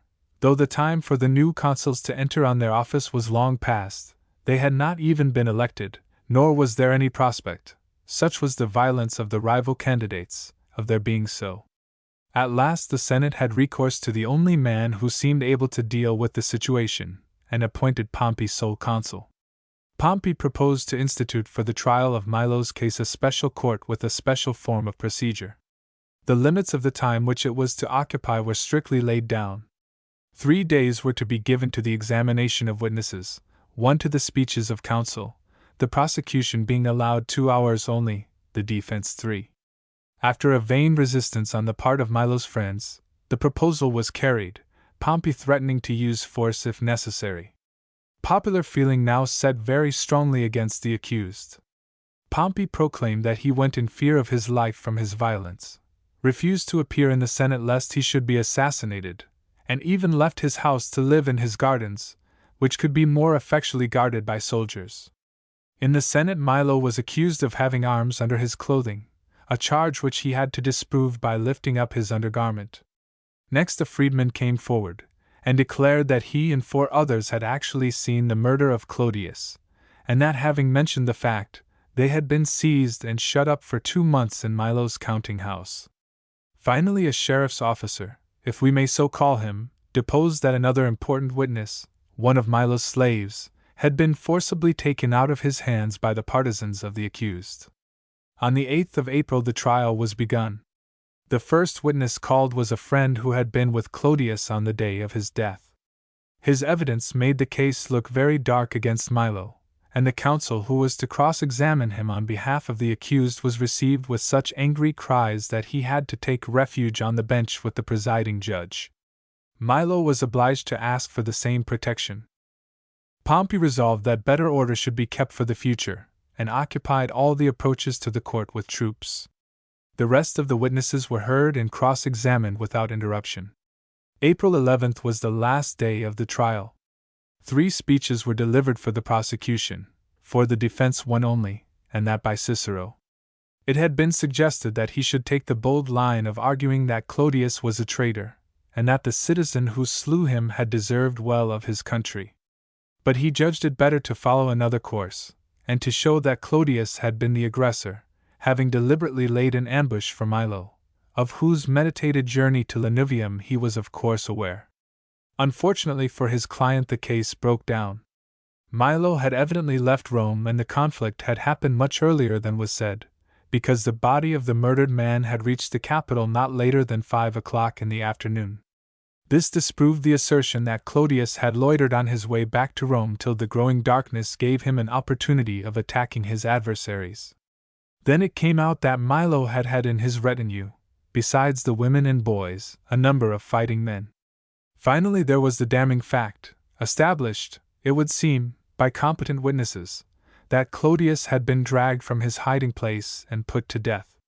Cicero too lost his presence of mind. The sight of the city, in which all the shops were shut in expectation of a riot, the presence of the soldiers in court, and the clamor of a mob furiously hostile to the accused and his advocate, confounded him, and he spoke feebly and hesitatingly. The admirable oration which has come down to us, and professes to have been delivered on this occasion, was really written afterwards.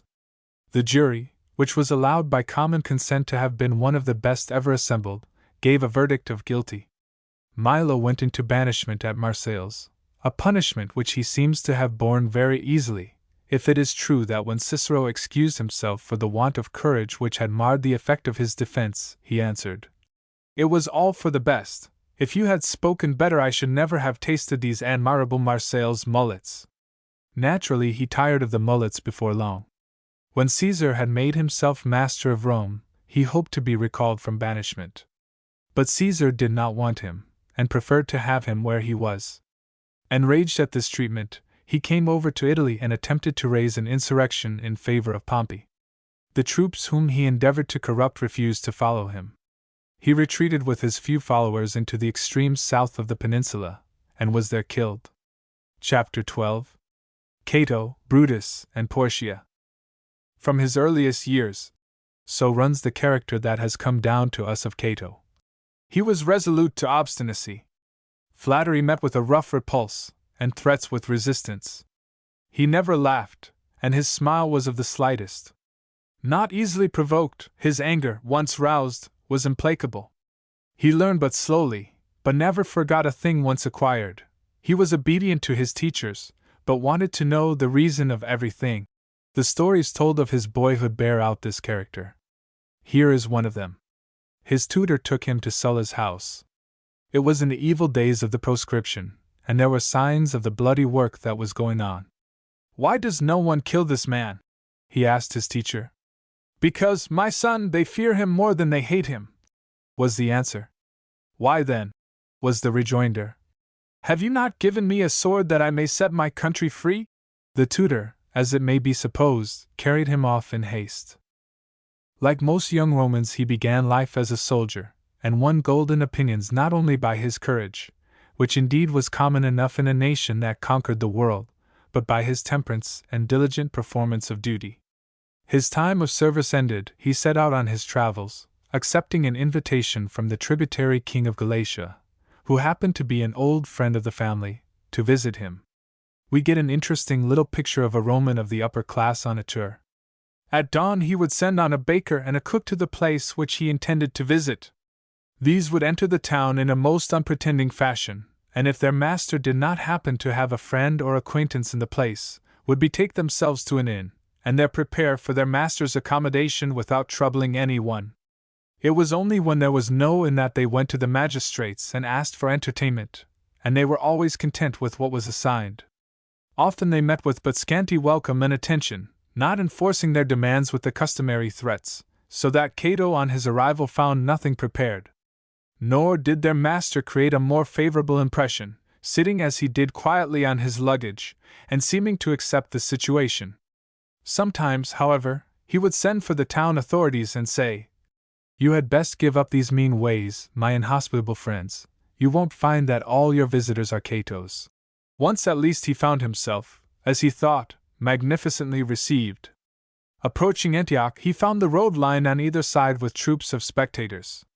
The men stood in one company, the boys in another. Everybody was in holiday dress. Some, these were the magistrates and priests, wore white robes and garlands of flowers. Cato, supposing that all these preparations were intended for himself, was annoyed that his servants had not prevented them. But he was soon undeceived. An old man ran out from the crowd, and without so much as greeting the newcomer, cried, "Where did you leave Demetrius? When will he come?" Demetrius was Pompey's freedman, and had some of his master's greatness reflected on him. Cato could only turn away muttering, "Wretched place." Returning to Rome, he went through the usual course of honors, always discharging his duties with the utmost zeal and integrity, and probably, as long as he filled a subordinate place, with great success. It was when statesmanship was wanted that he began to fail. In the affair of the conspiracy of Catiline, Cato stood firmly by Cicero, supporting the proposition to put the conspirators to death in a powerful speech, the only speech of all that he made that was preserved. This preservation was due to the forethought of Cicero, who put the fastest writers whom he could find to relieve each other in taking down the oration. This, it is interesting to be told, was the beginning of shorthand. Cato, like Cicero, loved and believed in the Republic, but he was much more uncompromising, more honest perhaps we may say, but certainly less discreet in putting his principles into action. He set himself to oppose the accumulation of power in the hands of Pompey and Caesar, but he lacked both dignity and prudence, and he accomplished nothing. When, for instance, Caesar, returning from Spain, petitioned the Senate for permission to become a candidate for the consulship without entering the city. To enter the city would have been to abandon his hopes of a triumph. Cato condescended to use the arts of obstruction in opposing him. He spoke till sunset against the proposition, and it failed by sheer lapse of time. Yet the opposition was fruitless. Caesar of course abandoned the empty honor, and secured the reality, all the more certainly because people felt that he had been hardly used. And so he continued to act, always seeking to do right, but always choosing the very worst way of doing it, anxious to serve his country, but always contriving to injure it. Even in that which, we may say, best became him in his life, in the leaving of it, if we accept for the moment the Roman view of the morality of suicide, he was not doing his best for Rome. Had he been willing to live, for Caesar was ready to spare him, as he was always ready to spare enemies who could not harm him, there was yet good for him to do. In his hasty impatience of what he disapproved, he preferred to deprive his country of its most honest citizen. We must not omit a picture so characteristic of Roman life as the story of his last hours. The last army of the Republic had been destroyed at Thapsus, and Caesar was undisputed master of the world. Cato vainly endeavored to stir up the people of Utica, a town near Carthage, in which he had taken up his quarters. When they refused, he resolved to put an end to his life. A kinsman of Caesar, who was preparing to intercede with the conqueror for the lives of the vanquished leaders, begged Cato's help in revising his speech. "For you," he said, "I should think it no shame to clasp his hands and fall at his knees." "Were I willing to take my life at his hands," replied Cato, "I should go alone to ask it. But I refuse to live by the favor of a tyrant. Still, as there are 300 others for whom you are to intercede, let us see what can be done with the speech." This business finished, he took an affectionate leave of his friend, commending to his good offices his son and his friends. On his son he laid a strict injunction not to meddle with public life. Such a part as was worthy of the name of Cato no man could take again. To take any other would be shameful. Then followed the bath, and after the bath, dinner, to which he had invited a number of friends, magistrates of the town. He sat at the meal, instead of reclining. This had been his custom ever since the fated day of Pharsalia. After dinner, over the wine, there was much learned talk, and this not other than cheerful in tone.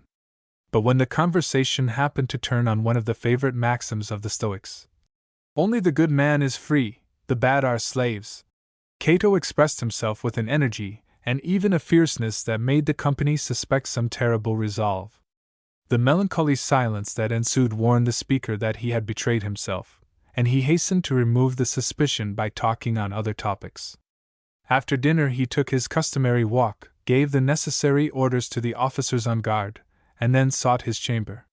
Here he took up the Phaedo, the famous dialogue in which Socrates, on the day when he is to drink the poison, discusses the immortality of the soul. He had almost finished the book, when, chancing to turn his eyes upwards, he perceived that his sword had been removed. His son had removed it while he sat at dinner. He called a slave and asked, "Who has taken my sword?" As the man said nothing, he resumed his book, but in the course of a few minutes, finding that search was not being made, he asked for the sword again. Another interval followed, and still it was not forthcoming. His anger was now roused. He vehemently reproached the slaves, and even struck one of them with his fist, which he injured by the blow. "My son and my slaves," he said, "are betraying me to the enemy." He would listen to no entreaties.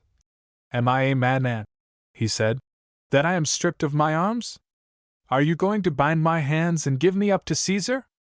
As for the sword, I can do without it. I need but hold my breath or dash my head against the wall. It is idle to think that you can keep a man of my years alive against his will." It was felt to be impossible to persist in the face of this determination, and a young slave boy brought back the sword. Cato felt the weapon, and finding that the blade was straight and the edge perfect, said, "Now I am my own master." He then read the Phaedo again from beginning to end, and afterwards fell into so profound a sleep that persons standing outside the chamber heard his breathing. About midnight he sent for his physician and one of his freedmen. The freedman was commissioned to inquire whether his friends had set sail. The physician he asked to bind up his wounded hand, a request which his attendants heard with delight, as it seemed to indicate a resolve to live. He again sent to inquire about his friends and expressed his regret at the rough weather which they seemed likely to have. The birds were now beginning to twitter at the approach of dawn, and he fell into a short sleep. The freedman now returned with news that the harbor was quiet. When he found himself again alone, he stabbed himself with the sword, but the blow, dealt as it was by the wounded hand, was not fatal. He fell fainting on the couch, knocking down a counting board which stood near, and groaning. His son with others rushed into the chamber, and the physician, finding that the wound was not mortal, proceeded to bind it up. Cato, recovering his consciousness, thrust the attendants aside, and tearing open the wound, expired. If the end of Cato's life was its noblest part, it is still more true that the fame of Brutus rests on one memorable deed. He was known, indeed, as a young man of promise, with whose education special pains had been taken, and who had a genuine love for letters and learning. He was free, it would seem, from some of the vices of his age, but he had serious faults. Indeed, the one transaction of his earlier life with which we happen to be well acquainted is very little to his credit. And this, again, is so characteristic of one side of Roman life that it should be told in some detail. Brutus had married the daughter of a certain Appius Claudius, a kinsman of the notorious Clodius, and had accompanied his father-in-law to his province, Cilicia. He took the opportunity of increasing his means by lending money to the provincials. Lending money, it must be remembered, was not thought a discreditable occupation even for the very noblest. To lend money upon interest was, indeed, the only way of making an investment, besides the buying of land, that was available to the Roman capitalist. But Brutus was more than a money-lender, he was an usurer, that is, he sought to extract an extravagantly high rate of interest from his debtors. And this greed brought him into collision with Cicero. A certain Scaptius had been agent for Brutus in lending money to the town of Salamis in Cyprus. Under the government of Claudius, Scaptius had had everything his own way. He had been appointed to a command in the town, had some cavalry at his disposal, and extorted from the inhabitants what terms he pleased, shutting up, it is told us, the Senate in their council room till 5 of them perished of hunger. Cicero heard of this monstrous deed as he was on his way to his province. He peremptorily refused the request of Scaptius for a renewal of his command, saying that he had resolved not to grant such posts to any person engaged in trading or money-lending. Still, for Brutus' sake, and it was not for some time that it came out that Brutus was the principal, he would take care that the money should be paid. This the town was ready to do, but then came in the question of interest. An edict had been published that this should never exceed 12%, or 1%, monthly, that being the customary way of payment. But Scaptius pleaded his bond, which provided for 4% monthly, and pleaded also a special edict that regulations restraining interest were not to apply to Salamis. The town protested that they could not pay if such terms were exacted, terms which would double the principal. They could not, they said, have met even the smaller claim, if it had not been for the liberality of the governor, who had declined the customary presents. Brutus was much vexed. Even when he asks me a favor, writes Cicero to Atticus, there is always something arrogant and churlish, still he moves laughter more than anger. When the civil war broke out between Caesar and Pompey, it was expected that Brutus would attach himself to the former. Pompey, who had put his father to death, he had no reason to love. But if he was unscrupulous in some things, in politics he had principles which he would not abandon, the strongest of these, perhaps, being that the side of which Cato approved was the side of the right. Pompey received his new adherent with astonishment and delight, rising from his chair to greet him. He spent most of his time in camp in study, being engrossed on the very eve of the battle in making an epitome of Polybius, the Greek historian of the Second Punic War. He passed through the disastrous day of Pharsalia unhurt, Caesar having given special orders that his life was to be spared. After the battle, the conqueror not only pardoned him but treated him with the greatest kindness, a kindness for which, for a time at least, he seems not to have been ungrateful. But there were influences at work which he could not resist. There was his friendship with Cassius, who had a passionate hatred against usurpers, the remembrance of how Cato had died sooner than submit himself to Caesar, and not least, the association of his name, which he was not permitted to forget. The statue of the old patriot who had driven out the Tarquins was covered with such inscriptions as, "Brutus, would thou wert alive!" And Brutus' own chair of office, he was praetor at the time, was found covered with papers on which were scribbled, "Brutus, thou sleepest," or, "A true Brutus art thou," and the like. How he slew Caesar I have told already. How he killed himself in despair after the second battle of Philippi may be read elsewhere. Portia, the daughter of Cato, was left a widow in 48 BC, and married 3 years afterwards her cousin Brutus, who divorced his first wife Claudia in order to marry her. She inherited both the literary tastes and the opinions of her father, and she thought herself aggrieved when her husband seemed unwilling to confide his plans to her. Plutarch thus tells her story, his authority seeming to be a little biography which one of her sons by her first husband afterwards wrote of his stepfather. She wounded herself in the thigh with a knife such as barbers use for cutting the nails. The wound was deep, the loss of blood great, and the pain and fever that followed acute.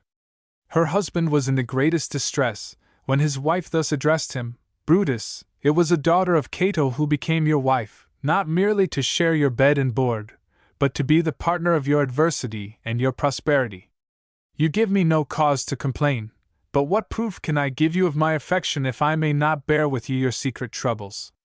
Women, I know, are weak creatures, ill-fitted to keep secrets. Yet a good training in honest company may do much, and this, as Cato's daughter and wife to Brutus, I have had." She then showed him the wound, and told him that she had inflicted it upon herself to prove her courage and constancy. For all this resolution she had something of a woman's weakness. When her husband had left the house on the day fixed for the assassination, she could not conceal her agitation. She eagerly inquired of all who entered how Brutus fared, and at last fainted in the hall of her house. In the midst of the business of the Senate house Brutus heard that his wife was dying. Portia was not with her husband during the campaigns that ended at Philippi, but remained in Rome. She is said to have killed herself by swallowing the live coals from a brazier, when her friends kept from her all the means of self-destruction. This story is scarcely credible. Possibly it means that she suffocated herself with the fumes of charcoal. That she should commit suicide suited all the traditions of her life. Chapter 13. A governor in his province. It was usual for a Roman statesman, after filling the office of praetor or consul, to undertake for a year or more the government of one of the provinces. These appointments were indeed the prizes of the profession of politics. The new governor had a magnificent outfit from the treasury. We hear of as much as £150,000 having been allowed for this purpose. Out of this something might easily be economized. Indeed, we hear of one governor who left the whole of his allowance put out at interest in Rome. And in the province itself splendid gains might be, and indeed commonly were, got. Even Cicero, who, if we may trust his own account of his proceedings, was exceptionally just, and not only just, but even generous in his dealings with the provincials, made, as we have seen, the very handsome profit of £20,000 out of a year of office. Verres, who, on the other hand, was exceptionally rapacious, made £350,000 in 3 years, besides collecting works of art of incalculable value. But the honors and profits to which most of his contemporaries looked forward with eagerness did not attract Cicero. He did not care to be absent from the center of political life, and felt himself to be at once superior to and unfitted for the pettier affairs of a provincial government. He had successfully avoided the appointment after his praetorship and again after his consulship. But the time came when it was forced upon him. Pompey in his third consulship had procured the passing of a law by which it was provided that all senators who had filled the office of praetor or consul should cast lots for the vacant provinces. Cicero had to take his chance with the rest, and the ballot gave him Cilicia. This was in BC 51, and Cicero was in his 56th year. Cilicia was a province of considerable extent, including, as it did, the southeastern portion of Asia Minor, together with the island of Cyprus. The position of its governor was made more anxious by the neighborhood of Rome's most formidable neighbors, the Parthians, who but 2 years before had cut to pieces the army of Crassus. 2 legions, numbering 12,000 troops besides auxiliaries, were stationed in the province, having attached to them between 2,000 and 3,000 cavalry. Cicero started to take up his appointment on May 1st, accompanied by his brother, who, having served with distinction under Caesar in Gaul, had resigned his command to act as lieutenant in Cilicia. At Cumae he received a levy of visitors, a little Rome, he says. Hortensius was among them, and this though in very feeble health, he died before Cicero's return. He asked me for my instructions. Everything else I left with him in general terms, but I begged him especially not to allow, as far as in him lay, the government of my province to be continued to me into another year. On the 17th of the month he reached Tarentum, where he spent 3 days with Pompey. He found him ready to defend the state from the dangers that we dread. The shadows of the civil war, which was to break out in the year after Cicero's return, were already gathering. At Brundisium, the port of embarkation for the east, he was detained partly by indisposition, partly by having to wait for one of his officials for nearly a fortnight. He reached Actium, in northwestern Greece, on the 15th of June. He would have liked to proceed thence by land, being, as he tells us, a bad sailor, and having in view the rounding of the formidable promontory Leucate. But there was a difficulty about his retinue, without which he could not maintain the state which became a governor en route for his province. 11 more days brought him to Athens. So far, he writes from this place, no expenditure of public or private money has been made on me or any of my retinue. I have convinced all my people that they must do their best for my character. So far all has gone admirably. The thing has been noticed, and is greatly praised by the Greeks. Athens, he writes again, delighted me much, the city with all its beauty, the great affection felt for you. He is writing, it will be remembered, to Atticus, an old resident.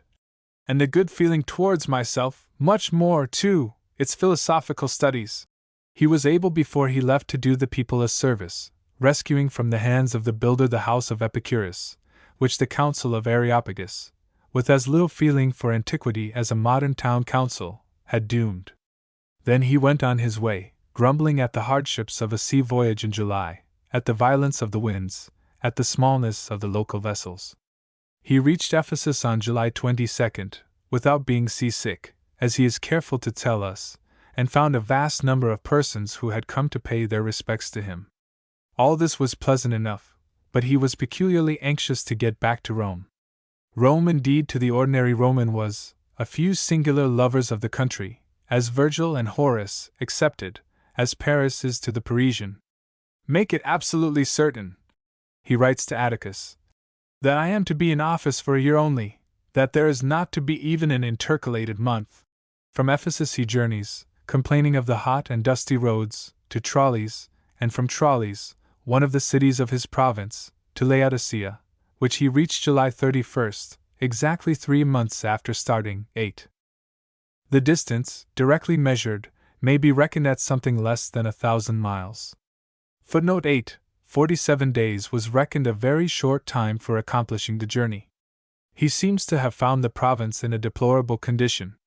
I stayed, he writes, 3 days at Laodicea, 3 again at Apamca, and as many at Sinas, and heard nothing except complaints that they could not pay the poll tax imposed upon them, that every one's property was sold. Heard, I say, nothing but complaints and groans, and monstrous deeds which seemed to suit not a man but some horrid wild beast. Still it is some alleviation to these unhappy towns that they are put to no expense for me or for any of my followers. I will not receive the fodder which is my legal due, nor even the wood. Sometimes I have accepted 4 beds and a roof over my head, often not even this, preferring to lodge in a tent. The consequence of all this is an incredible concourse of people from town and country anxious to see me. Good heavens! My very approach seems to make them revive, so completely do the justice, moderation, and clemency of your friends surpass all expectation. It must be allowed that Cicero was not unaccustomed to sound his own praises. Usury was one of the chief causes of this widespread distress, and usury, as we have seen, was practiced even by Romans of good repute. We have seen an honorable man, such as Brutus, exacting an interest of nearly 50%. Pompey was receiving, at what rate of interest we do not know, the enormous sum of nearly £100,000 per annum from the tributary king of Cappadocia, and this was less than he was entitled to. Other debtors of this impecunious king could get nothing. Everything went into Pompey's purse, and the whole country was drained of coin to the very uttermost. In the end, however, Cicero did manage to get £20,000 for Brutus, who was also one of the king's creditors. We cannot but wonder, if such things went on under a governor who was really doing his best to be moderate and just, what was the condition of the provincials under ordinary rulers. While Cicero was busy with the condition of his province, his attention was distracted by what we may call a Parthian scare. The whole army of this people was said to have crossed the Euphrates under the command of Pacorus, the king's son. The governor of Syria had not yet arrived. The second in command had shut himself up with all his troops in Antioch. Cicero marched into Cappadocia, which bordered the least defensible side of Cilicia, and took up a position at the foot of Mount Taurus. Next came news that Antioch was besieged. On hearing this, he broke up his camp, crossed the Taurus range by forced marches, and occupied the passes into Syria. The Parthians raised the siege of Antioch, and suffered considerably at the hands of Cassius during their retreat. Though Cicero never crossed swords with the Parthians, he found or contrived an opportunity of distinguishing himself as a soldier. The independent mountaineers of the border were attacked and defeated. Cicero was saluted as Imperator on the field of battle by his soldiers, and had the satisfaction of occupying for some days the position which Alexander the Great had taken up before the Battle of Issus. And he, says Cicero, who always relates his military achievements with something like a smile on his face, was a somewhat better general than either you or I. He next turned his arms against the free Cilicians, investing in regular form with trenches, earthworks, catapults, and all the regular machinery of a siege, their stronghold Pindenissum. At the end of 47 days the place surrendered. Cicero gave the plunder of the place to his host, reserving the horses only for public purposes. A considerable sum was realized by the sale of slaves. Who in the world are these Pindenissai? Who are they? You will say. I never heard the name. Well, what can I do? I can't make Cilicia another Aetolia, or another Macedonia. The campaign was concluded about the middle of December, and the governor, handing over the army to his brother, made his way to Laodicea. From this place he writes to Atticus in language that seems to us self-glorious and boastful, but still has a ring of honesty about it. I left Tarsus for Asia, the Roman province so called, on June 5, followed by such admiration as I cannot express from the cities of Cilicia, and especially from the people of Tarsus. When I had crossed the Taurus there was a marvelous eagerness to see me in Asia as far as my districts extended. During 6 months of my government they had not received a single requisition from me, had not had a single person quartered upon them. Year after year before my time this part of the year had been turned to profit in this way. The wealthy cities used to pay large sums of money not to have to find winter quarters for the soldiers. Cyprus paid more than £48,000 on this account, and from this island, I say it without exaggeration and in sober truth, not a single coin was levied while I was in power. In return for these benefits at which they are simply astonished, I will not allow any but verbal honors to be voted to me. Statues, temples, chariots of bronze I forbid. In nothing do I make myself a trouble to the cities, though it is possible I do so to you, while I thus proclaim my own praises. Bear with me, if you love me. This is the rule which you would have had me follow.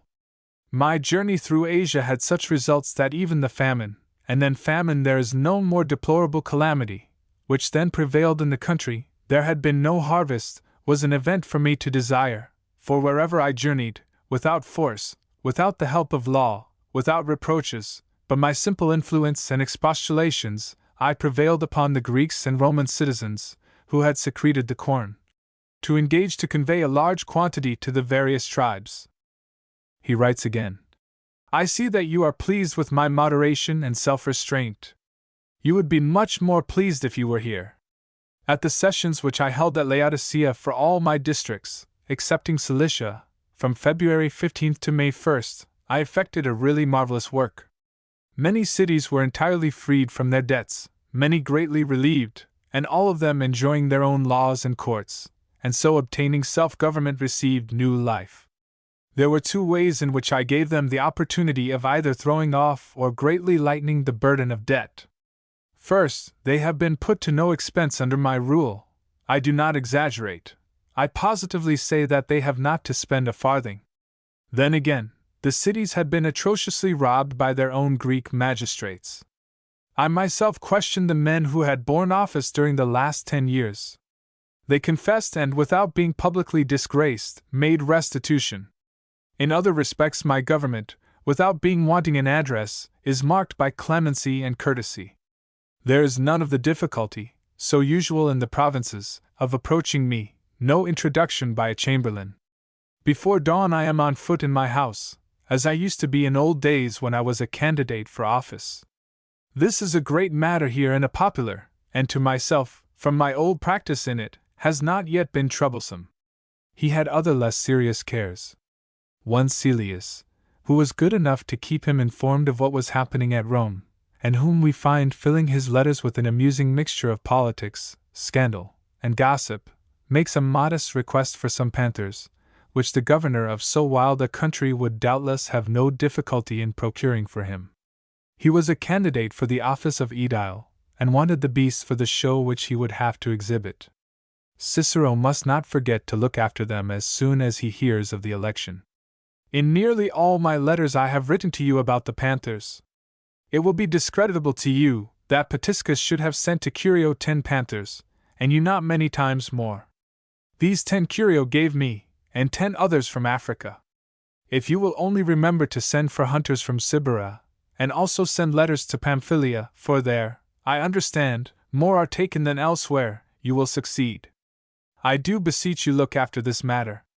You have only to give the orders. I have provided people to keep and transport the animals when once taken. The governor would not hear of imposing the charge of capturing the panthers on the hunters of the province. Still he would do his best to oblige his friend. The matter of the panthers is being diligently attended to by the persons who are accustomed to hunt them, but there is a strange scarcity of them, and the few that there are complain grievously, saying that they are the only creatures in my province that are persecuted. From Laodicea Cicero returned to Tarsus, the capital of his province, wound up the affairs of his government, appointed an acting governor, and started homewards early in August. On his way he paid a visit to Rhodes, wishing to show to his son and nephew they had accompanied him to his government, the famous school of eloquence in which he had himself studied. Here he heard with much regret of the death of Hortensius. He had seen the great orator's son at Laodicea, where he was amusing himself in the disreputable company of some gladiators, and had asked him to dinner for his father's sake, he says. His stay at Rhodes was probably of some duration, for he did not reach Ephesus till the 1st of October. A tedious passage of 14 days brought him to Athens. On his journey westwards, Tyro, his confidential servant, was seized with illness, and had to be left behind at Patrae. Tyro was a slave, though afterwards set free by his master, but he was a man of great and varied accomplishments, and Cicero writes to him as he might to the very dearest of his friends. There is nothing stranger in all that we know of Roman life than the presence in it of such men as Tyro. Nor is there anything, we might even venture to say, quite like it elsewhere in the whole history of the world. Now and then, in the days when slavery still existed in the southern states of America, mulatto and quadroon slaves might have been found who in point of appearance and accomplishments were scarcely different from their owners. But there was always a taint, or what was reckoned as a taint, of Negro blood in the men and women so situated. In Rome it must have been common to see men, possibly better born, for Greek might even be counted better than Roman descent, and probably better educated than their masters, who had absolutely no rights as human beings, and could be tortured or killed just as cruelty or caprice might suggest. To Tyro, man of culture and acute intellect as he was, there must have been an unspeakable bitterness in the thought of servitude, even under a master so kindly and affectionate as Cicero. One shudders to think what the feelings of such a man must have been when he was the chattel of a Verres, a Clodius, or a Catiline. It is pleasant to turn away from the thought, which is the very darkest perhaps in the repulsive subject of Roman slavery, to observe the sympathy and tenderness which Cicero shows to the sick man from whom he has been reluctantly compelled to part. The letters to Tiro fill one of the 16 books of Letters to Friends. They are 27 in number, or rather 26, as the 16th of the series contains the congratulations and thanks which Quintus Cicero addresses to his brother on receiving the news that Tiro has received his freedom. As to Tiro, he writes, I protest, as I wish to see you, my dear Marcus, and my own son, and yours, and my dear Tullia, that you have done a thing that pleased me exceedingly in making a man who certainly was far above his mean condition a friend rather than a servant. Believe me, when I read your letters and his, I fairly leaped for joy. I both thank and congratulate you. If the fidelity of my Statius gives me so much pleasure, 9. How valuable in Tiro must be this same good quality with the additional and even superior advantages of culture, wit, and politeness. I have many very good reasons for loving you, and now there is this that you have told me, as indeed you were bound to tell me, this excellent piece of news. I saw all your heart in your letter. Footnote 9, see page 277. Cicero's letters to the invalid are at first very frequent. One is dated on the 3rd, another on the 5th, and a third on the 7th of November, and on the 8th of the month there are no fewer than 3, the first of them apparently in answer to a letter from Tiro. I am variously affected by your letter, much troubled by the first page, a little comforted by the second.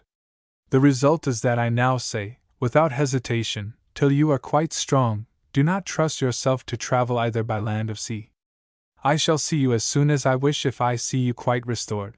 He goes on to criticize the doctor's prescriptions. Soup was not the right thing to give to a dyspeptic patient. Tiro is not to spare any expense. Another fee to the doctor might make him more attentive. In another letter he regrets that the invalid had felt himself compelled to accept an invitation to a concert, and tells him that he had left a horse and mule for him at Brundisium. Then, after a brief notice of public affairs, he returns to the question of the voyage.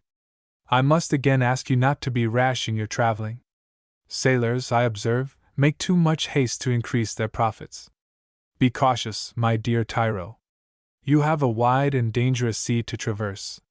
If you can, come with Messenius. He is wont to be careful in his voyages. If not with him, come with a person of distinction, who will have influence with the captain. In another letter he tells Tiro that he must revive his love of letters and learning. The physician thought that his mind was ill at ease. For this the best remedy was occupation. In another he writes, I have received your letter with its shaky handwriting. No wonder, indeed, seeing how serious has been your illness. I send you Egypta, probably a superior slave, to wait upon you, and a cook with him. Cicero could not have shown more affectionate care of a sick son. Tiro is said to have written a life of his master, and we certainly owe to his care the preservation of his correspondence. His weak health did not prevent him from living to the age of 103. Cicero pursued his homeward journey by slow stages, and it was not till November 25 that he reached Italy. His mind was distracted between two anxieties: the danger of civil war, which he perceived to be daily growing more imminent, and an anxious desire to have his military successes over the Cilician mountaineers rewarded by the distinction of a triumph. The honor of a public thanksgiving had already been voted to him, Cato, who opposed it on principle, having given him offense by so doing. A triumph was less easy to obtain, and indeed it seems to show a certain weakness in Cicero that he should have sought to obtain it for exploits of so very moderate a kind. However, he landed at Brundisium as a formal claimant for the honor. His lictors had their fasces, bundles of rods enclosing an axe, wreathed with bay leaves, as was the custom with the victorious general who hoped to obtain this distinction. Pompey, with whom he had a long interview, encouraged him to hope for it, and promised his support. It was not till January 4th that he reached the capital. The look of affairs was growing darker and darker, but he still clung to the hopes of a triumph, and would not dismiss his lictors with their ornaments, though he was heartily wearied of their company. Things went so far that a proposition was actually made in the Senate that the triumph should be granted, but the matter was postponed at the suggestion of one of the consuls, anxious, Cicero thinks, to make his own services more appreciated when the time should come.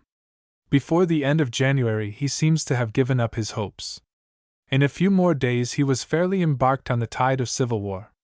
Chapter 14. Atticus. The name of Atticus has been mentioned more than once in the preceding chapters as a correspondent of Cicero.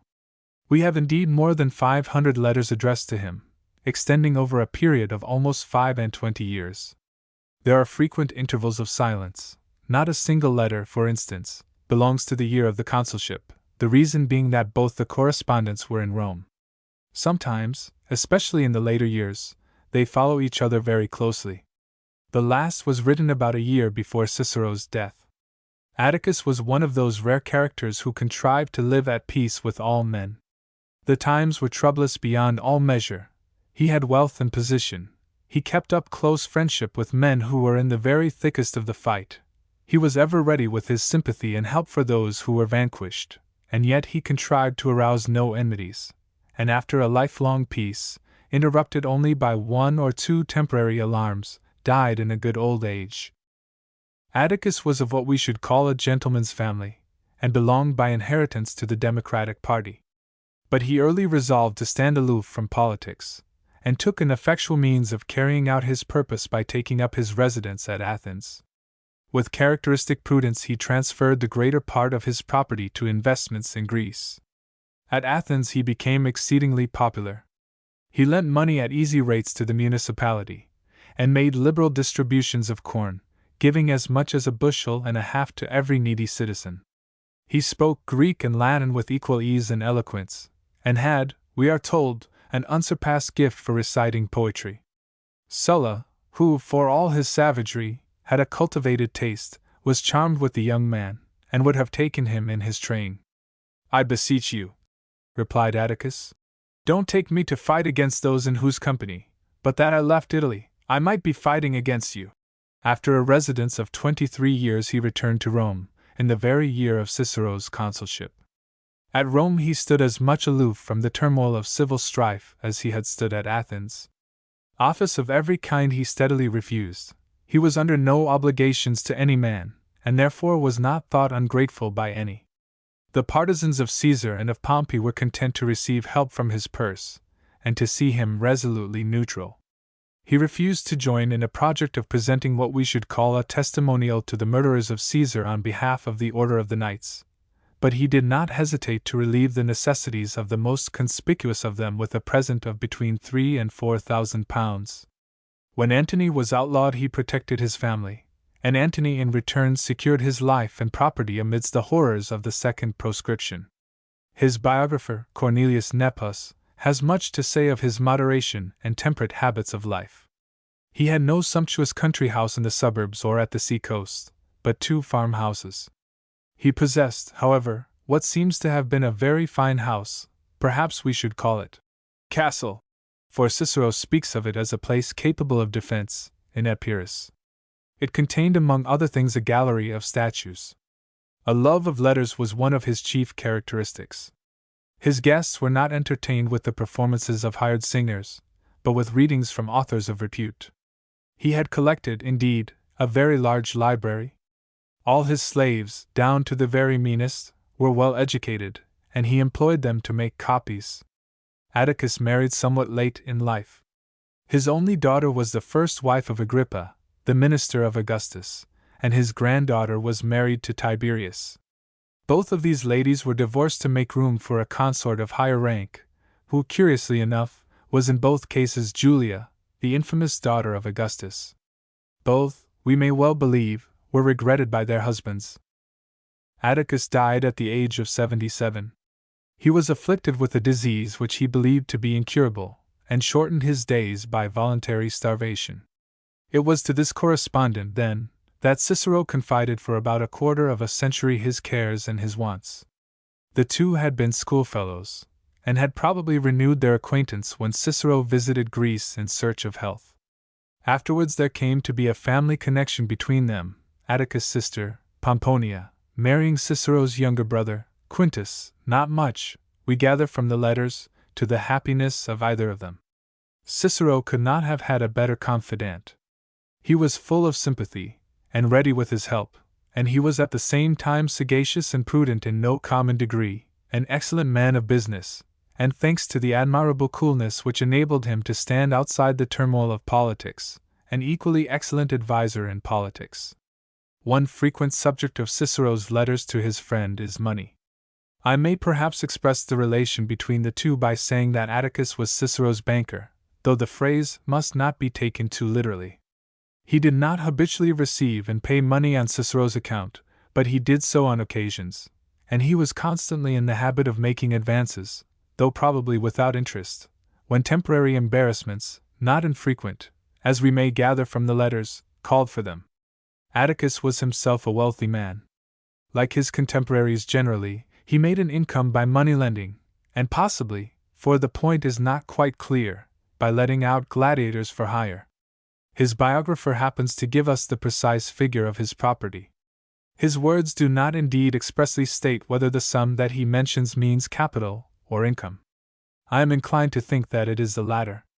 If this be so, he had in early life an income of something less than £18,000, and afterwards nearly £90,000. I may take this occasion to say something about Cicero's property, a matter which is, in its way, a rather perplexing question. In the case of a famous advocate among ourselves, there would be no difficulty in understanding that he should have acquired a great fortune. But the Roman law strictly forbade an advocate to receive any payment from his clients. The practice of old times, when the great noble pleaded for the life or property of his humbler defendants, and was repaid by their attachment and support, still existed in theory. It exists indeed to this day, and accounts for the fact that a barrister among ourselves has no legal means of recovering his fees. But a practice of paying counsel had begun to grow up. Some of Cicero's contemporaries certainly received a large remuneration for their services. Cicero himself always claims to have kept his hands clean in this respect, and as his enemies never brought any charge of this kind against him, his statement may very well be accepted. We have, then, to look for other sources of income. His patrimony was considerable. It included, as we have seen, an estate at Arpinum and a house in Rome. And then he had numerous legacies. This is a source of income which is almost strange to our modern ways of acting and thinking. It seldom happens among us that a man of property leaves anything outside the circle of his family. Sometimes an intimate friend will receive a legacy. But instances of money bequeathed to a statesman in recognition of his services, or a literary man in recognition of his eminence, are exceedingly rare. In Rome they were very common.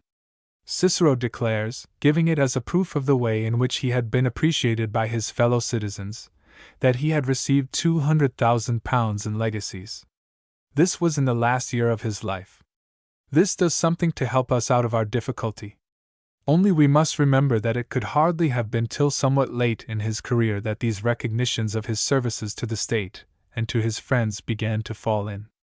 He made about £20,000 out of his year's government of his province, but it is probable that this money was lost. Then, again, he was elected into the College of Augurs. This was in his 54th year. These religious colleges were very rich. Their banquets were proverbial for their splendor. Whether the individual members derived any benefit from their revenues we do not know. We often find him complaining of debt, but he always speaks of it as a temporary inconvenience rather than as a permanent burden.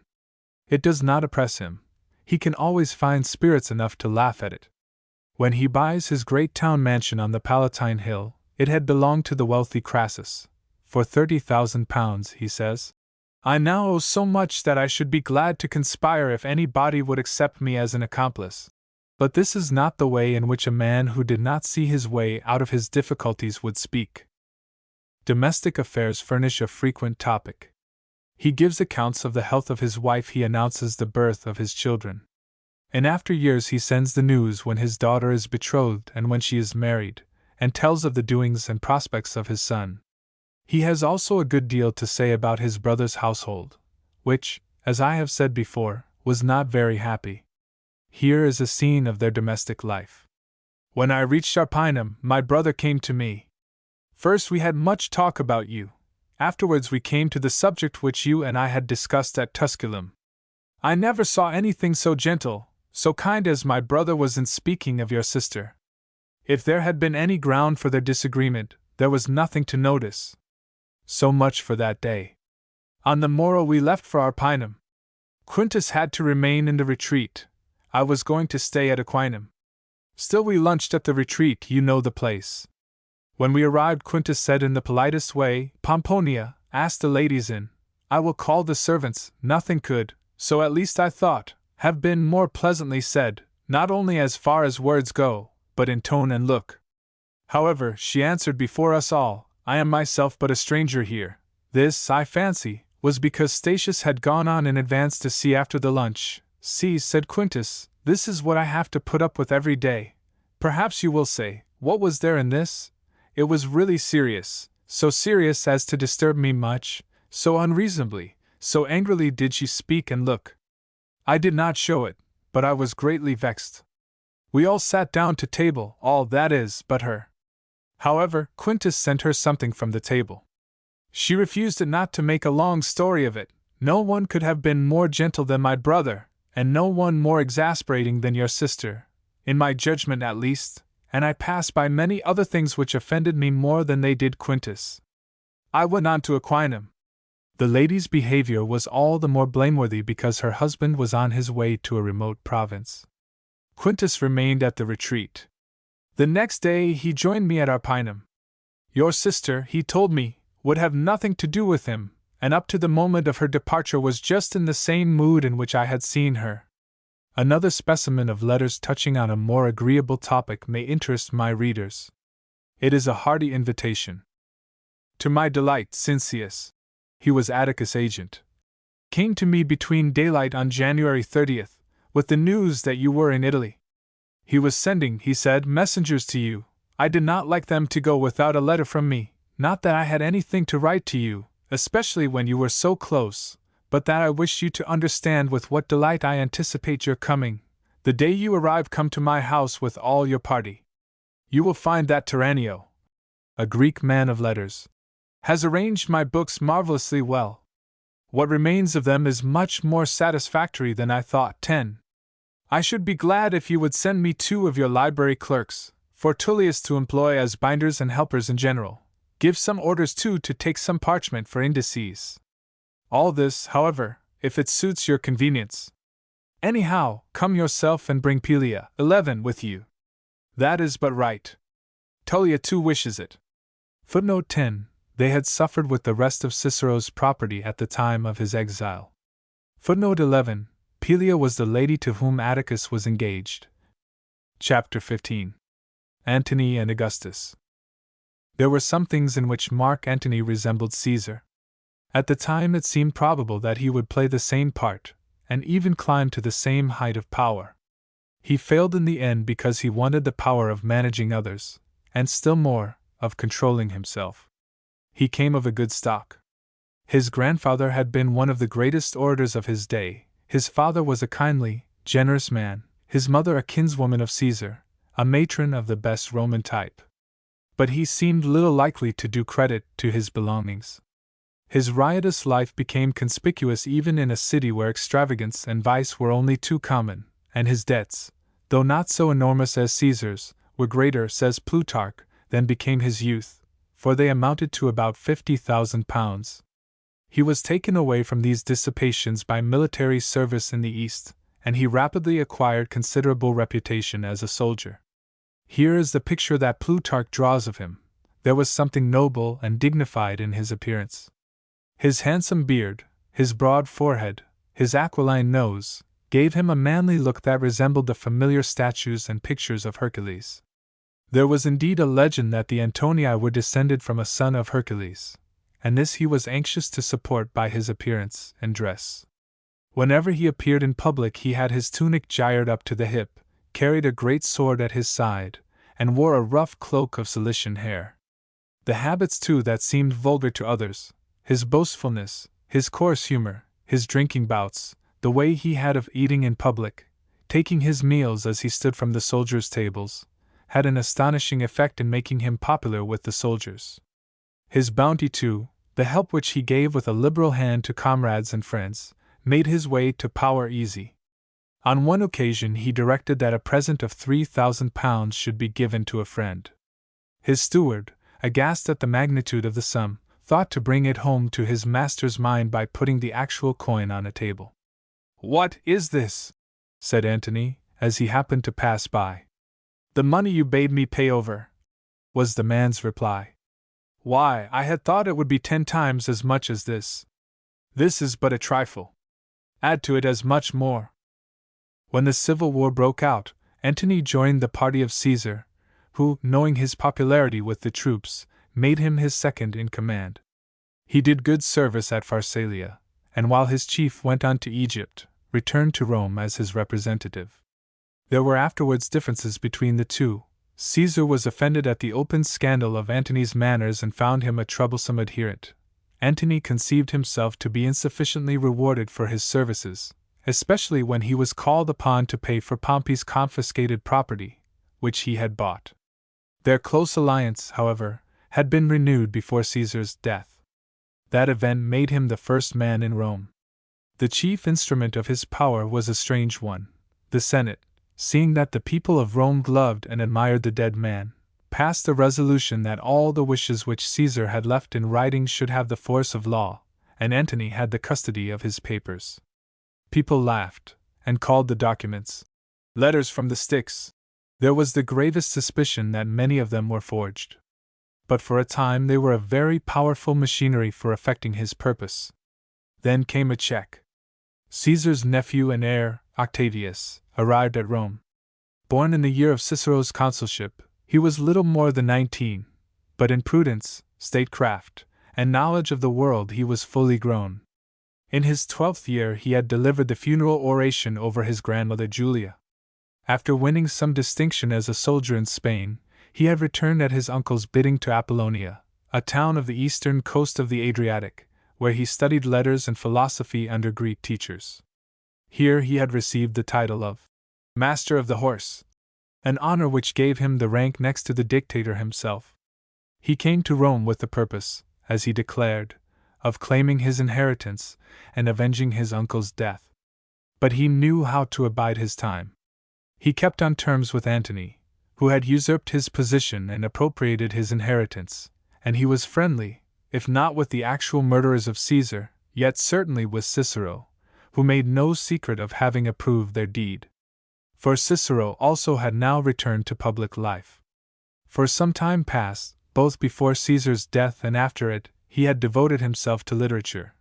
12. Now there seemed to him a chance that something might yet be done for the Republic, and he returned to Rome, which he reached on the last day of August. The next day there was a meeting of the Senate, at which Antony was to propose certain honors to Caesar. Cicero, wearied, or affecting to be wearied by his journey, was absent, and was fiercely attacked by Antony, who threatened to send workmen to dig him out of his house. Footnote 12. To the years 46 to 44 belong nearly all his treatises on rhetoric and philosophy. The next day Cicero was in his place, Antony being absent, and made a dignified defense of his conduct, and criticized with some severity the proceedings of his assailant. Still so far there was no irreconcilable breach between the two men. "Change your course," says the orator. "I beseech you, think of those who have gone before, and so steer the course of the Commonwealth that your countrymen may rejoice that you were born. Without this no man can be happy or famous." He still believed, or professed to believe, that Antony was capable of patriotism. If he had any hopes of peace, these were soon to be crushed. After a fortnight or more spent in preparation, assisted, we are told, by a professional teacher of eloquence, Antony came down to the Senate and delivered a savage invective against Cicero. The object of his attack was again absent. He had wished to attend the meeting, but his friends hindered him, fearing, not without reason, actual violence from the armed attendants whom Antony was accustomed to bring into the Senate house. The attack was answered in the famous oration which is called the Second Philippic, 13. If I could transcribe this speech, which, for other reasons besides its length, I cannot do, it would give us a strange picture of Roman life. It is almost incredible that a man so shameless and so vile should have been the greatest power in a state still nominally free. I shall give one extract from it. Cicero has been speaking of Antony's purchase of Pompey's confiscated property. He was wild with joy, like a character in a farce, a beggar one day, a millionaire the next. But, as some writer says, ill-gotten, ill-kept, it is beyond belief, it is an absolute miracle, how he squandered this vast property. In a few months, do I say? No, in a few days. There was a great cellar of wine, a very great quantity of excellent plate, costly stuffs, plenty of elegant and even splendid furniture, just as one might expect in a man who was affluent without being luxurious. And of all this within a few days there was left nothing. Was there ever a Charybdis so devouring? A Charybdis, do I say? No, if there ever was such a thing, it was but a single animal. Good heavens! I can scarcely believe that the whole ocean could have swallowed up so quickly possessions so numerous, so scattered, and lying at places so distant. Nothing was locked up, nothing sealed, nothing catalogued. Whole storerooms were made a present of to the vilest creatures. Actors and actresses of burlesque were busy each with plunder of their own. The mansion was full of dice players and drunkards. There was drinking from morning to night, and that in many places. His losses at dice, for even he is not always lucky, kept mounting up. In the chambers of slaves you might see on the beds the purple coverlets which had belonged to the great Pompey. No wonder that all this wealth was spent so quickly. Reckless men so abandoned might well have speedily devoured, not only the patrimony of a single citizen, however ample, and ample it was, but whole cities and kingdoms. Footnote 13. The orations against Antony, there are 14 of them, are called Philippics, a name transferred to them from the great speeches in which Demosthenes attacked Philip of Macedon. The name seems to have been in common use in Juvenal's time, circa 110 AD. The speech was never delivered but circulated in writing. Toward the end of 44, Antony, who found the army deserting him for the young Octavius, left Rome and hastened into northern Italy to attack Decimus Brutus. Brutus was not strong enough to venture on a battle with him, and shut himself up in Mutina. Cicero continued to take the leading part in affairs at Rome, delivering the 3rd and 4th Philippics in December, 44, and the 10 others during the 5 months of the following year. The 14th was spoken in the Senate, when the fortunes of the falling republic seemed to have revived. A great battle had been fought at Mutina, in which Antony had been completely defeated, and Cicero proposed thanks to the commanders and troops, and honors to those who had fallen.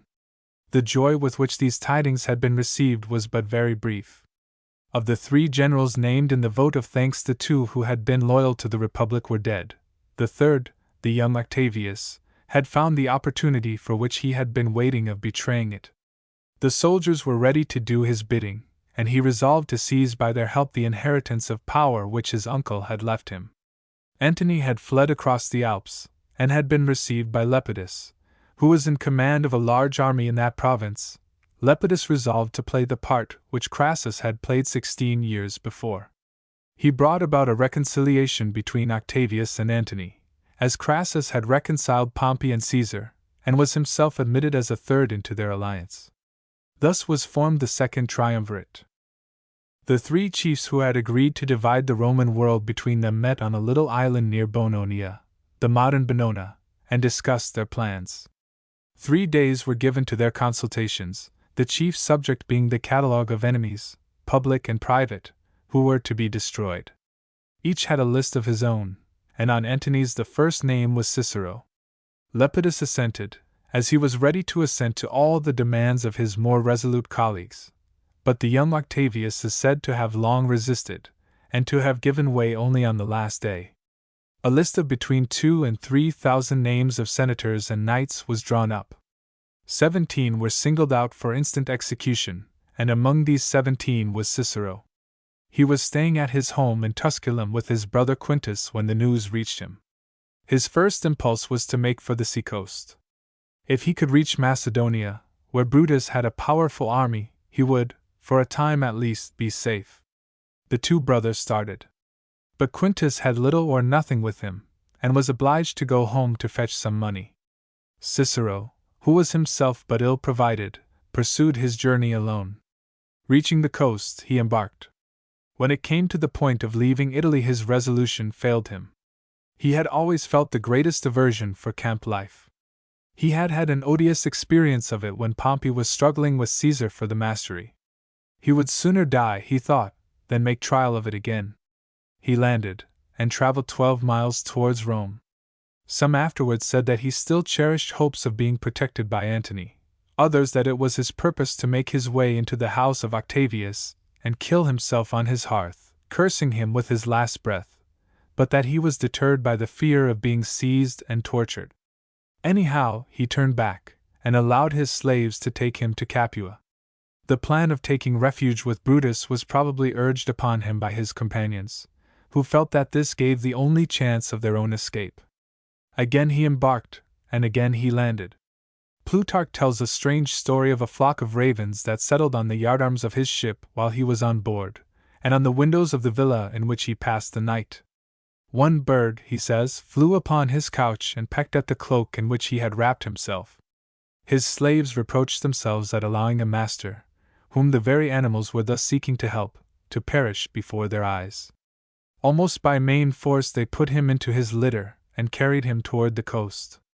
Antony's soldiers now reached the villa, the officer in command being an old client whom Cicero had successfully defended on a charge of murder.